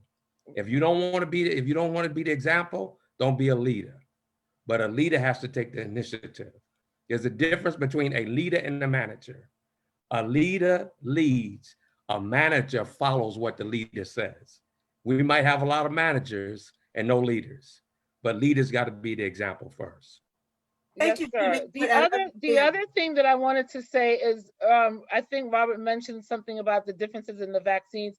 So it really isn't much difference in this. The dosage, the dosing is different, and the storage is different, and probably the way that they prepared it and they made it. So Moderna and Pfizer both have a 94, 95% efficacy. One has to be stored at a minus 32 degree temperature, and one doesn't. And so then that right there creates a problem for who gets it, when they get it, and how they get it, and who has the facilities to store medication like Pfizer, right? And then you have AstraZeneca, you have Johnson & Johnson, right? And another way to look at it is that AstraZeneca and Johnson & Johnson, they haven't been approved by the FDA yet. And when they do get approval, they only have a 70% efficacy rate. So you want people to get in. I would want to get in on the 94, 95% efficacy rather than the 70% efficacy. That's another way that you can, you can sell it, for lack of a better word. Thank you, Janine. I'm glad you explained everything about it. But I was supposed to get it today, and when I went, they couldn't give it to me because they said they didn't have it. That's the federal government and the local government. They need to figure that out. And they had big dreams of how many people should get it, but they need to. Already, Trump didn't order, like whatever contract he signed with Pfizer, he didn't buy enough, right, with Pfizer to begin with. So from the onset, we didn't have enough. But you want to vaccinate 100 million people, or how many millions of people, and you don't have enough. Moderna is talking about dosing the medication in half because they may not need 100, I think it's 100 milligrams to get the same efficacy rate to stretch it. And they're still, they're debating that at the CDC and NIH if they should cut it in half. So it's the federal government, and it trickles down. The Kool-Aid approach, right? I remember we discussed the Kool-Aid approach. The Kool-Aid approach. Yeah, be from the hood to understand that. No, I mean, I get it. You gotta water that, keep adding. Just add some water, shake it up, and put it into different cups. Who coined that phrase? You the clap back Kool-Aid. We've all done it. I think it's important to recognize that there just as there was an intentionality behind the dysfunction of security systems at the Capitol, there is an intentionality behind the dysfunction of this pandemic management by this government. And so it's important to recognize a lot of the things that we are seeing because they intended to allow this country, he intended to allow this country to get sick from this vaccine and keep us, and now we're being punished for kicking him out of office. So the incompetence argument, I don't necessarily buy it. I think it's important though. I don't know if I'm confident enough to take the vaccine. I don't know that I have the confidence in those who are selling the vaccine to me. I don't know that they have the credibility at this point to sell me a vaccine. But my question, well, I don't even have no solution. I had a question. I got caught up in my own rules. But listen, I think it's important though that we have intentionality, and there is no intentionality here. There is no intentionality to educate and inform us about what you just provided, that that education you just provided, Janine, there's no intentionality in providing access. And that's just not a federal government problem. That's a state government problem too. So if you have vaccines stored by the thousands and the hundreds of thousands somewhere because you have a rubric or you have an idea, a vision of how it supposed to roll out in your mind, a utopian vision of how you're going to roll this thing out, and it doesn't come to pass, and you stuck on that, there's an intentionality there. So I think we need to examine where it is that the systems that are supposed to help lube our vaccination process have failed. The education system, educating us around this, and the delivery. It ain't just about, do we need to overcome some stuff? Yeah, we shall overcome. But at the end of the day, if you're not giving me information, but you're telling me to roll up my sleeve, that's all I asked for was information. That's all I said. That's problematic, and it's intentional, and it's not just a federal government thing. So we need to look at that state and local right here. I heard today that some of it's going bad, and now they changed the guidance. Just go ahead and give it out to whoever wants to take it at this point because it's going bad. What are you talking about? That's crazy. Anyway, anybody else have an answer for Carlos or how to end the pandemic? Wow. Wash your hands, wear your gloves. Wash your hands, wear your gloves. And social distance. Social distance. Wash your hands and wear your mask. Sorry. Wear your mask and wash your hands. I mean, social distancing. Build immune systems. Hand out wellness kits instead of vaccines. Hand out wellness kits. Allow people to have access to quality health care. In about 10 seconds, I'm going to have an answer to this, but it's not about individual choices.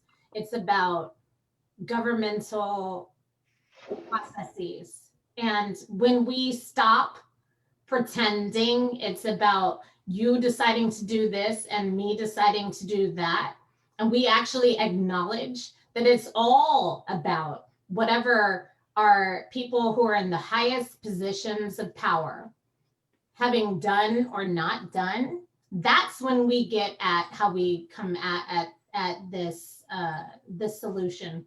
But I'm a come on camera in just a minute if you need me to, but it should be obvious. No, go ahead, finish your spliff. I've never smoked before. No, I want to. I would love to smoke. I don't even know where to get one. Wait till later. It'll be legal in April. Reverend, I can't let you do that to yourself. We on Facebook, Reverend. It'll be legal in April. Just relax. It ain't legal. Relax. April 1st. April 1st. Relax, Reverend. Slow down. Is that in relationship to like having mandatory everybody stay in your house for a month, and then when you say mass or government, in what realm are you saying that? Janine, you would you who? Oh, no. Okay, so I can come on camera if you want me to be more. Yeah, because the cloud has dissipated. No, there's no cloud. I mean, honestly, one day I would love to smoke something. Reverend, I've never done it. I've never done it. I just want to be really clear. That's never happened before. That's not the issue here that we're dealing with. But anyway, so it's very confusing to me because we keep talking about this like it's an individual decision, like wear a mask and then you can fix this. Yes, indeed, we should wear a mask, which I do all the time. But what about like having enough vaccine to give to the areas that require it? Like, what about having a sufficient policy wherein if you are a member of Congress, you can't walk into do your business with a Glock? Like, how about having some policies that say that you can't do these things? And all of a sudden we're just looking at each other like we're all responsible for it, when the truth is that we're fucked up. And I'm using that language as a technical term. We are fucked up in our policies.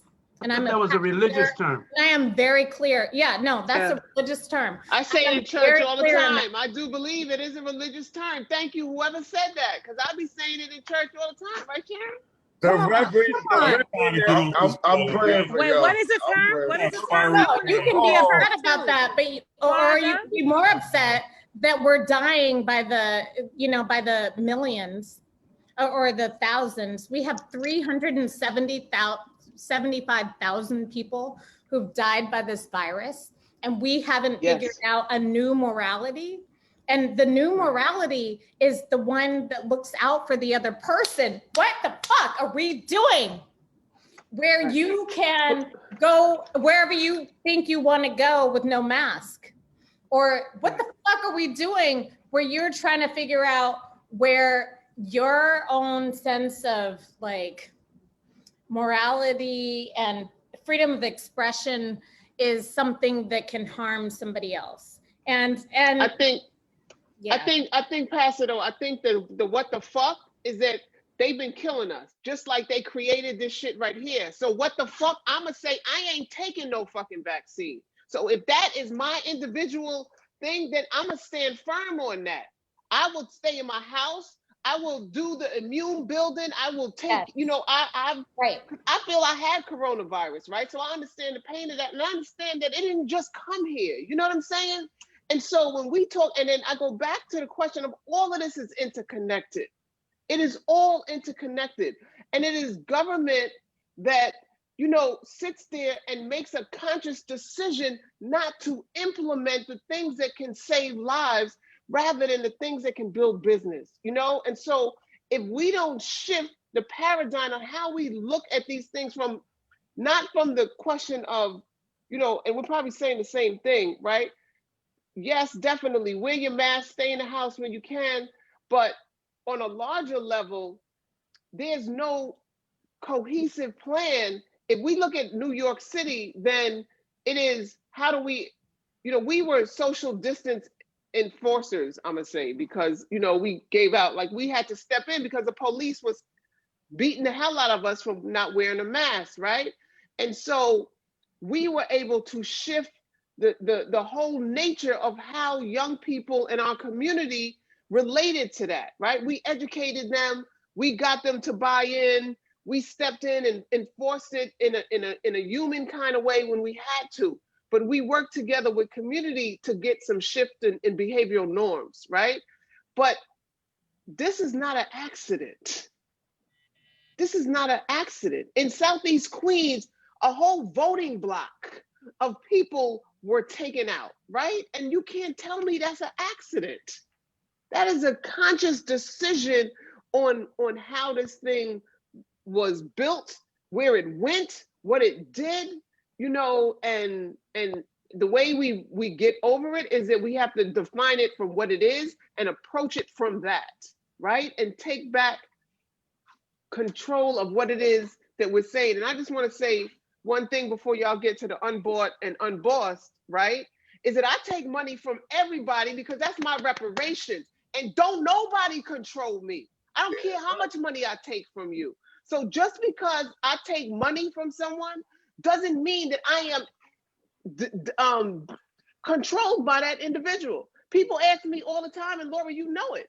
How do you take city dollars and cuss out elected officials so much and go against them and stand, because they don't control me? That's my money. Realtors, whoever, that's my money, because Black people built this city and they make money off of our labor, off of every goddamn thing we do, right? And so I'm unbought and unbossed, and I don't care who give me a check. You don't control me. You don't control me, right, Patrick? That's why Patrick don't give me no checks. He get everybody checks in the world except me. You know, because people and don't give nobody no and that's why my blood boils so much, because I see elected officials on here that when they running for office, they down Erica, dirty. don't let anybody control you. I agree with Hey, you 100%. Tim, what up? Wait, hold on. We got some unfinished business here. That made Tiffany come out into the light. You come out to the light. Word. Hold on. We have some unfinished business here. There's nothing wrong with holding elected officials accountable. In the right That's corner, right. we have Ray McGuire. Because we would have a Harlem Mother saying in every crack of the city. Before we do right? that, In every crack of the city. in Come on, yo. Put the money where your mouth is. Kirsten, I got one prescription to end this pandemic. What's that? Clap back every night of the week. That'll end the pandemic. I tell you what. Fast. I tell you what. Hey, Sean, give me my damn reparations and I'll clap back. We had to clap back That's every what night. Biden needs But listen, to do. this don't Biden needs to give us a down payment on reparations. Black people got Biden in office. Where's our Okay. So listen. Before this goes into a total nosedive, right? It is 1 o'clock. It is 1 o'clock. It is. We still have some After party started. 1 o'clock is early. Come on. Y'all be quiet. Come on. I want to see the race. I'm gonna mute all y'all mother effing, all right? All right. Still have some unfinished business, and we need to get it out. And in the blue Brooks Brothers suit, we have Raymond McGuire. And in the black Mashoud, we've got Joey Cumbo. At the bell. Ray owes us we should start with Ray because he's Don't think Lori won't throw out her Brooks Brothers when she clap. needs to. I know she will, or her St. John's. I understand. Yeah, but he took the last blow, so I thought we should absolutely. Took the only blow he deserves. Y'all slapped him up a little bit. Go ahead, Ray. They did though. The only blow. I can't. First, let me say to Majority Leader Cumbo, thank you. Thank you for the question. So it gives me an opportunity to actually talk about a lot of things that you have referenced, and I'm so appreciative of that. And if I have offended any of the women here, I apologize for that. It certainly wasn't intentional. It was to reflect the shoulders on which we stand and the icons.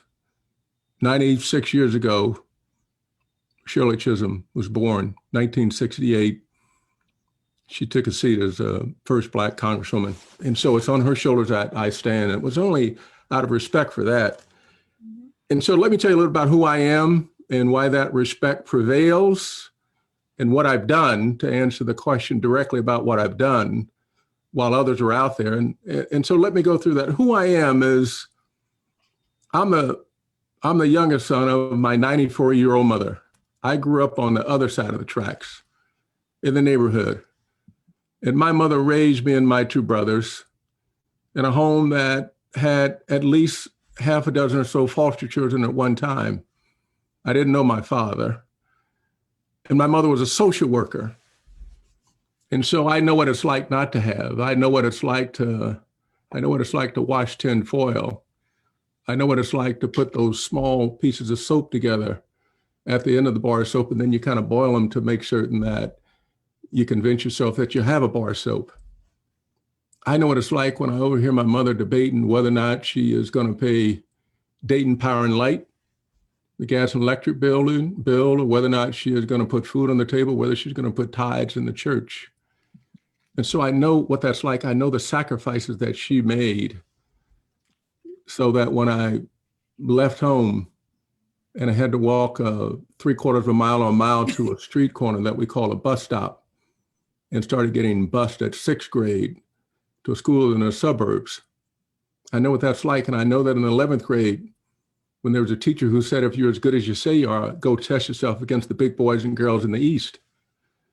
I know what that's like. And so I took a plane to Bradley Field in Connecticut, and I was 16, and I went around New England by myself, looking for education. And so I was able to get that education. When I came to New York, I had three things. I had a good education, I had a lot of debt, and I had no money. And New York has been good to me. It's where I met my lovely wife, Crystal, and we have three children. Leo, who's 8, Ella, who's 18, and Cole, who's 20. And so I came with that, with nothing. And New York has given me an extraordinary opportunity to come and compete in one of the most competitive fields that exist anywhere. And I've done that for the 4 decades that I've lived in New York. And I start at the bottom. And so I started at the bottom, was able to work my way through to get to the highest levels of this business. And for 13 years, I was a long and standing head of the business in the history of Wall Street. And while I was the soul brother, I made certain I was not the SOLE, soul brother. And so my time on Wall Street, yes, I've done a lot of deals. And yes, I got a lot of relationships. But what I have been able to do, and my word says, be known by your deeds and not by the advertisements. But since you ask, let me pause a little bit and talk a little bit about that. So in my almost 4 decades on Wall Street, I've been responsible for making certain that I had, just like Franklin A. Thomas did for me and Vernon Jordan did for me, on whose shoulders I'd stand, that I extended the ladder. And so if you look across corporate America for the past 20 years, if you look on Wall Street for the past 20 years, you will see that practically every Black person, Black and brown person, male and female, have had some impact in their careers. I've gotten many of them paid. I've gotten them promoted. I've gotten them empowered. I've gotten them, in the earlier comments, we talked about getting them on boards. I've gotten them on boards of directors. And you know what? When I talk about what Martin Luther King Jr. says about not being satisfied, I'm not satisfied to just be able to get to the lunch counter or be able to order a hamburger. I've made a lot of them owners. A lot of them owners. So we've been able to take them from being no class to middle class to being upper class where they're owners. And we've been able to support a lot of Black millionaires who have given back. And so that begins the conversation on what I've been able to do. That is not only responding to every phone call and every email of a Black and brown person on Wall Street, I don't know, for the past 2 to 3 decades, not only having been in a position of leadership, not only management, but leadership, where I'm the only one who looks like me in that position for 13 years, globally, having built a business from the bottom of the crisis, attracting and retaining the best people. And the only person who looks like me, being able to do that, making certain they get promoted and make certain they get paid, which is what I want to do for our people. And then I look at what is taking place in the world of philanthropy. And I know that many of you have an interest in arts. So let me just start with arts. In the art world, I've been involved in the art world now for, I would say, 3 decades. Been at the center of collecting Black art from not 300 BC to Derek Adams to Deborah Roberts. And I know that many of you have an interest in that. And so I've been involved directly in arts. I was involved in the Harlem School of the Arts in the early days with Betty Allen, supporting Harlem School of the Arts. I've been involved in the Whitney Museum, which today has 4 Black and brown and gay curators, which is more than any art institution in the country. I've been there for almost 3 decades, making certain that the Black artists and the Black curators get represented. And I've sponsored and supported Black artists for 3 decades. And I look at, that's arts. And I'll come back to arts, but I've been so entrenched in the art world. And oh, by the way, there have been exhibitions that I have sponsored, exhibitions at the Whitney Museum, exhibitions at the Brooklyn Museum, exhibitions that were run by Okwuyen Wazer, the first Black person who sponsored, who directed the Venice Biennale. I supported Oku when he did that. And there's a big exhibition going up on the West Side Highway about We Should All Should Be Proud by David Hammonds. I supported that. That was at the tune of $300,000 of my own personal money. And so I look at the arts. And oh, by the way, there are exhibitions around the country that I have sponsored, that my wife and I have sponsored. And so that's the arts. Well, maybe not me, don't let me leave that. There's a studio museum in Harlem, and we now have a building going up on 125th Street. And we started out with what white folks said was a pretty ambitious program to raise $175 million. We've raised that goal to $225 million. And so I was there when I looked at Glass Eyes, and yes, you got one of the most brilliant people in the art world in Thelma Golan, whom I've supported since she was a curator at the Whitney. And so the arts world, and I sat on the board of the Terra Foundation, and we sponsored arts, especially arts of Americans and Black Americans around the country, around the world. And so I look at the arts world. So that's arts and culture. Well, And I I go to give you education. time to respond. Excuse me. I'm sorry, let me continue. Please, if you let me continue, then I look at education. I've been integrally involved in education. De La Salle Academy is a school for 6th to 8th grade Black and brown kids in the inner city. I've been involved in that. I've been involved in making certain that our kids were as educated as they can be, deeply involved with education. And let's go to healthcare. Healthcare, I sit on the board of New York Presbyterian Hospital. And oh, by the way, there is a emergency room with a nurses station at 168th Street. That's $1 million, which we put in. So if you go there and you look at that nurses station, which is primarily for Black and brown people at 168th Street, you can see that we've invested there. And if you then go, so that's healthcare. If you go to education, in addition to health education, sit on the board of New York Public Library. And in the New York Public Library, making certain, one, that we had the right leadership at the Schaumburg, and two, making certain that in the branches, in the 88 branches, that we had Wi-Fi hotspots for the kids of the neighborhood, like me, who didn't have access to Wi-Fi hotspots. And I made certain they get access to Wi-Fi hotspots. And also, in addition to healthcare at the height of COVID, making certain that we got PPE into Brooklyn, making certain that the folks at the Harlem Hospital got paid to the tune of $25,000. So if you look at that, and then I'll go to what's taking place with the criminal justice system. One of the first initiatives, Arts for Justice. I was one of the first ones to sign up, Art for Justice. If you then look in the community where we have examples of leadership, where people have Macro, as you know, has got Just Mercy. They got Judas the Black Messiah. They have Fences. I was there at the beginning. There were two people who advised Charles King at the start of Macro. I was one of them.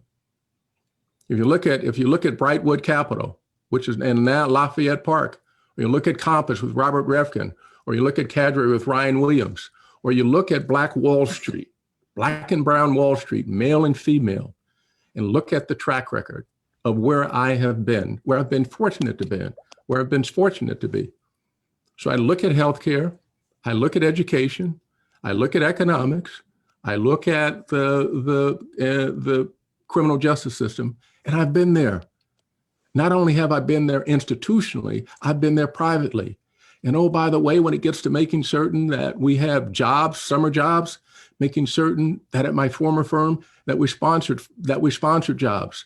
And oh, by the way, also in education, I would be remiss if I didn't say I've helped sponsor and advise Spelman, called Dr. Mary Schmidt Campbell, Morehouse, called Dr. Franklin. There, I've been on the ground making certain that Black people were at the table, were in the room when it happened, creating wealth, creating jobs for all of our children, especially those kids who look like me, given opportunities across corporate America, across Wall Street. So if you ask, my name gonna ring out on the wire. It's gonna ring out on the wire. All right. So you ask about the contribution, the $5,100 contribution. $5,100 is not gonna change me. And oh, by the way, the donors have gone from $20 to $5,100. It won't change my lifestyle. You have a coalition of people, 3,700 people and more and counting, who have decided that they want something different. They want to change. They want somebody who can lead this city and bring it together, especially focus on Black and brown people. And oh, by the way, MWBEs, when you allow yourself to get put in that box, you're always going to be put in that box. So the people who I've supported and the money that I personally invested has made certain that we're not in that box, that we get the capital. I've gotten capital into the communities, so that people can own the restaurants and own the bakeries. And for far too long, because we've been outside, when we get a little crumb, that's it. And I'm not interested in the crumbs. We get a little crumb and we think we've been fed. I'm not interested in the crumbs. I'm not interested in the cake. I'm interested in Black folks owning the bakery with equity. And so I have a track record with the examples, the shoulders I've talked about. And what they taught me was to extend the ladder. So I have a whole group of mentees, a whole bunch of Black and brown, female and male mentees to whom I've extended a ladder. SEO, 400 plus Black and brown kids. SEO, sponsor educational opportunity, help to sponsor that. 150 HBCUs. SEO, MLT, which is the pipeline for Black people to business. Every single year since John Rice started that, I've been there. Ask William Goodlow about SEO and who I've been with. Been there from the start. All right. Council of Urban Professionals, been there from the start. So the track record is there, and I so welcome your question. So thank you. Thank you. Majority Leader. Yes, do I have equal time to respond? Absolutely. No. No. You've heard it all before, Councilmember Cornick. You haven't. Please, no. Is this a debate? Because we can each debate. No. This is not a debate. No, I'm just, let me tell you something. Come on, Brooklyn. Not a debate. Kevin, Hold on. Wait. Here's why it's not a debate. It's not a debate because Eric didn't prioritize being here to defend himself. Right. Holla.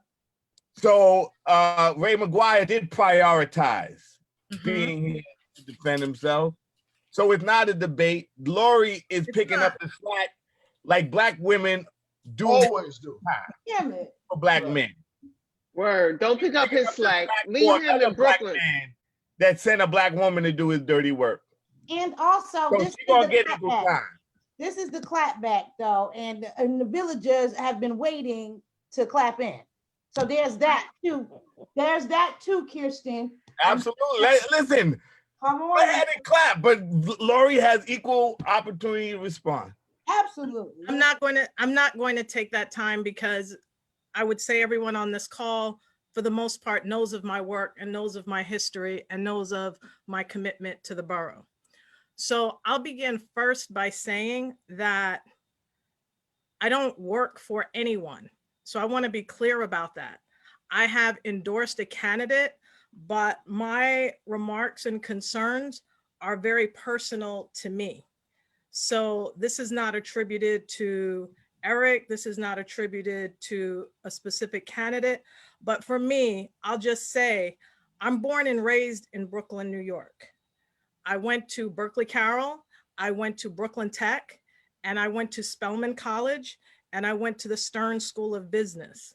And my first job out of there was at the Metropolitan Museum of Art.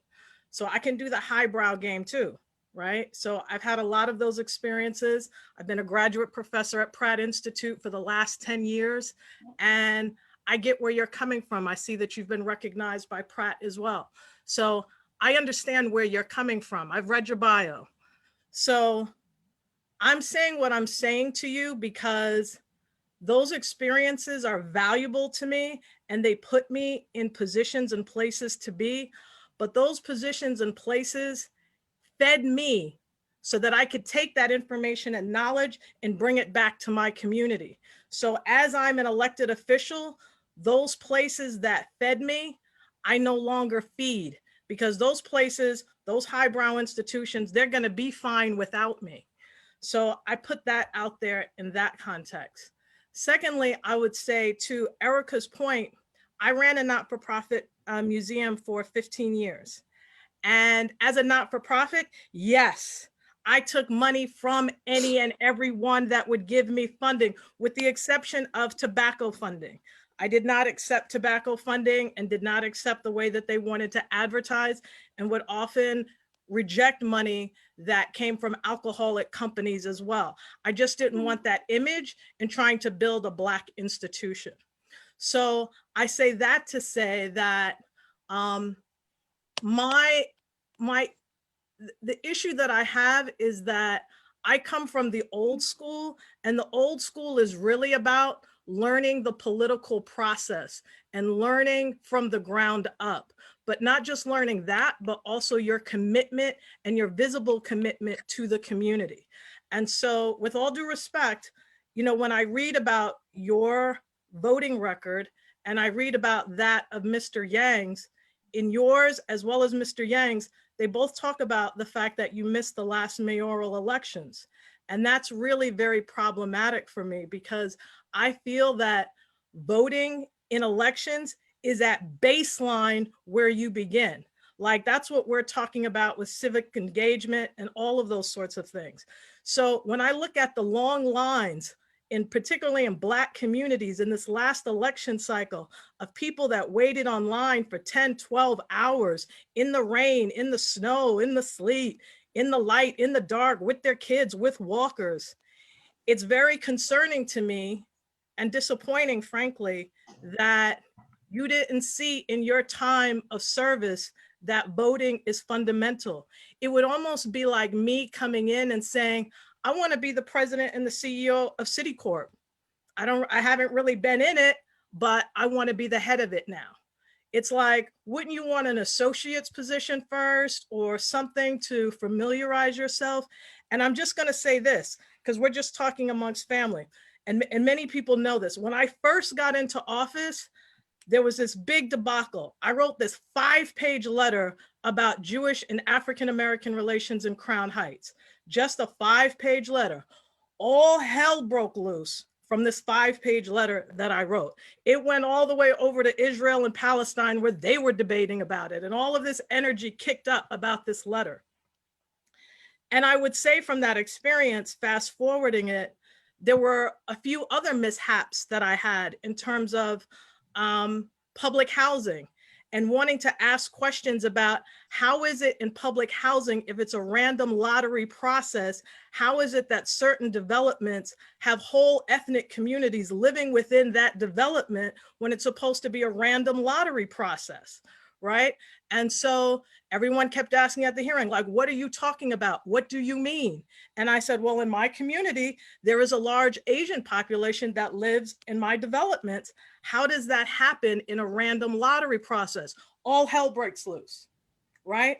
So what I'm saying to you is from the question that Mr. Yang asked in terms of what's the single thing you want to focus on when you become mayor?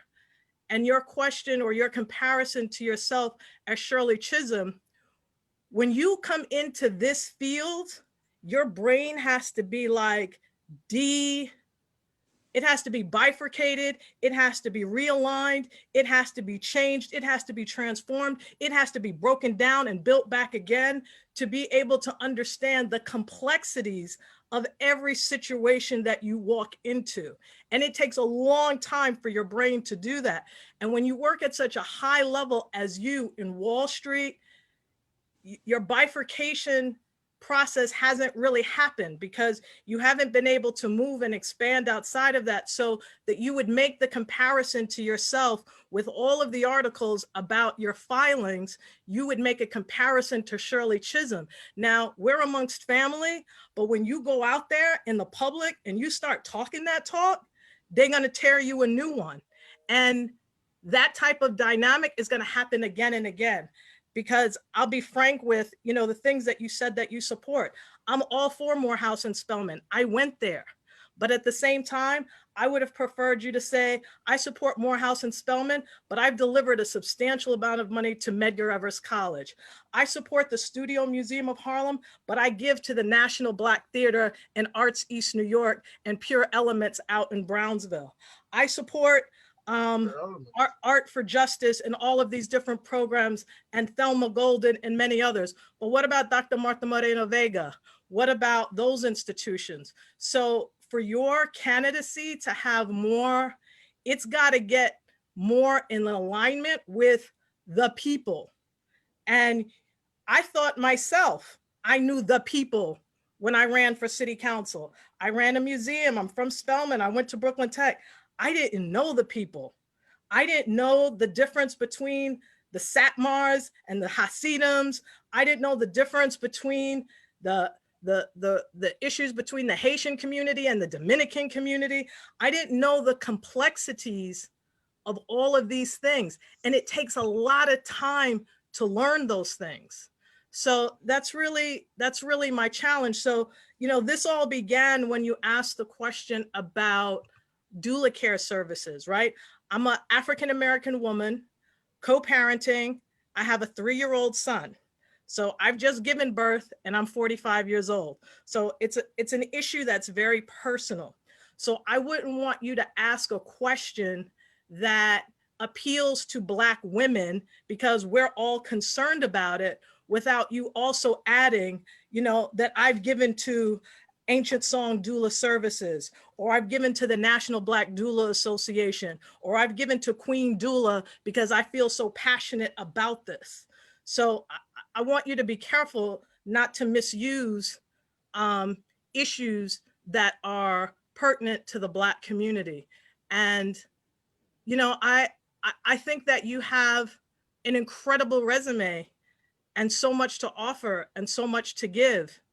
I mean, I just personally think that you could offer those same skill sets to the city, but not in this capacity. We have a very serious election coming up.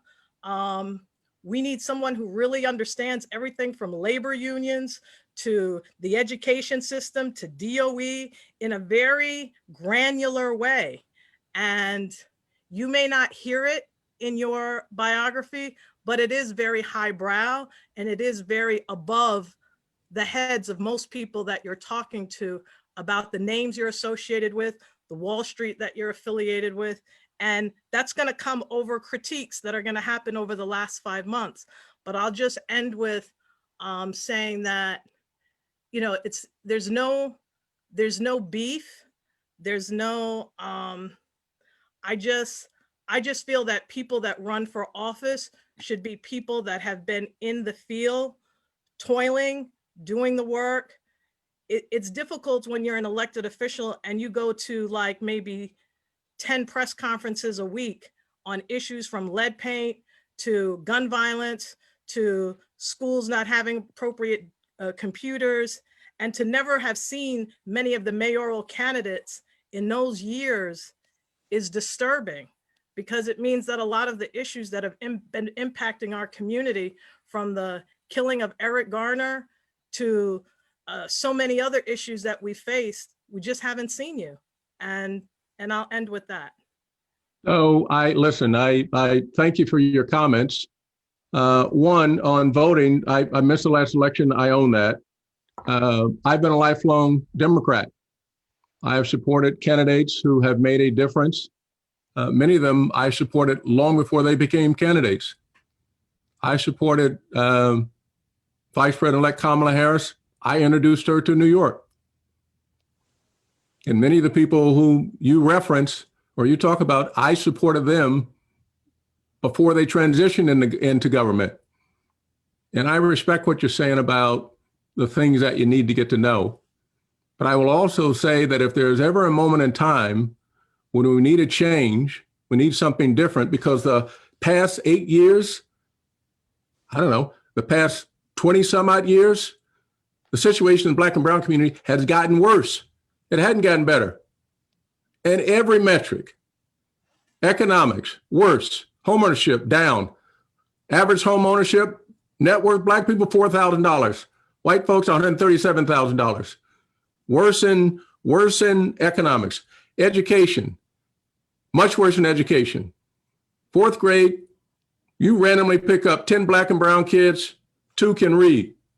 What's the graduation rate? 25%. We need a change. Look at the criminal justice system. Look at the healthcare system. And so, no, my discussion about black women's health is because I'm married to a black woman, proudly married to a black woman who's deeply invested in the community. And no, I don't have to go anywhere to know what it is to be black. I am black. That's how I grew up. I know what it's like not to have. I know what it's like not to have. I know what it's like from when I called my 94-year-old mother and said, Mom, I quit my job. That's a whole nother conversation. Boy, what, boy? You done lost your natural born mind. And so why are you doing that? My mom is a woman of the word. And we talked about a few scriptures. She said, you know, when the foundation is crumbling, what will the righteous do? She said, I know the things that you have done here. I know the things that you've done.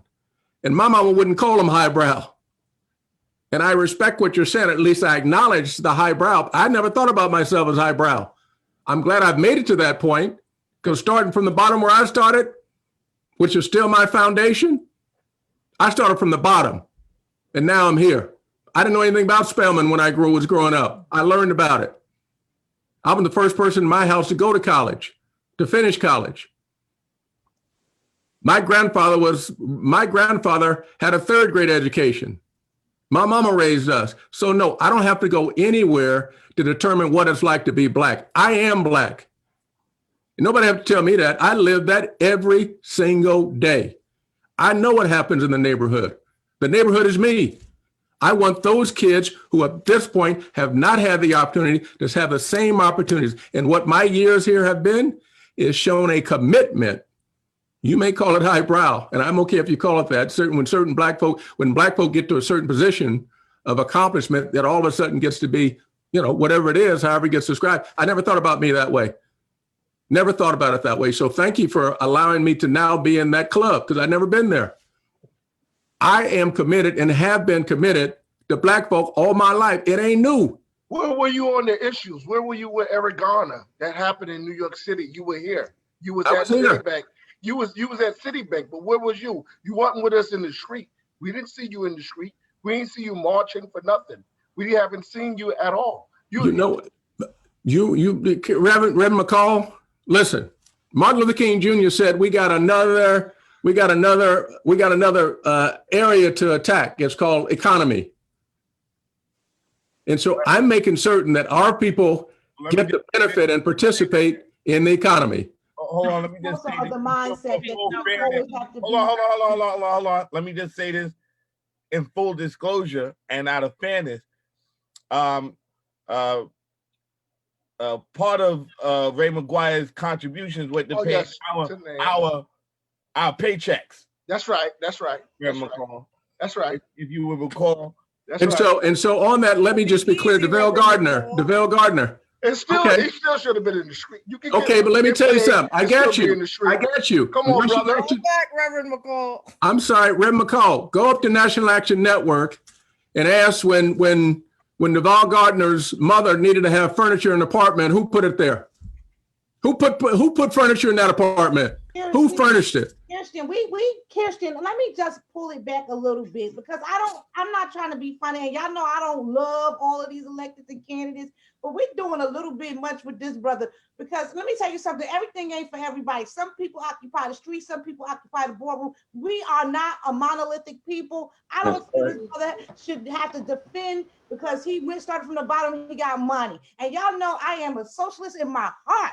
And I still think we should not treat each other this way. So I'm gonna say it because I mean it is the clapback. I am not here to judge this brother because he got money. What I'm here to judge him about is what he's about and what he's doing. If he in the streets, he in the streets. I'll be in the streets. I'll be in the boardroom. Everything ain't for everybody, and I don't think it's fair to hold him to that standard. I just don't. And I feel like we calling him highbrow. That's your opinion of him. That's not my opinion of him. I think he's a successful achiever. That's who we want our sons to be. That's how we want our people to look. And I ain't mad with this brother. So I had to put it out there, and I'm gonna say it the way I mean it. And I just don't want us to be jumping on this brother because he got money and all of that. You know, I'm not a friend of the corporations. Everybody who knows me knows that. But what I'm saying to you is that I don't understand the standard for which we holding this brother to because he's successful. I don't like it. I don't think it's correct. And I don't think we should do it here on the clapback. Well, the same question goes to Sean Donovan as well, who was in New York City. The same question goes to him. He's not exempt from it. It's all the candidates that's running for office. If you're running for office, you should be involved in everything, not just in economics, not just marching for justice. You should be involved in every issue, like Lori said, in the city that has happened with our people that we go through. You cannot be exempt if you're running for office. Because when you win, you are going to have to be in the street, in the boardroom, in the NYCHA development, at the Whitney Museum, at the Caribbean Cultural Center, at Pink Houses, at the Candlelight Vigil. And if you don't have experience doing those things, it's going to be a problem. And in addition to that, you have to be able to show people that you have been there on those issues so that they know that you genuinely care. And let me tell you why. Because with this particular job, you have to do this because you love it. You have to, what I do in this particular role, I'm not getting paid for, right? I'm getting a paycheck as a city council member, but when I'm showing up on the weekends, showing up at night, being here for this person, being here for that person, I can't even say the people that I'm helping personally because that's also not politically correct. Right? So we all have those people in those cases that we're trying to help people that are in need and to get them the services or for the funeral or for the this or for the that. We can't even really talk about that as elected officials. So I'm just saying, I do what I do because I love it. And before I got elected, I was doing that same work because I loved it. So you know I'm going to go above and beyond when I get elected, because when I wasn't getting paid to do it, I was in the streets with many of you doing this work because I cared about this work. It's important to show that you care about it because you cannot, this is the type of job with all of the, I guess, as you could say, highbrow experiences that I've had. You got to take that and use it when it's necessary, but you got to switch up and do something else when you got to be someplace else with some other people. You got to be able to switch up. You got to be able to switch up with the Satmars the same way you switch up with the Hasidims. You got to switch up with the boardroom the same way you got to switch up with the Dominicans. Like, you got to be able to understand and tune in to what the people's issues are, what they care about, but most importantly, what they are offended by. So listen, I just if I can. I want to say this. I'm sorry, madam. You've done a terrific job. But at the beginning of this, you said, I didn't know the difference between this and that when I first got elected. I didn't know this, I didn't know that, which meant you learned on the job, yet on the job training. It meant at the very beginning, your district suffered. And I don't say that lightly. It suffered because you didn't know. That's for any of us that go into something we don't know. Right. Also, at the beginning of this whole conversation, we talked about we wanted to know how to our businesses to increase capacity so that they could go from being subs to being primes. That means we wanted them to begin to make money. And what I'm hearing in this, I agree with Karen. I'm not mad at the man for having money. I'm not mad about that. Because I feel that we have to have a complex amount of people involved in government. Not all social workers, not all business. We need a myriad of it in order to make this city a success. And so I feel now that I didn't hear all of this on Scott Stringer. I didn't hear all of this on some of the others. I've never even talked to Ray McGuire. Never even spoke to him. But I mean, I'm just listening to this, and we spending an hour on this. So I agree with Karen. Chief Bank. And I My Kirsten, son can I? could be a multi-millionaire. I'm over it. I'm over Billionaire. this conversation too, because I feel like some parts of it is very disingenuous. These Mm-hmm. council members make six-figure salaries. That's Mm-hmm. more than the average person. And I'm just saying, let's move on to something else, because I am starting to get rubbed wrong because it's a little disingenuous what's happening here. This is not a real discussion about we're talking about one man and his money, and this is not a real discussion that I think is what the clapback is about. And I'm just gonna say that. I think your chicken is burning, Karen. I do think Senator Leroy Comrie came on at 2:00 in the morning. That's all I want to know. Now Leroy been there. I've been here the whole time. I've been here the whole time. I've been here the whole time. I've been on the whole time. I was just letting all you guys talk, but you know, I come from. He's always here. I got you. I've been on the whole time. I was just letting you guys do all the talking. Yeah. I just saw my Leroy been there the whole I time. want to align myself with Karen and everybody else, but I've been listening to you guys You all up on evening. that. You called Leroy up on that. You called me out. I've been on since we all joined. I just hadn't said anything because I let everybody else do all the You talking. ain't got to do that. I was saying hello to my man. Y'all got it all wrong. Stop. That is my man. That's my senator. Hold on. How many times you been on, Rob?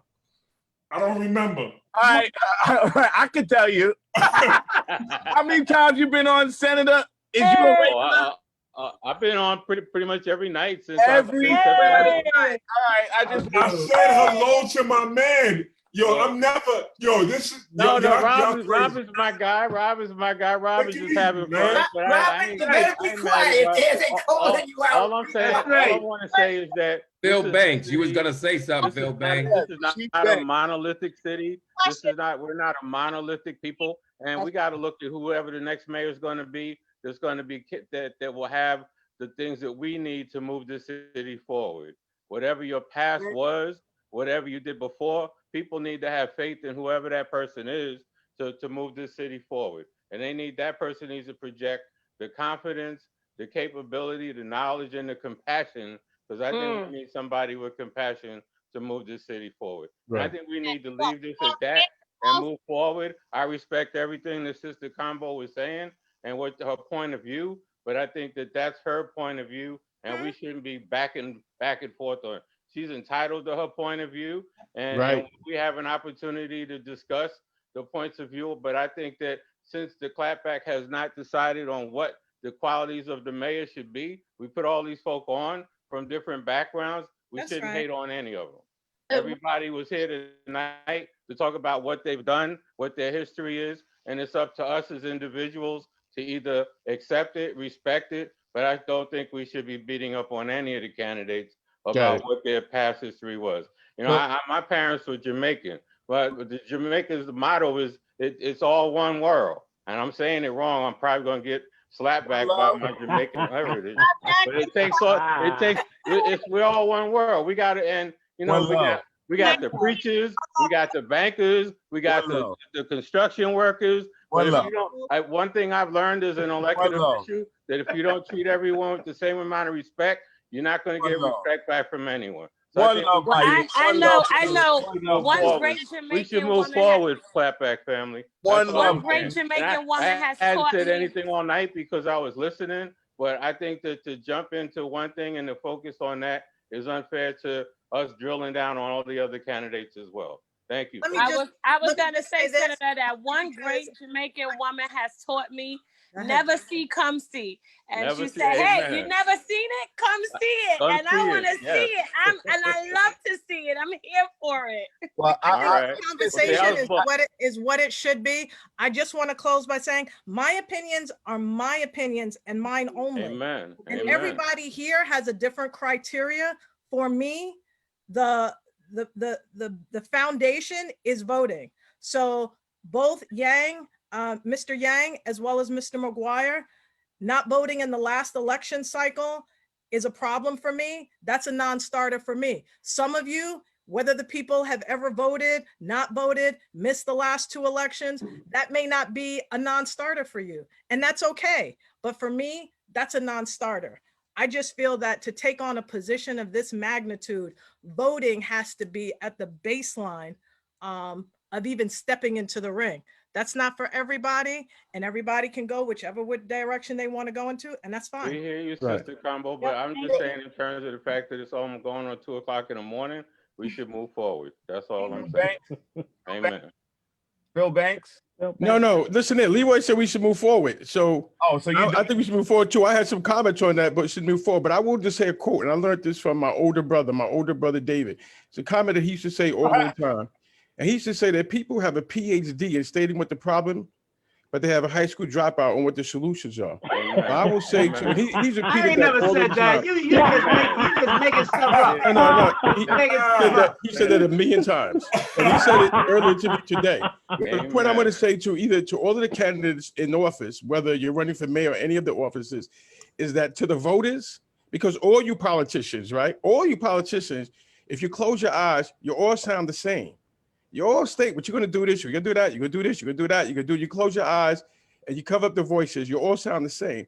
So we need to focus on like solutions, like what are the specifics of the solutions that you think are needed to rescue this city or to keep the city afloat?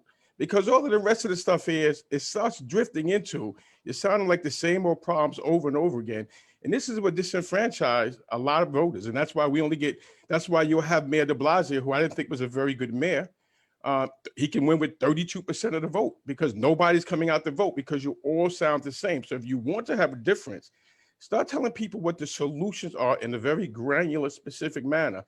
We as the voters are smart enough to certainly understand that. But I do think there was some great comments made today, and David has made that point a lot of times. So I'm giving him credit for that. Amen. Way Out to of go, Queens. David. Straight out of Queens. Straight out of Queens.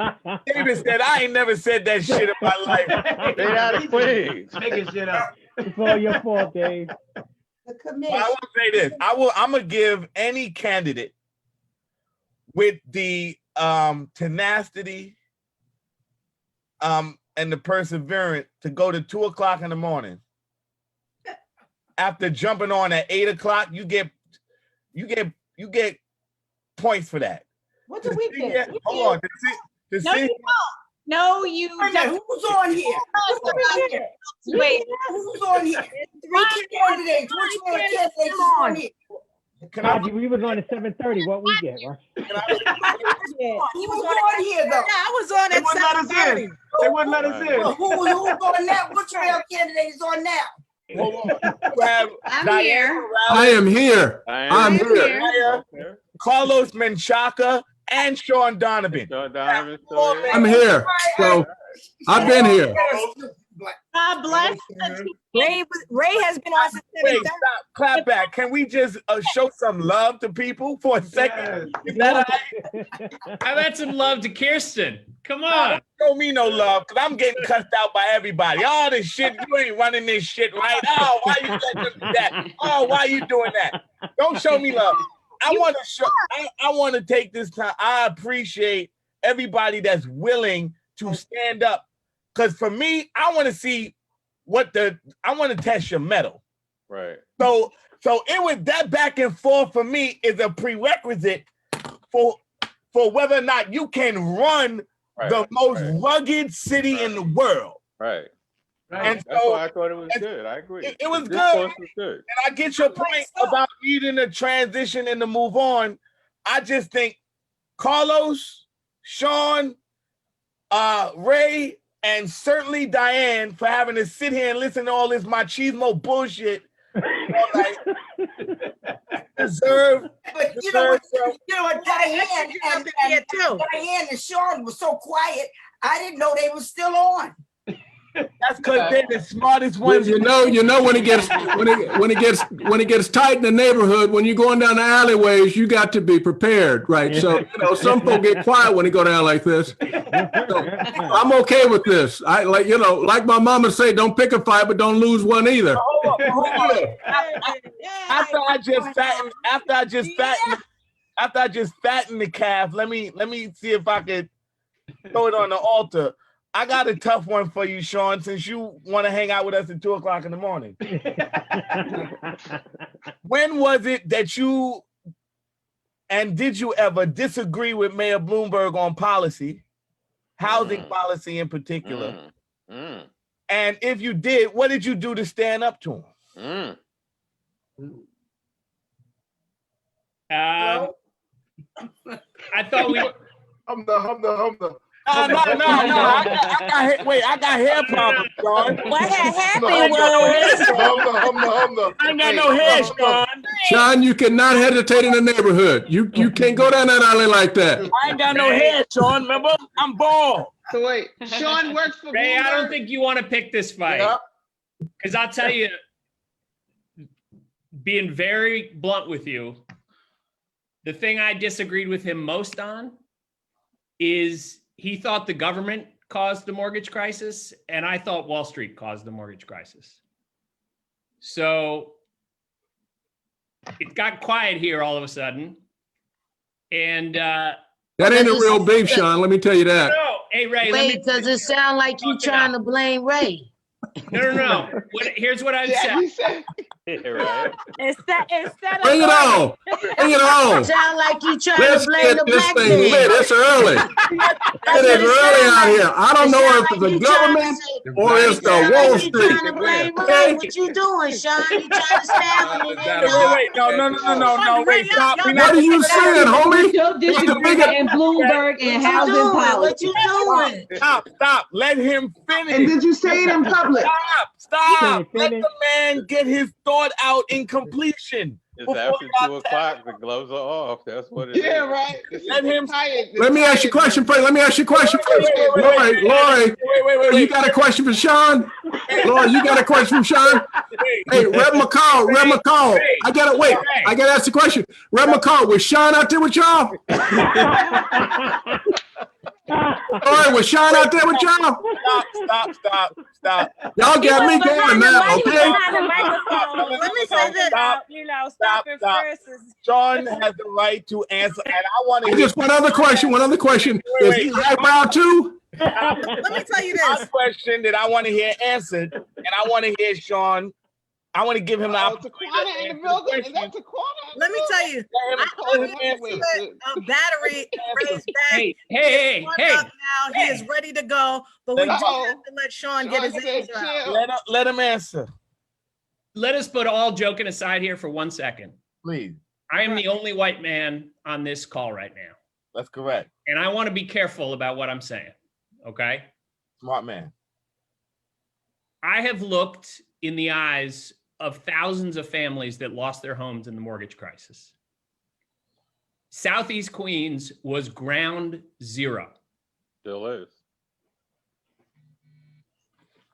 During the mortgage crisis, I was in Southeast Queens starting the Center for New York City Neighborhoods and trying to keep people in their goddamn homes. So when I say the idea that government caused the mortgage crisis, when I've looked in those families' eyes and not Wall Street, is personal to me. This is not funny. This is not a joke. And so the question to me is, I made a choice the last 30 years to be working in neighborhoods around New York City and working across this country to keep people in their homes, not to put them out of their homes. That's the disagreement I had with Mike Bloomberg. When he said to me, this is the government's fault,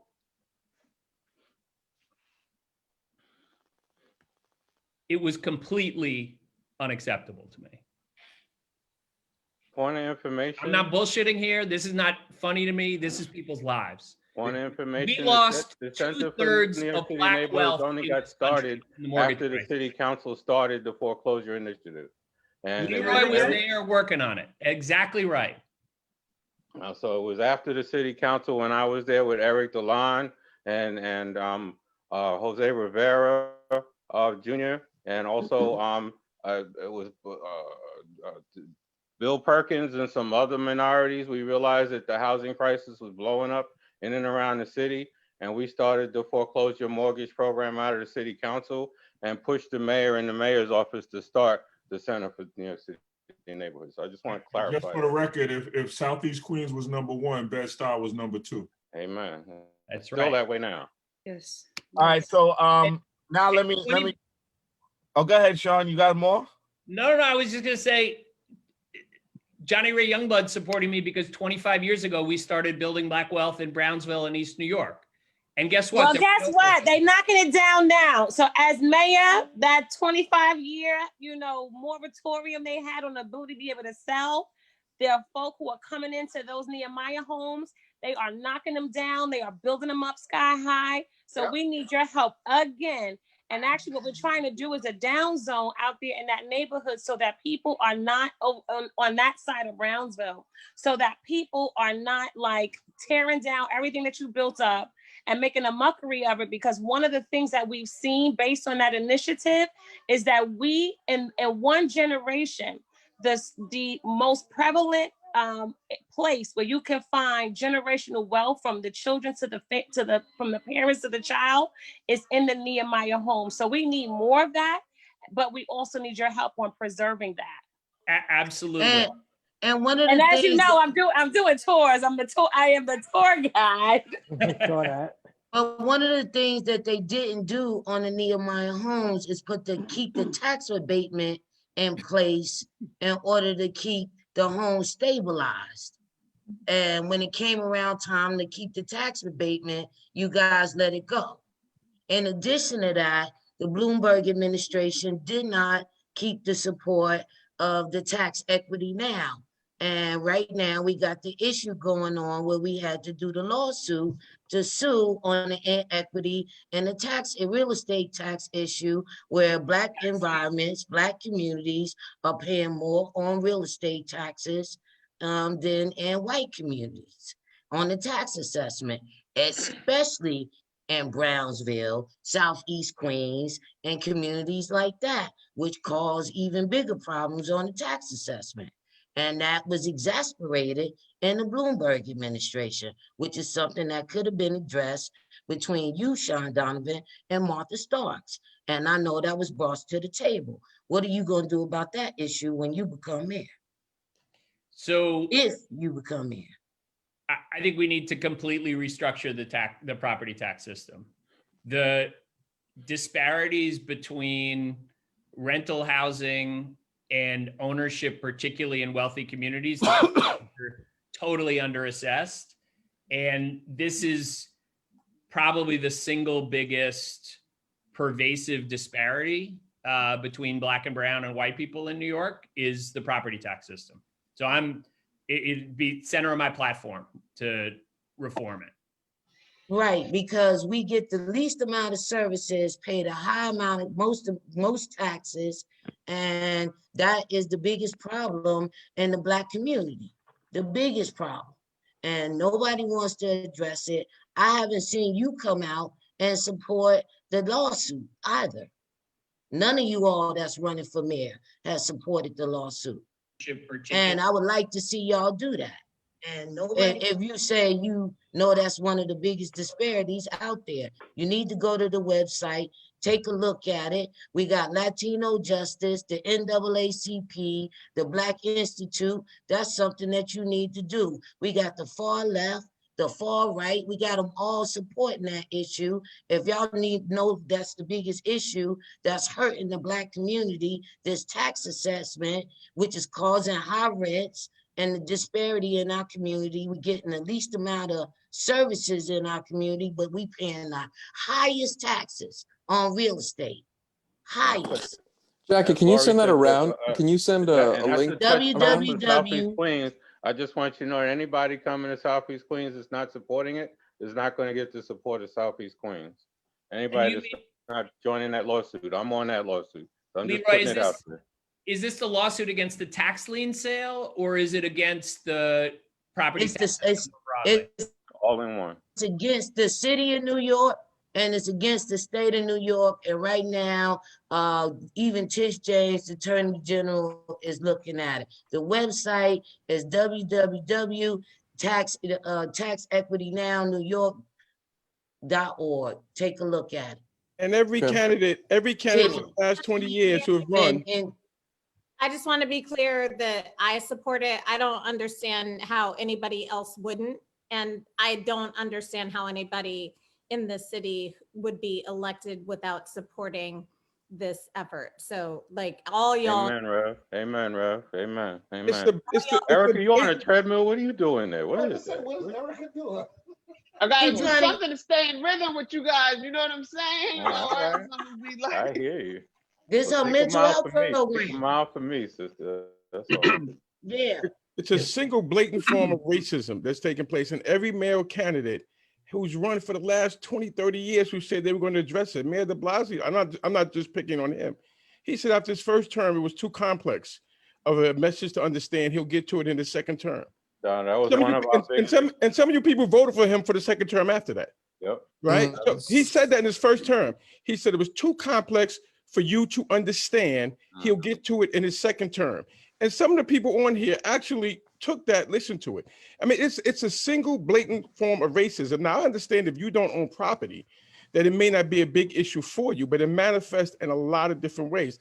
It's a very big issue, and I don't see how any candidate who doesn't make that a priority should get our support. And it manifests in your rent if you pay rent. Yes. Right. It manifests back into your rent because the taxes go back to your landlord and it gets passed on to your rent. You Yes. wonder why your rent sound crazy? It goes right back into your rent. What you think your landlord right gonna pay that part separate out of his pocket as a courtesy? You sound crazy. Right. So Jackie, can you also connect it to the tax lien sales that the mayor wants in this budget? He's going to ask and force the council to pass. Well, I would hope you all support the Adrian Adams bill to correct the tax lien sales and also There you go. how to There you detect the go. liens in the Come on, assessment. Leroy. You know, so we need that should be something that the entire council should have embraced and passed already, actually. She's getting a lot of pressure from a lot of people that are not interested in seeing that happen because they're too interested in taking our properties. And I don't understand why the mayor hasn't done it already and has pushed this through, but this is one of the biggest things that is changing Black wealth and Black property ownership in our city, and it needs to be addressed right now. Adrian Adams has the bill. The bill makes sense. It works. It reduces the assessment and it reduces the liens, which can be up to 21% a day. Where's our Carnegie? Yeah, you know, so we need to support that bill and get that out. We're losing minority home ownership in this city left and right to where only speculators are starting to buy homes because they can't afford it. And the whole issue on rent and mortgage foreclosure is stuff that we need to deal with as a minority community because we're losing our Black middle class, our Black lower middle class, because they can no longer afford to stay in their homes. So what's the status of the bill now? Just let me, I'm going to have to, let me commit the following. I will take my highbrow experience and on this issue, I'm going to be like Ving Rhames and Pulp Fiction. I'm going to get a couple of hard pipe hitting brothers. And on this issue, I'm going to get medieval on their ass. So y'all know where I stand. Don't be confused. It's going to be a priority. And you know what? I'm going to take all incoming lessons, especially from Laurie Combs, Councilmember Combs. Just make certain that when I start whooping ass, I make sure I whip the right one. Combo, please don't fuck up the name, Ray. I'm just saying. Councilmember Cumbo, she knows who she is. Leader Cumbo, thank you, but that's what I'm gonna do. So when y'all see me out there highbrow medieval, All right. I'm coming correct. I'm just saying, I'm coming correct, okay? It's 2 o'clock in the Thank you, morning. You know your Sister name, Council Lori. Leader Member. You still here? You ready? Wait, hold on. Love and respect. Wait, I'm showing love.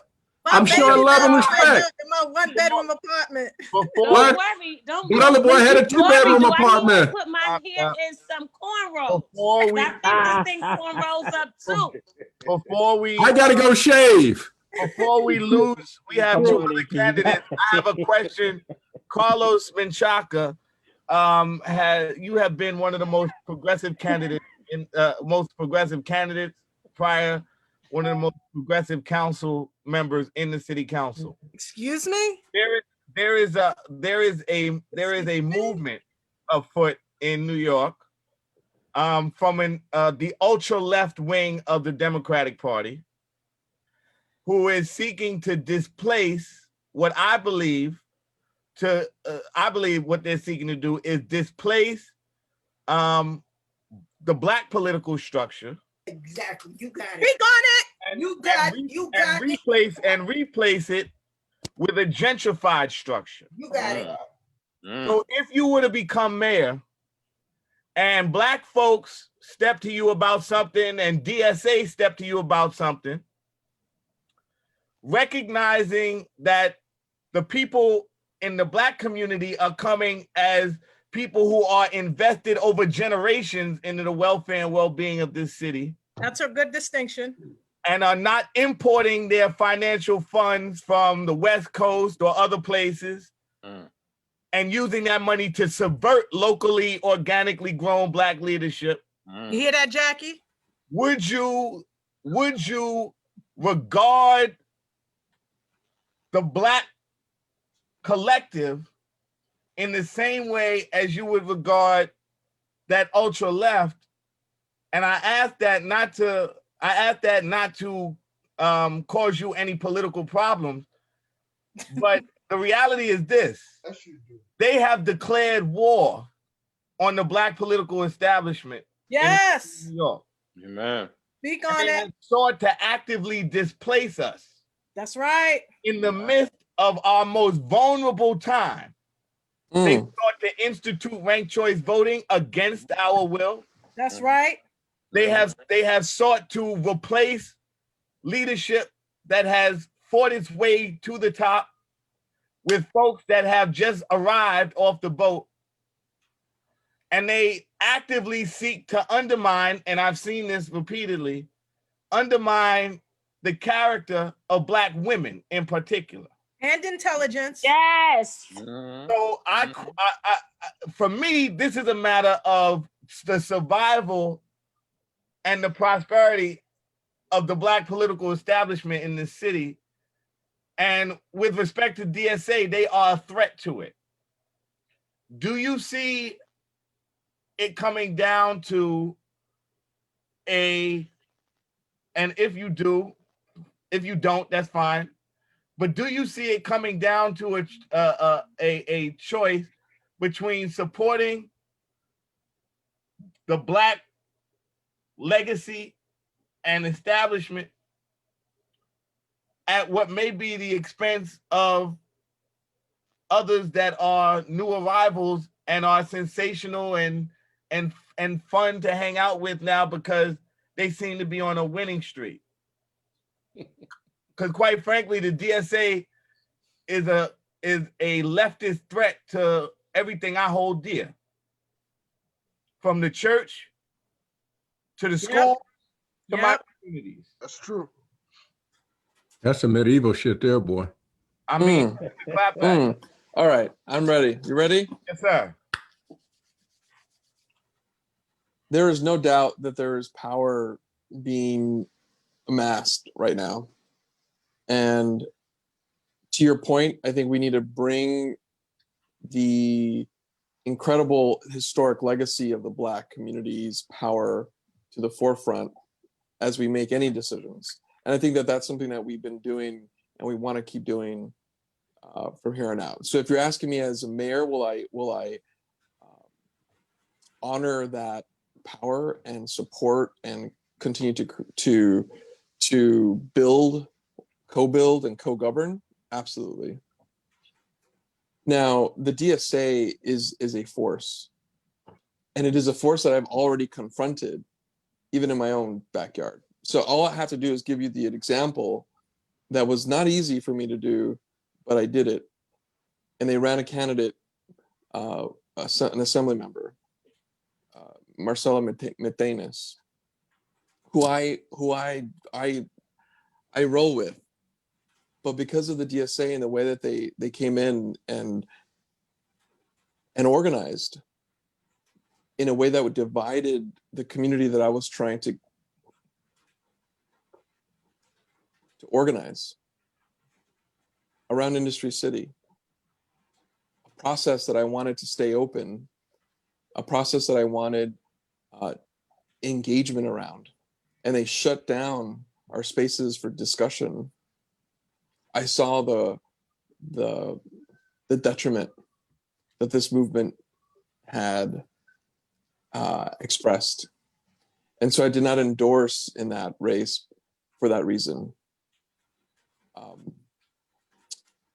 Will I confront them again if I have to? Absolutely. And I hope that that example gives you a sense of how I want to confront them. So that's me showing you already. And there's a lot of people in the DSA that hate me for doing that, and they'll never forgive me, and all that. And so so me being progressive in the council has caused me issues with even members in the council itself. Me standing up and saying this is wrong.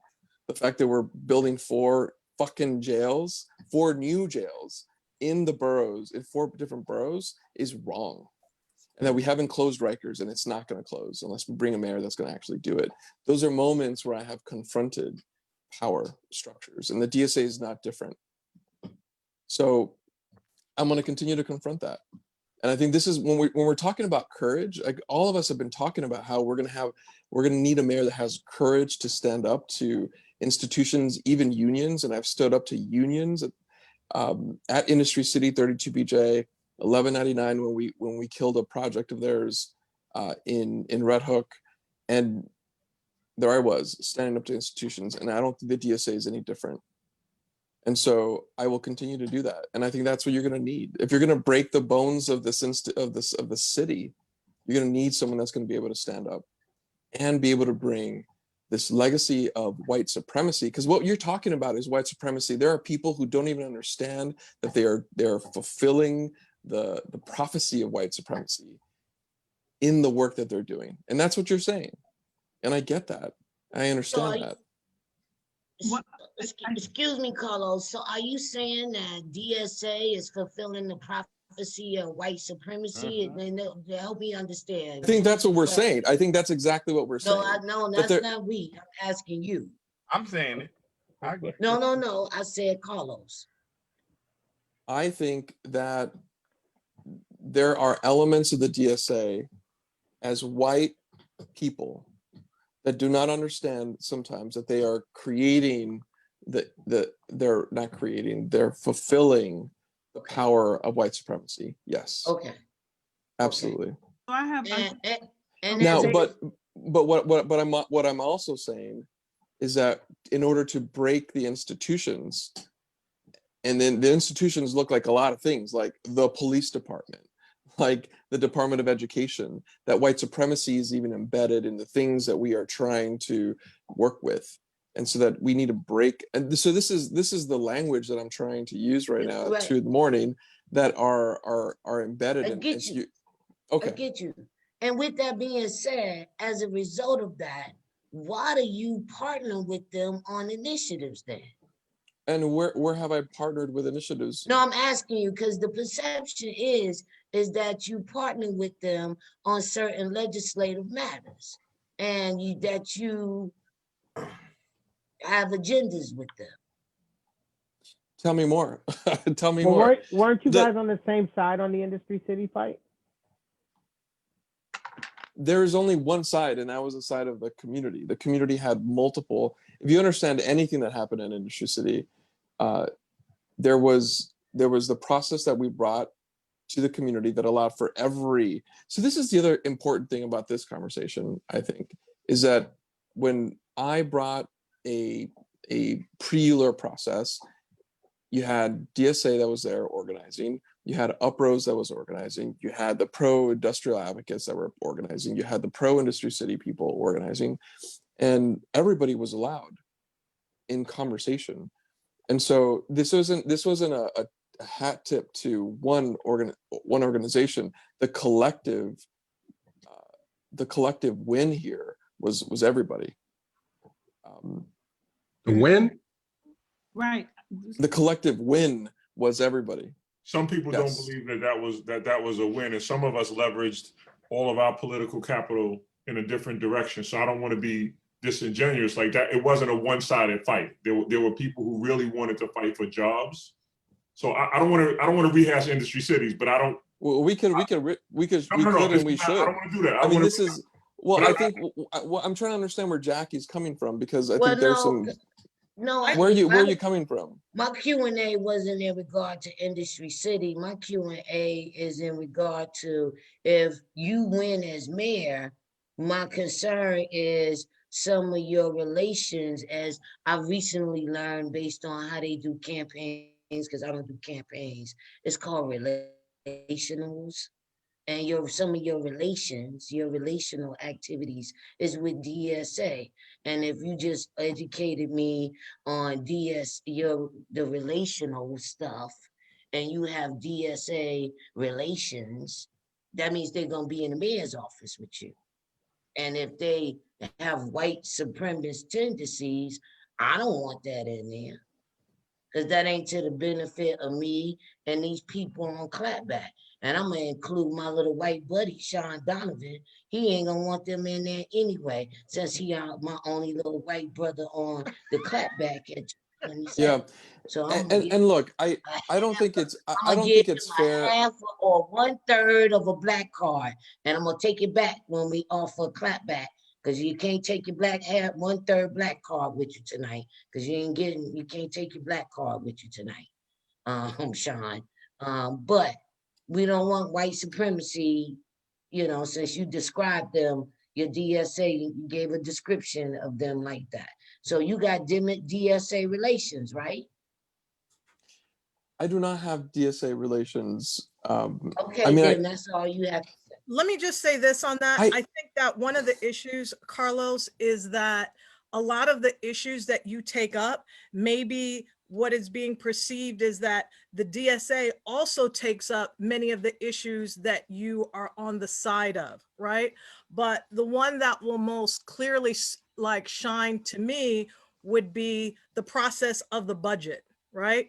So we had this process, as everyone knows, of voting on the budget. That's our role as council members. And you're part of what's known as the budget and negotiation team.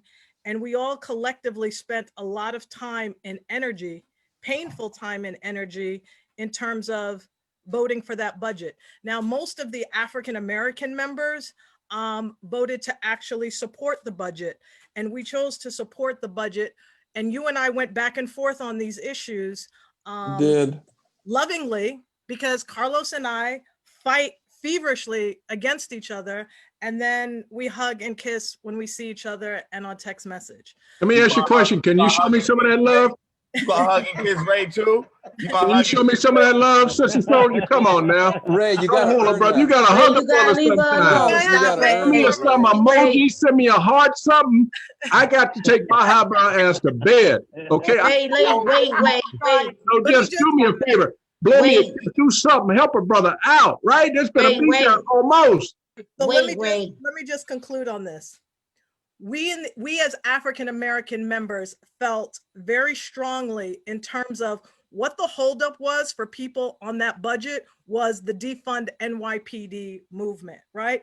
And you and I went back and forth on a critical issue on it in terms of the elimination of school safety, right? So the elimination of school safety, and I can't recall all the numbers, I'll round up, is essentially 5,000, 70% Black and brown women who, if we, to please the left, would have just said, it was 80%. How much? 80%. 80%. Let's eliminate 5,700 employees, and we will have brought ourselves to the $500 million mark to feeding what the community is yelling and screaming outside of our homes for. And for me, as an African-American woman raising a son, I understand what it would mean if a Black woman lost her job because we in the council have made decisions for our political expediency so that we would look good in the eyes of people, so that we would get the Facebook and Twitter light ups that you had the privilege of enjoying. But we didn't. I would agree with that characterization of what happened with the budget, because it didn't have to be, if you wanted to defund really, and I just want to be clear about this, not all New Yorkers supported what we think was a bait and switch in that city council budget. To be clear, you don't have to be DSA to want to defund the police and reinvest in our communities. And I just want to shift this just a little bit because it didn't have to be the school safety officers. That was not the choice of folks. But when you made that choice, that's what the city council did. And then to present it to us in one way, knowing that this other piece was here, I don't want to put that on one city council member. I saw that as a collective bait and switch for political expediency, and I would not put that on one particular city council person. And I don't think the majority of people who support defund are necessarily DSA or super left. We understand the need to defund $6 billion, and we talking about social work and healthcare and all these education inequities. We don't see it as a far left proposal. I see it as a reinvestment in what should have always been. We talking about these communities who had all these pipeline and education programs gone. You want to know where it's at? $6 billion. The real problem was they tried to make that. I don't want to put that on the left or the DSA because I don't think that that's a fair equivalency. I'm just being honest with you about it. I don't think it's a fair. I agree with you, Karen. I agree with the issue, but the issue was the issue, Karen. They marketed that way. 1 month. They tried to do it in 1 month. The far left. Just say this. The challenge with defund was that it's saying we should go from cutting 1 billion or 3 billion, right? So those were the two numbers that were thrown out, 1 billion or 3 billion. To me, the key elements of issue with that is that if we want to reform the NYPD, halving the amount of officers in the NYPD does not automatically and instantly guarantee a voila of a racially sensitive, well-trained police force. It just does not.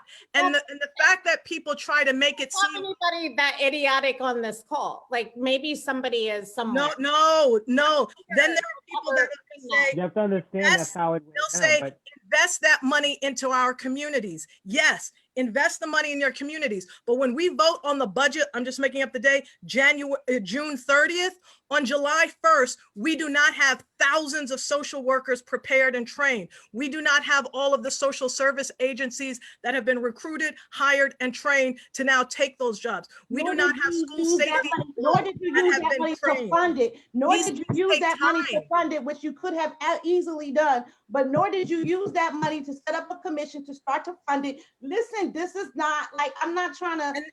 And that should one particular person. I'm just saying it's an unfair equivalency to put that one on the far left and call that DSA. That's a different argument. And then now everybody cares about, I am a labor person. I'm the one that said we could have made that budget so that it did not affect civilian employees. So now we're going to talk about all the poor Black and brown people. But the truth of the matter is that decision to circle it that way was the city council's decision.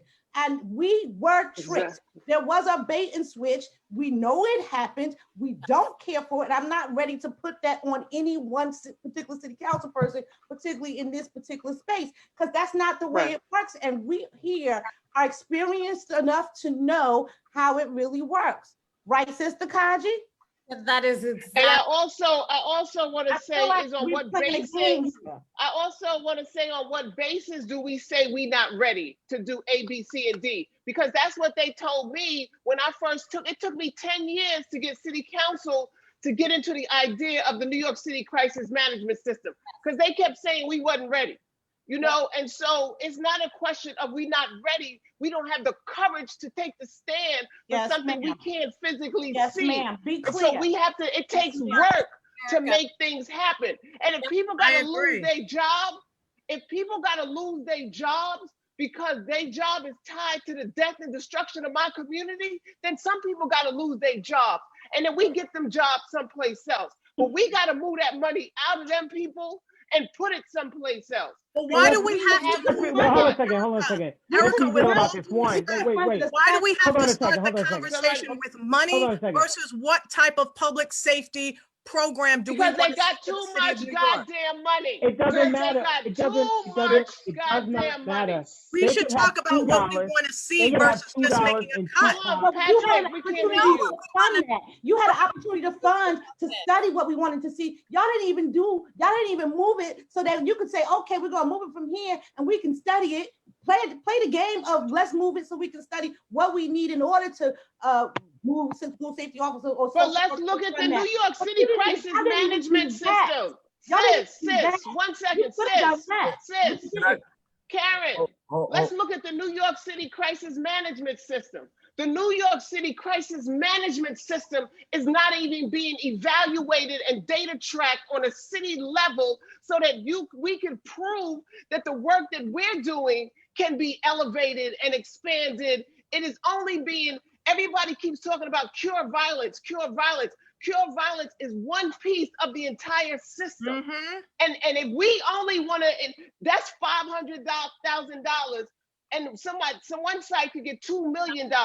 You only making them evaluate the $500,000. What about the $1.5 million? Right? Like so when we talk about why money is because money makes things grow and work. We cannot do the job without people, without resources, without equipment. That's why money is the issue. Patrick. The police department. Go ahead. No, I didn't mean to cut you off. All I want to say is, you off, Eric. No, you good. I just think that, first off, by making the whole argument of defunding the police in its current state, by taking money away from the police department to put it into something else, it's saying to me that we need to do social work and help people because they are the problem. They're not the problem. The police are the problem. And defunded, we can reduce our police force down from 40,000 people to 20,000 people. And you know what? 5,000 of them are still going to be kicking my ass in Southeast Queens.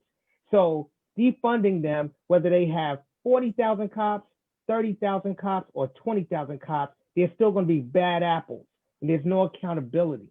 And the whole problem with the movement, hold on a second. The whole problem with the movement as it happened, it sprung up way too fast, because I can tell you right now, in a $6 billion budget, taking away $1 billion in 2 months, it makes nobody budgets $1 billion or defunds an agency. You know what? Because there's so many things that you can do. But this is where we get to the root. But this is the root, because everything that we talk about elevating ourselves, we got to do it on a mediocrity state. Like, we ain't ready to be no big fishes in this ocean, yo. We want to be little goldfish. I don't know what you're talking about, but what I'm saying is you can't take money from an agency and change the culture of that agency in 2 months. No, that's not what somebody's saying, though. Ain't nobody saying that. It would have only been saying that. It would have only been symbolic. Saying that. It would have only Nobody's been saying what you're symbolic saying, Patrick. So and you're not talking effective to us at about. all. I would have been happy for the symbolism of it had it been somewhat real. Because the thing about that's what I'm saying. But let me just say, wouldn't have been real. Patrick, I understand that we're not changing the culture of white supremacy overnight. You telling us on this call that no shit, Sherlock, we know not that. even changing the culture of black politicians who kiss these white supremacist ass. I'm not Come going on, y'all. Stop what I'm acting like saying y'all ain't. is that it was a bait and switch. Like, who you talking to, Patrick? It was a bait and switch. It was for political expediency. And I'm telling you that if we're talking about all of the needs of our community in terms of equity, there was a different way of doing it. Do I expect that changes police behavior? Absolutely not, right? That's not the expectation. And so I want to be clear about that none of us on this particular page believe that, ever thought that, or you know, not to my knowledge. But what I do know is that City Council has money, and if you want to send a message, be it symbolic or not, you can remove some money and put it in other places where we have just been talking all night about the funding for healthcare in our city, the public health system. We've been talking about that's what I'm talking about. We could have used that money to make a freaking study about how many social workers we would need or how many mental health but instead we played this game with us and did a bait and switch, and now we want to put it on the far left. It's not far left to want to defund police in New York City and refund people of New York. That is not a far left DSA concept. It just isn't, and I don't like to be painted with that brush. I want to be clear about that. That's how I started down this path. I believe that we need to reinvest the monies, the billions of dollars that we're spending in policing, and not just in New York City, but in other communities equivalent to that, Exactly. and reinvest that money back into our schools, social work, mental health, and healthcare. And even if you wanted to do it symbolically, nobody thinks you're going to change the culture of white supremacy overnight in 2 months. But what you can do is send a message that we care about this community and how we spend your tax dollars.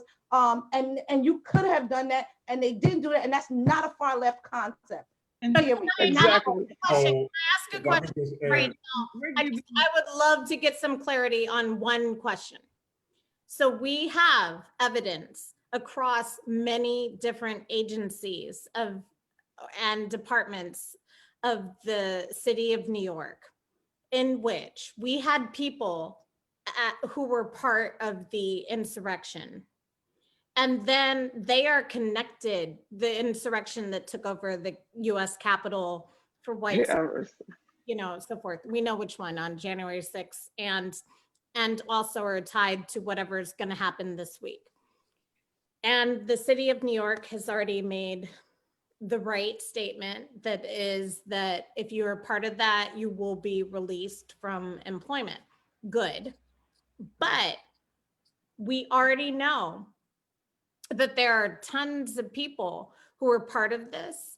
And what do we do to root out and to ensure that people who would seek favorably for whatever happened on January 6th are not in a position to hold a gun to our heads on whatever day is coming in the future? And how do we, in terms of policy, make sure that those people are not in a position to put us under the gun? And I'm not seeing that kind of energy, which is kind of curious to me. So there's two things. I do think that is a question that we need to grapple with. I do want to make sure that we close a couple things about this conversation. The first is, I think we're giving DSA way too much credit. For those that have been working on this, there were Movement for Black Lives had a whole proposal called Divest to Invest that was in there literally before I went to the mayor's office. So I know it predates me. And it literally, they were speaking with people inside city council already about how we do exactly what Karen talked about. It was not, some people were abolitionists, some people were not, but it was literally there to be like, to start the process of demonstrating to the city that we are able to take out chunks within the NYPD and we are able to invest it in other spaces that we already know are underfunded. A lot of times we talk about agencies don't do X, Y, and Z as if agencies are 100% purposely trying not to do X, Y, and Z, but we know they don't have the resources to be able to do X, Y, and Z. So I just want to put that out there, that we are here categorizing people that now are saying yes, and still it's defund the police. And we are categorizing, the original question made it seem like it was a DSA created strategy. And we can take a blueprint even. No, let's be clear. Hold on. Defund police as an electoral strategy was the DSA strategy. One thing I think you should know about hold on. That's not what I said. Okay. The original question was about the DSA and basically co-opting. Yes. That's the our right, community and our movement. that's the right term. That's the right word. That's what they do. They co-opt. But we should not give them credit for that. Sorry, break it up. Kirsten, can you please tell people what DSA, Democratic Socialists of America is? Or somebody who could define Democratic Socialists of America. Yeah, people don't know what that means. The socialists who have decided to appropriate the power of the Democratic Party to pursue a leftist agenda. Yeah, okay. Similar to the IDC. They are the remnants of the Bernie campaign of 2016. Some of them are, yeah. They are the in many cases, the gentrifiers who have come in recent years on their parents' dimes, waving a red flag and a hammer and a sickle. Yo, people just be talking stuff, yo. And Like really, like we put these boxes and these. Can I finish? Like, yeah, but you putting a box on. You, No, I'm not putting a box. That's what it is. That's what it is. That's what it is, Erica. You got to call it out for what it is. They are coming here. They are not from here. It's a gentrification ploy. They are bringing money here from other places to pursue an agenda that is not organically born out of this community. I didn't make. You just mixed a whole It's a bunch national of people problem. It's together, not though. just That's here. all I'm saying. You just mixed a whole bunch of people together. I just defined what the DSA is. The DSA is not a single looking person. They cut across economic strata, they cut across political strata, but they all subscribe to the same agenda, and they all abide by the same. They all subscribe to the DSA. I didn't do that, but that's the reality of who they are. They are not from here.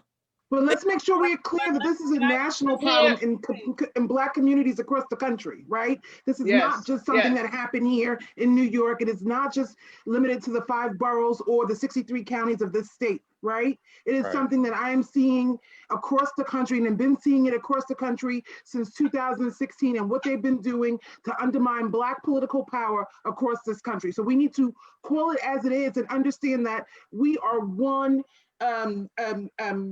small part of a larger problem, and we have to see it that way, and we have to start to move that way. Sorry, y'all, I'm going. I want to just add one thing as well. There is some co-opting and conflating of things here, and that's where I started my point. I want to be super duper clear about it, and like Iffy said, the movement to whatever you want to call it. If you don't like the name, call it something else, but to defund and reinvest is not a far left concept. It's not a DSA concept. It is I know when I first heard it, it came from Black people, and that was 10 years ago. So yes, here's the other piece about the insidious nature of how some of them behave. I don't think they all operate in the same way. In New York City, they're particularly insidious. I'm living in Jersey. There's some DSA folks here. They don't move the same way. But what's particularly insidious about them, Karen, should give them that we should pay attention to is that they co-opt things. I'm not happy. I'm not giving them that because the movement to defund NYPD is not a DSA concept. It's not a far concept. Never has been. But they are insidious and they will jump on it. And they have written papers that I have read to say it is our job to blend in with these things we want, and particularly DSA labor. And I know all about it. I don't know if you guys saw a couple of years ago, they wrote a whole article about their plan to co-opt Black and brown labor spaces. They've done that so that they could purposefully co-opt it. What I don't want us to do is as a community, throw the baby away with the bathwater and conflate these issues, saying that you're not wrong about how New York City DSA moves. I also agree with Iffy. They're not as powerful as we think they are, but we need to be organized and we need to continue organizing. I agree with they're not going to stop. And can I just add something, please? How they operate in Brooklyn, they don't operate like that in North New Jersey. I can tell you that. Not yet. I just want to ask. So the first time, so you're telling me now, and not now on this call, but I've heard recently that what you said, Karen, which is not a DSA movement to defund and abolish the police. The first time I heard it was from the DSA. So when they showed up at my house, listen, I'm telling you the first time I heard it. So I was the chair of the Black, Latino, and Asian caucus. Organizers in New Jersey, and as an activist, aside from can I say something, please? Sure, for years and years before there wasn't even a New York active New York DSA. That's all I'm saying. If that's the first time you heard it, that's the first time you heard it. I don't doubt that. I'm saying, so did y'all go like so the Black? What kind of outreach did you Black? See, I think they're talking about those exact words: defund the police. That's correct. Because most people didn't say those words. That's correct. We don't use those words. That's right. Let me say, like, so can I finish my thought though? Ahead, can I Robert. please Go ahead, finish Rob. my thought? Go ahead, Rob. So there are people in my community which are defund activists that I'm familiar with. Mm-hmm. One day I called them up. I said, Joe, I didn't realize that you were the head of whatever. I'm not gonna mention their names, and they said, "Oh, nah, we were gonna tell you that we had this national movement." I said, "What do you mean? Like you didn't go to your local Black elected officials?" They said, "Yo, my bad, we sorry." How you're bad? You sorry? I was the chair of the Black, Latino, and Asian caucus. Like who did you? My question to them, real talk, was who did you talk to? Who did you? So what is that agenda? What is the agenda where you don't go to the Black electeds in power that represents Black communities and say what this agenda is? Like, I don't understand. Like, and I said that to them. I said, yo, and their response was, yo, my bad, I'm sorry. Like, we should have talked to you about it. Like, you had a national movement. And you live up the block from me. Around, and you know this, Lori, around defund. You were part of a national network and movement. And you never spoke to your local electeds? So now I'm scared. That's because y'all ain't take over city council, you know. Y'all gave up the chair, so we thought maybe, I mean, not we, because I ain't part of that shit, but you know, maybe people ain't look at y'all as leadership. Hey, I don't know. Well, they got to look at somebody. Let me say this. I know. That's what we doing all the time. Challenge with NYPD. Yeah, they look at. Yeah, we can't. I'm only kidding, Tree. I'm only kidding. I know. The challenge with defund NYPD. But I got you. We cannot govern. We cannot govern through hashtags. So putting out defund. Right. You're damn right. That's not how, you know, once you say defund NYPD, that's like a hashtag. And this issue is so far much more complex than just defunding. And once you say but Lori, let me say this. Let me say one thing though. But we defund other issues all the time, yo. Yeah, but and listen, we don't have this, like we constantly are taking money from issues that are directly impacting Black folks. Every budget they defund. In 2 months, Patrick, people gotta transform, lives get turned over. We learn. Sanitation. The way we can do it. Kirsten. The same way we can do it on that side. Kirsten. Ain't nobody running around talking about defund the DOE. Right. Nobody running around talking about defund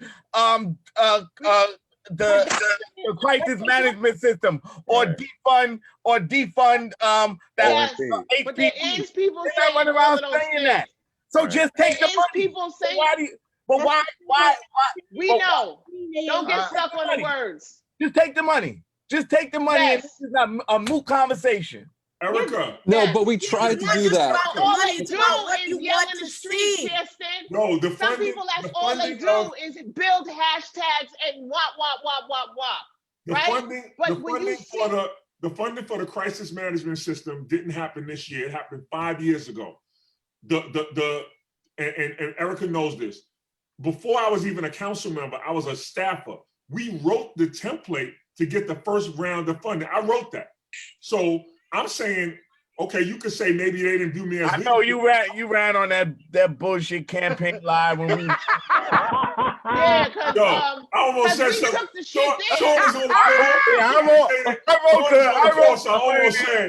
almost said something real stick. Pastor, you saw me, right? Listen. Get the journal. My name is. I wrote the plan. I wrote the plan to save the world. And I know you wasn't in the room. How they said you wasn't in the room when I was shooting in the jail. My point the moral of the story is that whole process was over several years. And if simultaneously over those several years to fund crisis management, there was another movement to defund, I'm saying I never heard that. We painstakingly grew the budget for the crisis management system. I think the first year was like 400,000. And then there was no mayor's office of gun violence. All of that stuff was an offshoot. So while that was happening, you mean to tell me that there was another conversation going on about defund the police? I think y'all got it all wrong. I'm not gonna lie. Y'all conflating it in a real way. I know activists that have been talking about defunding the police for the better part of 10 years on both sides of the river, because I live in New Jersey, and I am telling you that because there was one thing you have to understand. This is the insidious nature of white supremacy and the insidious nature of New York City DSA is that they will co-opt some shit in a minute. And so they jumped on it, and y'all got tense about it, and now y'all want to say that's a far left concept, which it never has been and it never was. No, I think But Karen, let me just ask one question. I'm just criticizing the strategy. Yeah, That's let me all. ask one question on that concept, though, Karen. Their strategy But is. Karen, let me just ask this one question. You're saying that they've been around for years, but what the city council did is in June, is it the same thing that you have been working on for years, or was it something else? Right. You know Right. what? Because that's what you talk about, Patrick, when you say they didn't stick to the plan. That's my whole point. That's right. That's right. People have been working on something for years, but they had an immediate different plan. And between the That's mayor right. and the DSA, they did something totally different than what you guys have been planning for all these years. They didn't do what you guys like been closed talking about. Rikers. Nobody's disagreeing with that, but I do think there are a couple things that are happening that I think are really, really dangerous. The first is the assumption that whether it's the new or the old defund police, that everybody that's in that space is automatically just some like person that put a hashtag in front of something and they have not worked on budgets or they have not worked legal, they have not done this work, right? As somebody who has co-directed in this city for the Young Men's Initiative, I will tell y'all that I have seen budgets, I have managed budgets, nobody was talking about it from a place of ignorance. But the other part about DSA that we don't talk about is that they are so involved in electoral politics as far as endorsing candidates. And I do want to get back to something that Well, they're a party, yeah.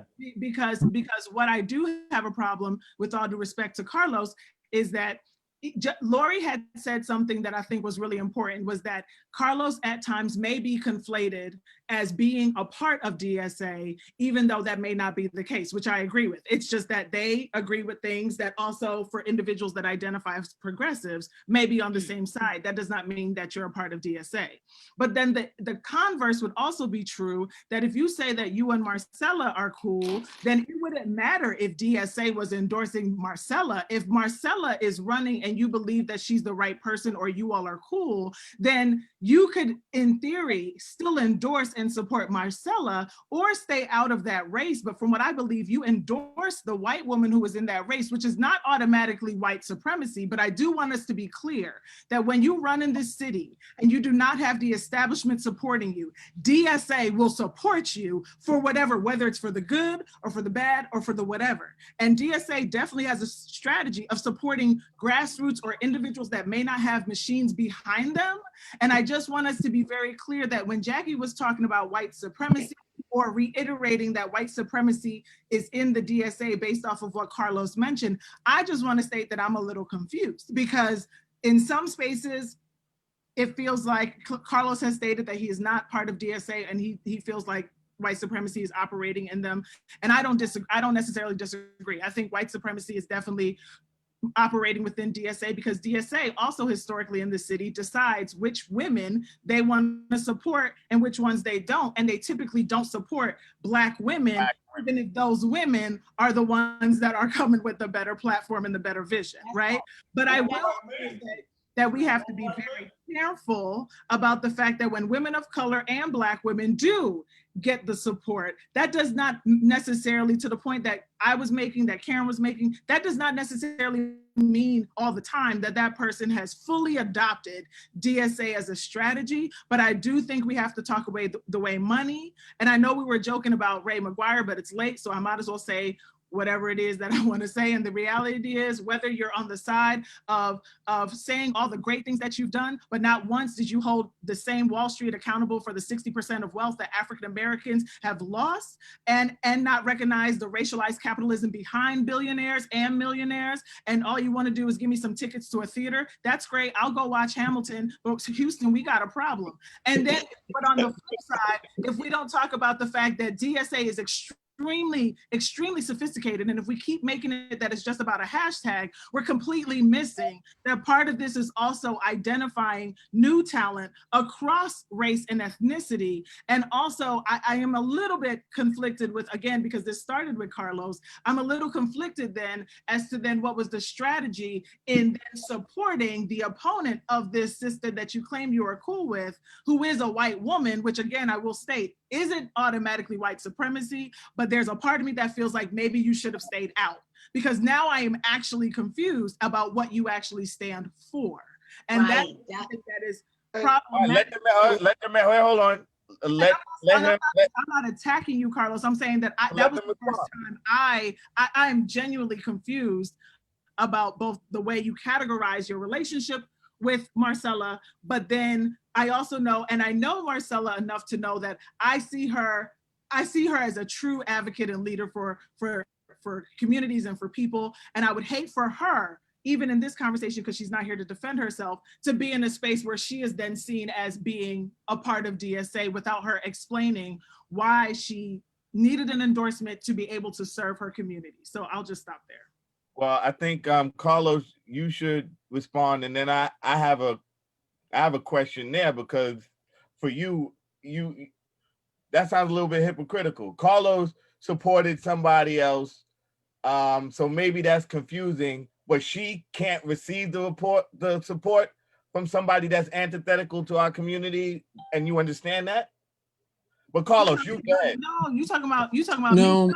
No, that's not what I'm saying. I'm not saying that I approve of anything that I am genuinely confused about the theory around.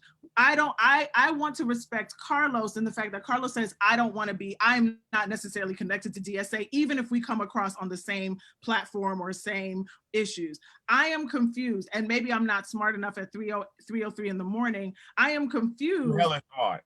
Go ahead. Why he then would feel conflicted in supporting this individual who also was supported by DSA and other organizations, to be clear.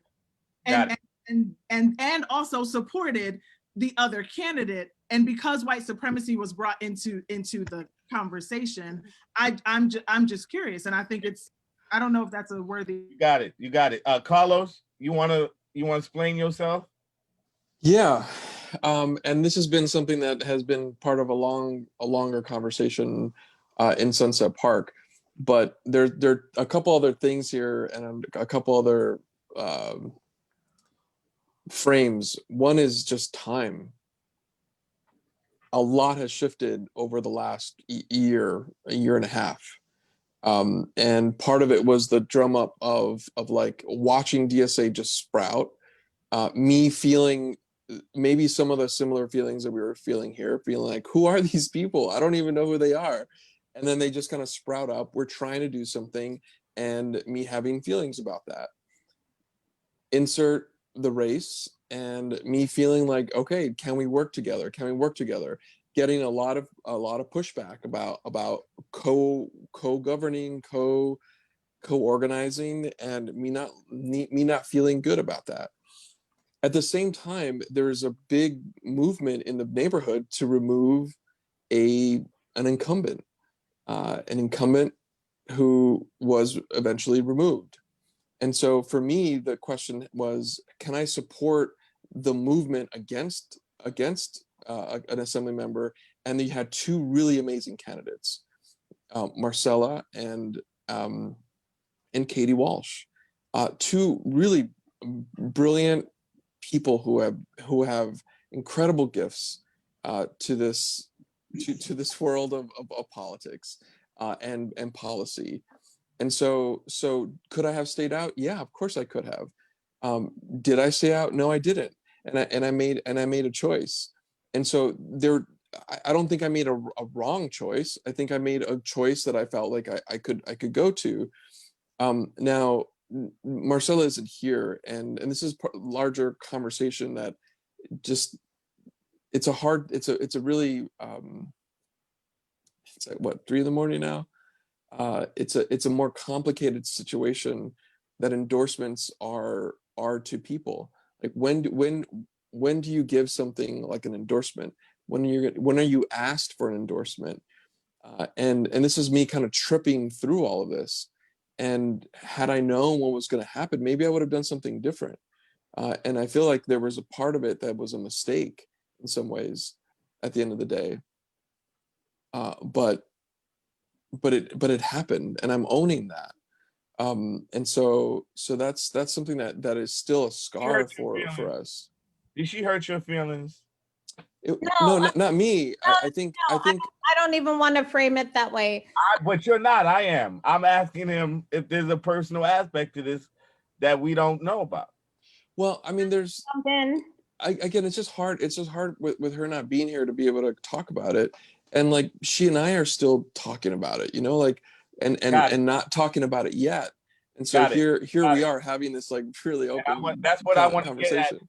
That's what I want to get at, and I want to respect that. You two But have I to work through this love process. to jump in. You two have to work through this process. You're still let us work through that. And so part of that is that now and what I don't want to do is erupt what I think is going to become an incredibly positive force in a neighborhood that 10 years ago was represented by 3 people for a very long time. And it was the doldrums. Sunset Park had no energy, no excitement. And it was a hard place. And here I come in 2013, no reason for me to like win. And we did, and we won out of energy from the community. And so and then now you have almost everybody's been replaced with new beautiful blood that is going to fight for Sunset Park, a community that is gentrifying, and here we are. And so I think that part of what is really important about this conversation is that the work that we want to do together and united, and hashtags have created a lot of hesitation and fear, and I get that, but there's still content here that we can debate, and that never happened in the city council. And so when Lori brings up the issues that we were discussing, it just got shut down. We were not able to have the discussions that we are having today in the city council. And that was a detriment to the discussion. That was a detriment to the movement that is beyond one party or one new force in the city. And we failed. There was a bait and switch. We failed. We're still going to continue to fail. And so the question I have for all of you, we can stay in this history, but there's another budget in 5 months that's going to get passed. And the question I have for all of you is, what is that going to be? And with this mayor is going to put us in a really bad position. We're going to repeat the same issues. And if we repeat the same issues, let's call it now, we're gonna have the same thing. We're not going to get to the point where we're reimagining any of this. That's what I'm more interested in talking about and organizing around, and figuring out where we can actually find common ground to organize. So and I don't see any of that happening right now. How are we gonna prevent from having? It's not only gonna be 6 months from now. It's gonna be in the middle of a mayoral election, along with in the middle of all of the council races going on, in the middle of probably the ultimate public relations game ever. Yeah. The ultimate PR game. Yep. I mean, the ultimate. Isn't it the perfect time to do it? Because one, it's exactly. the mayor's last year. It's the mayor's last year. And right. I haven't seen the competing plans, but there are some very easy things in my mind that I know that the police do that we need to change. One, their procurement. They're allowed to buy all their own equipment. They have no jurisdiction over buying their own equipment. But that had to do with but Patrick, it has to do with what was passed during 9/11.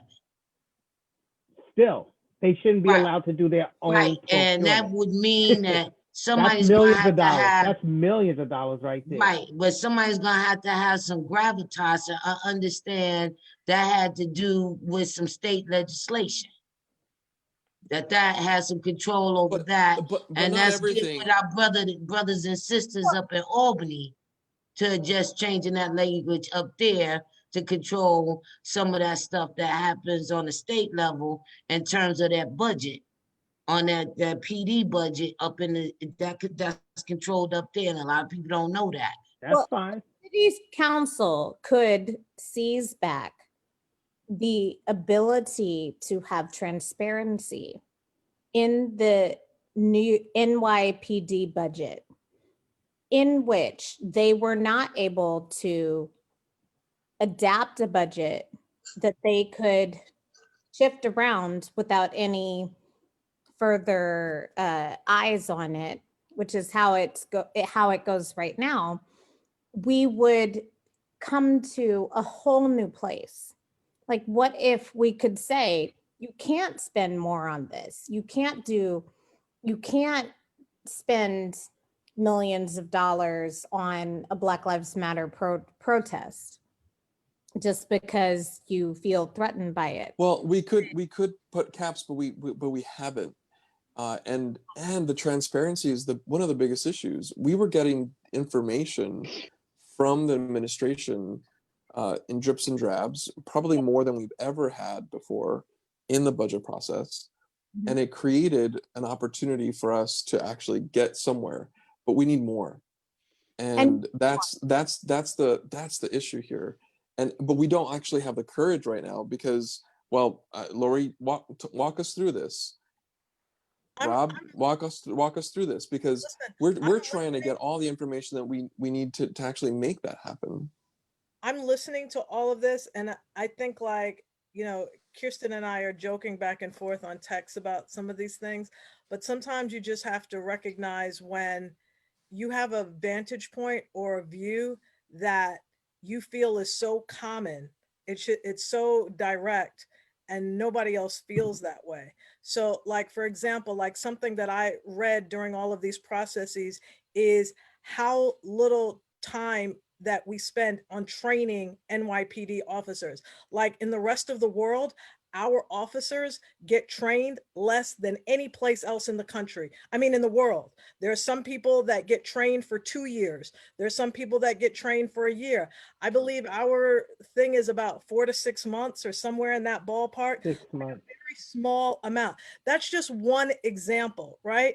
What if we, and I'm just saying, what if we said we want to increase the police academy training? Let's just talk about that so that it's more inclusive. I have a bill in that's coming forward about community service within the ranks. So you would do community service with Erica Ford. You would do community service with Bed-Stuy Campaign Against Hunger. You would do that service, and then you would get evaluated in terms of, it would be a part of the dynamic of how you would move to the next phase of entering into the academy. Then you would do another. Wait. I'm sorry. I have to cut you off. I just have to ask.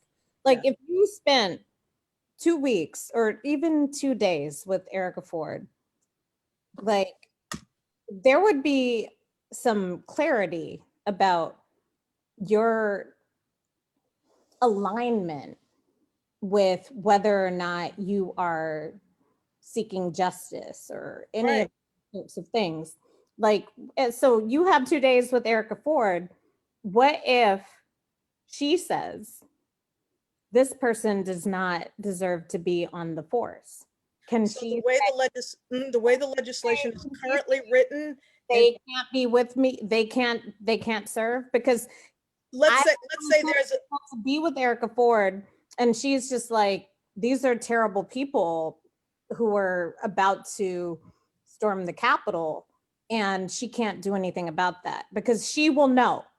And what a heavy burden to put on her, especially if we don't actually give her any enforcement strength.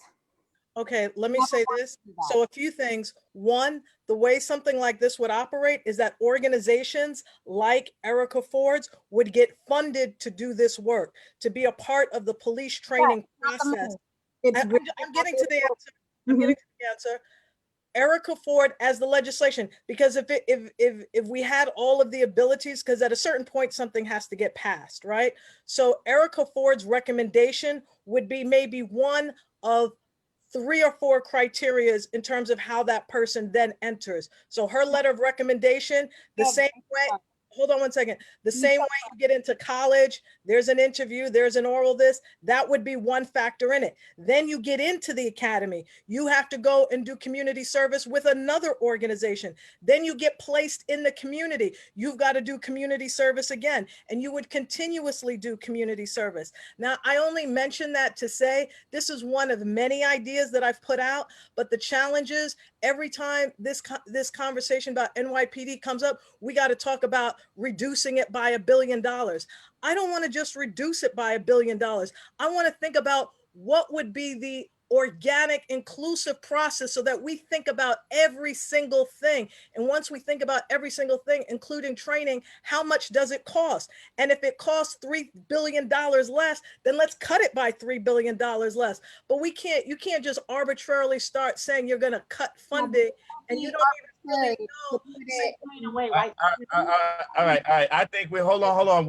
I just want to say one thing, that nobody is arbitrarily saying anything. Because you have not had a conversation with the people that's saying it. So I just want you to be very clear that anything that only thing that arbitrarily I might say is motherfucker, right? But we are critically clear on what we mean and what we say when we are saying take money from NYPD and reinvest it into the public health approach to violence, to public safety, so that it is truly co-producing public safety in New York City. So right? Eric, We are very clear. That $1 billion, what is your behind the back of the envelope? We need more than $1 billion. I think that it's part of what Patrick. Patrick. People see back of envelope, cut what? Yes, what are the things that people see top line, we cut. Wait, let me. Got $1 billion. Hold on. Patrick just put two things in the thing.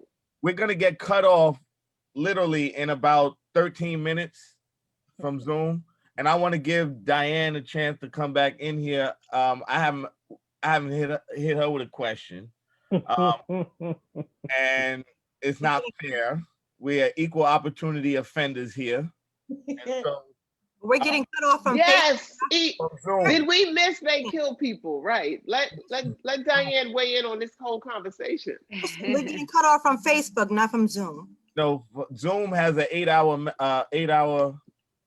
No, Facebook has the 8 hour. Facebook has an 8 hour max, so we're gonna get cut off. But she needs. She deserves. Zoom will be fine.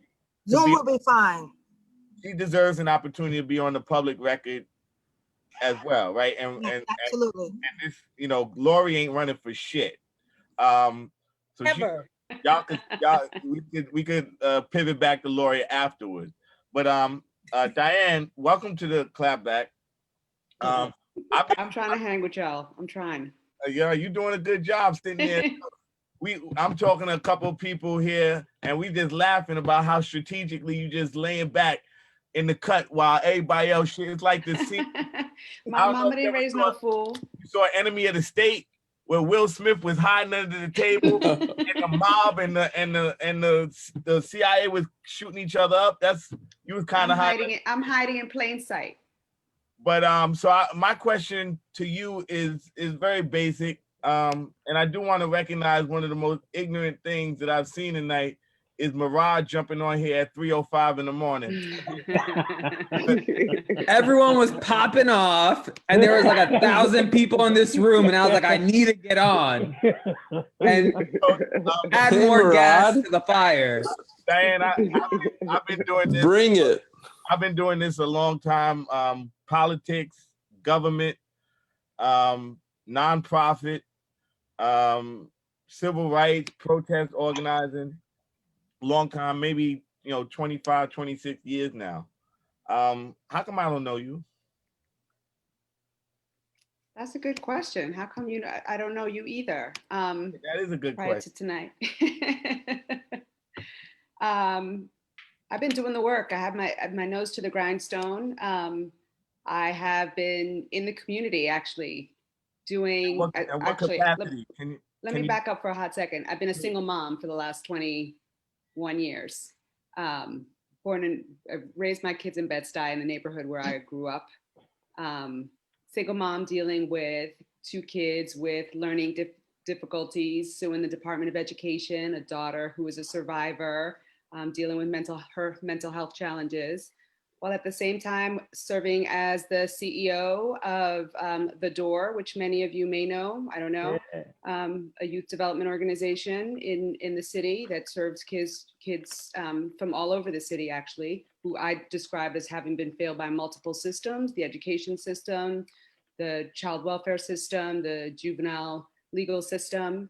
and most recently working in the South Bronx doing anti-poverty work as the CEO of Phipps Neighborhoods, where I developed a nationally recognized program in career healthcare, in healthcare career training, which got kids out of poverty and exceeded retention and promotion rates for national averages, and actually put kids on career pathways, not just dead end and entry level jobs. And also created an after school model that was replicated citywide by the Department of Youth and Community Development in every single after school program in the city. So that's what I've been doing for the last 20 years or so. Anybody else want to tag? Got something for? You, well, she just go right into the conversation. You were chatting on the chat. I was chatting. Talk about it. Yeah. I mean, I have embraced the idea of defund the police. Not any relation to the DSA. It's crystal clear to me that let's talk about education, right? Let's talk about the history of the policing system. It was not a system that was built for us or by us. We need to acknowledge that. I think it's time to move away from tinkering around the edges on a system that is deeply rooted in racist and oppressive principles. It was not created for us. It does not keep our communities safe. Our communities actually are more harm than not. And so the idea of moving away from funding the police and providing services to the community, I don't think actually puts us in a light of a deficit model that there's something wrong with us. There's something wrong with the system. And we have to acknowledge that system, and we have to dismantle and deconstruct that system. And part of bringing healthy communities to our communities is actually reclaiming what the definition of public safety in fact really is, and defining it in a way that works for us, because we don't need them to keep us safe. They do not keep us safe. And I think there's, we can talk about it in sort of extremes in terms of like whether we're talking about creating the budget change from one month to another, but that's not really all it's about. I mean, we have to actually create other systems, and this is a process, right? But we need the political will and conviction to actually do that. And part of what I've called for is actually the creation of what I've referred to as a community first responders department, right? Like we need, whatever you want to call it, doesn't matter. The label that we give to it doesn't matter. But we need supports for people that are homeless. We need supports for people that are struggling with mental health challenges. We need services for our young people. We need job training programs. We need community centers. We need access to sports and arts. Those kinds of things. Our communities should be rich with those services because that's what the white wealthy communities have. So why shouldn't our communities have the same thing? And why does safety for us have to look like beat cops on every corner, and safety for a wealthy white community looks like access to asphalt green? So, that's what I've talked about in terms of reclaiming safety for our communities. And I think we can talk about, violence interruption programs, and we can talk about all those things, but let's also talk about the things that lead to nurturing and thriving communities in a whole different kind of way. That's my take. Diane, I've heard that you are the only candidate for mayor who is a true abolitionist. Could you say something about what that means? So, that's interesting because I actually haven't said that publicly. I think it comes across in my sort of approach to it. I mean, I think that one of the things I've learned in movement spaces on the ground is that we keep us safe. That I think that we do a very good job of figuring out what our communities need. I've all the protests, all the whatever, I've been a marshal. I've taken that role very seriously and really sort of understood what it means to work with other activists on the ground to keep us safe. And I think we have some really incredible systems in community to do that. And so, I think we need to fundamentally reimagine what it means and what it looks like for us to deal with safety in our communities. And obviously we can't flip a switch and get there from one day to the next, but I do think it is possible for us to transform and transition to a system that actually really truly centers us and our safety and our well-being and our community in a fundamentally different way from what it looks like now, because what it looks like now was not built for us. So anything that talks about tinkering around the edges or the incremental changes is fundamentally not going to change the status of Black and brown boys and our people being murdered all the time. And so we have to, I believe we just have to accept that that is what it is and figure out what the process is that we want, what it is we want that to look like and how it is we want to move forward towards that. And we have to be unapologetic about that and unabashed about it. I want to ask this to all of the candidates. Erica made a great point earlier about an elected police commissioner, which I think we just breezed past, but is a significant idea that I think needs to really be vetted out and explored. But that would require a charter commission. Would each one of you, were you elected a mayor, agree to set up a charter review commission as mayor to look at the establishment of the police commissioner as an elected office, and where we can revisit this whole travesty and this injustice of ranked choice voting and have another robust conversation about it, put it before the voters again, and a whole host of other issues. The best way, and they're not talking about this, the best way of defunding the police is not through the budget process, because that's temporary. What you can do is through the charter commission, you can peg the police budget to a percentage and overall. So really structural change happens not just through the budget, but also through the charter process. So would each one of you commit to opening up a mayoral charter review commission where we can then raise these issues?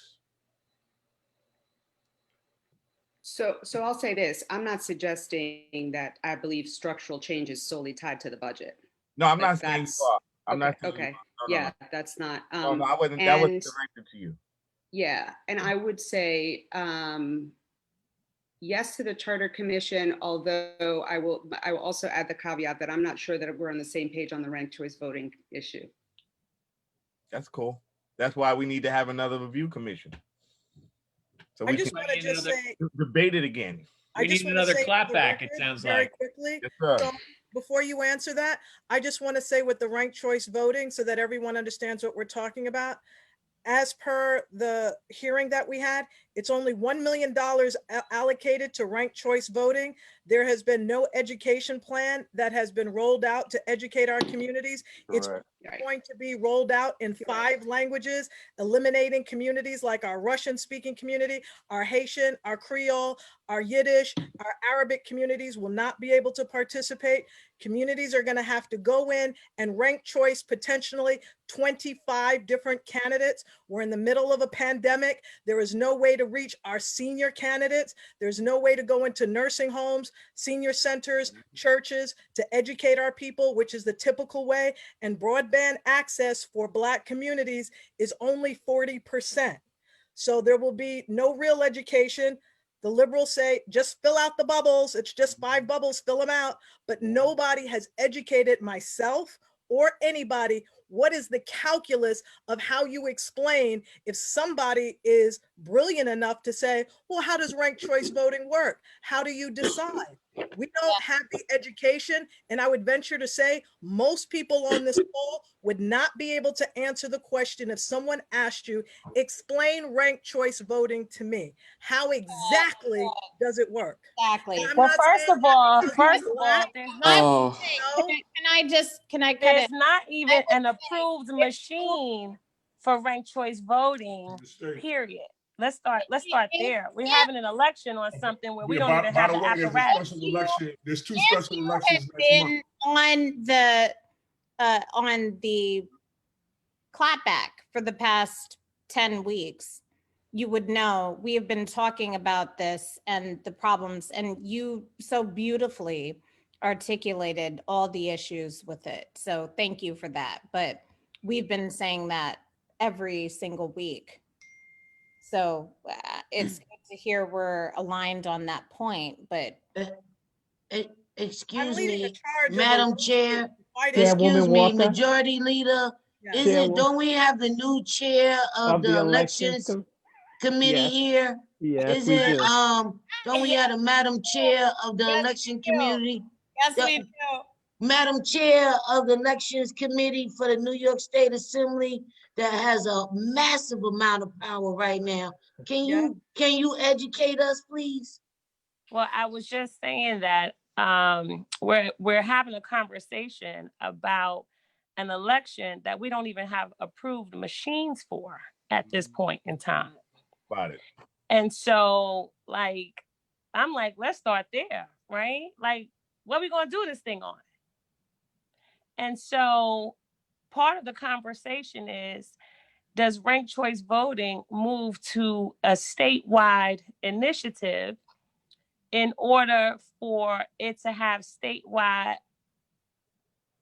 applicability, in order for it to initiate the cause for the state to approve a voting machine? And so that's a whole other conversation, right? And so, you know, it's a lot going on. And as we indicated earlier, we just said, we on this call, we aren't a monolithic body. So can you imagine the chambers that we sit in? If we're not even monolithic here, that's a whole other story and a whole other conversation. And so, you know, it's definitely something that we will be watching with respect to the way that the educational dollars are being utilized and what communities they're being utilized in, what will be the demographic of folk who are able to come out in this sort of test run. What's going to be the decision in terms of how that's going to be made, just in terms of how the election is actually going to even take place. We still have, you know, conversations that need to be had about what the ballot is going to look like. And so there's still a lot of just technical issues that needs to be addressed with respect to the full and fair administration of that election. And so, quite frankly, you know, are we ready for this special election? No. And are we ready for it to be held in this particular manner? On January 23rd. They've Madam- designed ballots for the. Madam, I've seen the it. ballots are out. The ballots are ballots. out. Frankly, But again, I have to ask, why is it? It is embarrassing as a New Yorker, and I'm looking at Georgia in particular, maybe North Carolina, maybe Mississippi, maybe Arizona, maybe Nevada, any of these states. And I'm looking at New York, and we're not all that much better in terms of our ability to allow somebody who is eligible to vote to actually have a vote. And why is that? Like, what is that? How is it still the same thing here as it would be in many of the places we would look and say, well, we could understand why somebody in Georgia would be, especially a Black person, would be you know, denied the right to vote because they don't want them to have the right to vote. But here in New York, because of white supremacy, but here in New York, it's like, what is going on that allows us to be in the same space? And why are we doing that? So I don't get that. I don't feel like we should be in the same place, even though we are. And we have one of the very worst, by every measure, systems for voting. And how could that be? Why are we still there? We have a lot of work I to think do. that's a It comes systemic down. conversation. New York State would be a red state if it were not for New York City. Correct. That's the only thing that keeps it blue. No, I think The rest of the demographics are changing across the state. Like, look at the races that were picked up. No one ever thought with gerrymandered state Senate seats from 2010 that the Senate would now have a super majority, right? So the demographics are changing. People are voting more often, and there's still a lot of work to be done. So real quick, because allegedly we had 13 minutes and that should have cut us off 6 minutes ago. But I'm gonna jump in real quick because I heard a lot of fun stuff while I was just watching on Facebook. You're good. So, RCV, mad educational materials out there, but there isn't educational money to get out to communities to educate people on how to actually use it. That is where a solution can be focused on, right? RCV will allow a number of different folks to actually run for office. To your points, they're all valid. You're all saying great things, but at the same time, y'all are in elected office. Some of you can actually make the change now. And to think about different ways that we can fund this is really important, right? So that's the piece here. So yes, do we need education? Absolutely, we need education. I'm not trying to curse here. The second piece I want to talk about is when people are talking about like, where are we going to get the money? No one was talking about where we're going to get money to expand our democracy, expand our electorate when we were doing the budget last year. So a good place to start is thinking about how we prioritize what our values are in the budget. And every time we have this conversation, it's like a circle conversation. We don't have money. Well, how are we funding these other programs to move forward? And on policing specifically, I said this in the chat, if we were to give Erica 1/10 of the NYPD's budget, we wouldn't need the NYPD. And the rationale there is if we are seeing community, if we have to re-envision what community safety looks like, let's look at what's working and what's not working. We are not going to be able to train ourselves and reform ourselves out of this system. That will never work. We actually need an institutional structural reform that is not going to happen by giving people trainings and giving, passing a couple different laws. The whole aspect of like getting someone elected as NYPD commissioner, that's not going to change the NYPD. That's just going to mean that the NYPD officers aren't going to give a fuck about the NYPD commissioner. I don't agree with that. I don't agree with that. But so, real, that's like saying look, we're going to get cut off in 2 minutes. Let me tell you, it was asked backwards. And then the last point I want to make on political parties and political organizations. Y'all were talking about DSA, but no one was talking about other political organizations in this group, right? DSA is a hot topic right now because DSA is making an impact. If they weren't winning elections, no one would be caring about them, right? But the fact, No. No. It's more than winning elections. It's about some DSAs from people's houses. Check this out. Who are you? What's your name, brother? Stop. Mariah has the floor. Let him finish before we whoop his ass, please. Yes, I'm waiting for it. There was criticism about WFP and then the WFP affiliate. And then there was criticism about NYC Action. There was criticisms about everyone. The criticism comes when you have wins. And when you start winning, you start getting attention. And when you get attention, you build up enemies. Is there a way that people can be working better? Absolutely. But when you're building political power, the communities that are building the power have the opportunity to move forward. Look at how. So you're saying it's okay for them to come into our communities and steal our political power? Because they're winning. I'm not saying anyone and try to intimidate. The argument is that they win elected officials. That's okay. How are they? I'm not saying Black and brown people from our community with no political experience, prop them up to run against us with their white power structure that's in the places that they're running and nationally as well. Look, what I am saying is the long history of elections and how you win elections. The You long gotta history. stop saying that people are taking something from you, because that means you're weak and people can take something from you. Ain't no. You're strong and you're powerful and you're No, organized. This is the piece I want to talk about real quick before we get cut off.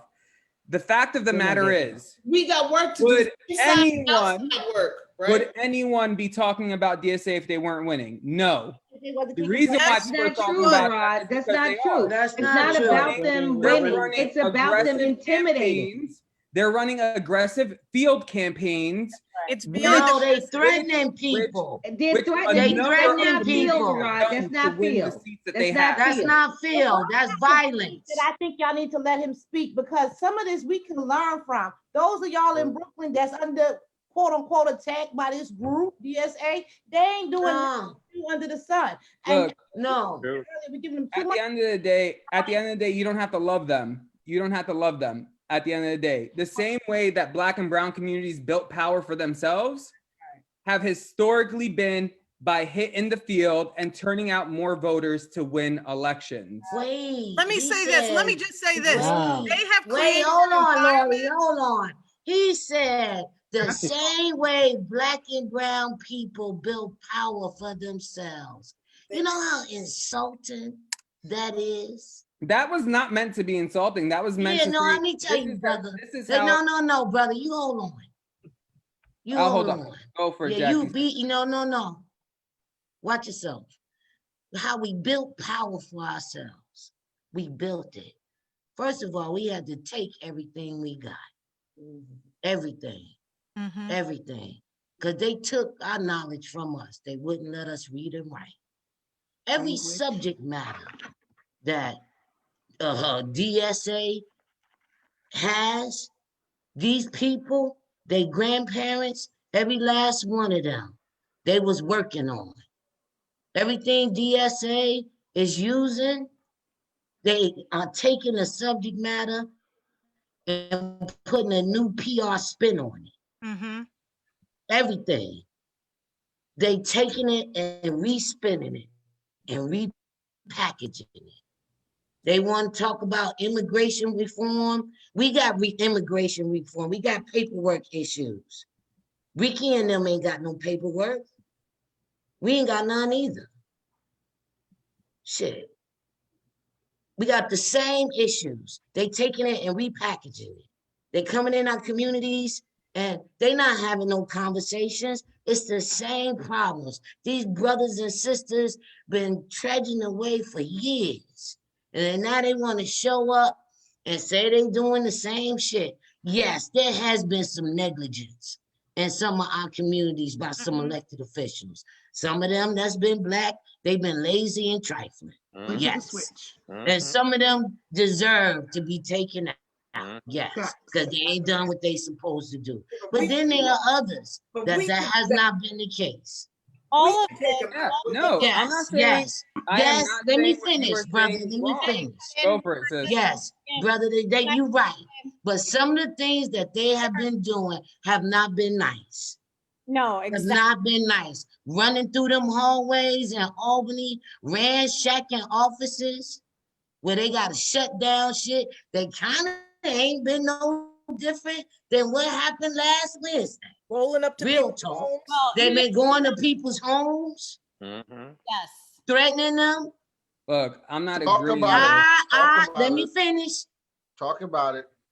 That's a real talk. Because there's some Black folks real talk did that and went to the white community and did that, or any of those other communities, we'd be locked up and Erica Bennett can't even have to come here. Killed you. Corey Johnson right now, Real Corey talk. Johnson is not running for mayor because the DSA went to his house. They came to Lori house. They went to Senator Passad's house. They went to Jeff Aubrey's house. Hold on, and whooped his significant other's ass. They have, as you Jackie has said, ransacked offices, including of some of the people on here. I don't know if Inez is still on here. Yeah. Where we had to send a crew to her office to meet with them. I had to personally send 25 people to stand with her, to meet with them, to send them a message. This is not how we are going to allow you to treat our leadership. So when you got to confront violence against your Black leadership by people professing to be there for your liberation, That's right. you can't excuse that and say winning justifies all. Because if winning justifies all, we need a fucking wall in this country. If winning justifies all, we should lock kids up in cages. If winning justifies all, we should stack the Supreme Court with some right-wing nut jobs that want to take away a woman's right to choose. If winning trumps all, then winning trumps all. So if you're going to appropriate or look like my oppressor in his tactics strategically, but coming at me with some soft game like I'm here, I come in peace. Right. That's not a problem, because now you are insulting my intelligence and you are really subverting my power. And in many instances, and from many perspectives, you are re-imprisoning me under a new moniker of progressivism. Fuck. Yeah. I'm not with it. I don't want a progressive master. I want to be clear. Conservative master. I don't want no master. That is not what our brother Murad is doing. That's what I'm saying. Kaji, that's what I'm saying. I'm talking to the people watching. I'm talking to the people he's speaking for. Right, not him. Murad said the reason why we're having this conversation is because they're winning. If they weren't winning, would we have this conversation though? In all honesty. Yes. Yes. Yes, we would, whether they were winning or not. We would be having this conversation. Yes, they're not really winning that much. Just a point of clarity. It's because what they're doing to win is. No, I'm not. Can I speak? That's not you. It's what you're part of. Am I able to speak? Palestinian brother who comes to us. Hello. Is saying he's looking for solidarity. We're not going to put him in the same category with the oppressors who have all those. So we're going to hold him accountable to his own words. Yeah, and that's fine. I'm not saying I condone or support any violence or anyone ransacking anyone's office like that. But that's what we care about, because honestly, but that's what they're about, brother. You mentioned the Working Families Party. They've been trying to run through this neighborhood for years. I'm an original Working Families Party candidate in 2001. But their tactics are different. The tactics that they use now are very disrespectful, confrontative, and it's on a different level than the Working Families Party ever was.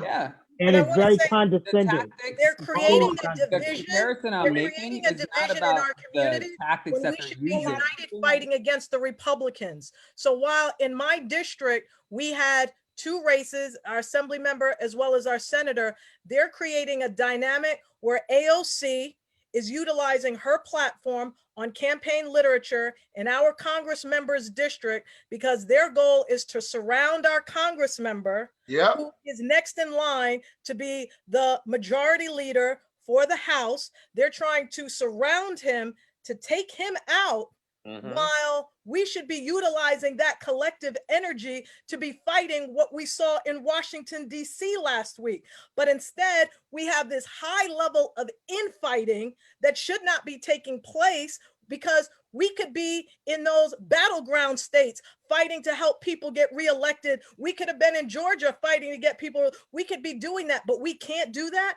because we have to defend our own home base from people that look just like us, although they are representing what I call white liberal supremacy. Are with money coming from Money coming Seattle. in from out of the city. Those black people Seattle. were being misused that were part of that insurrection on Wednesday as well. They will always bring some of us together. Now, in terms of, hold on, in terms of ranked choice voting, here's the issue that I have with ranked choice voting.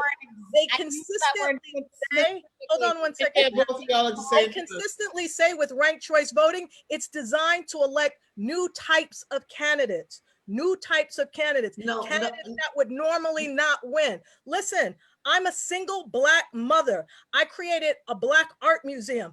I won my race because I worked my ass off for 20 years in the community doing the work. No county backed me. No progressive group backed me. I raised my money from the people I went to elementary school with. So when they come talking about that, we elect the new kinds of candidates.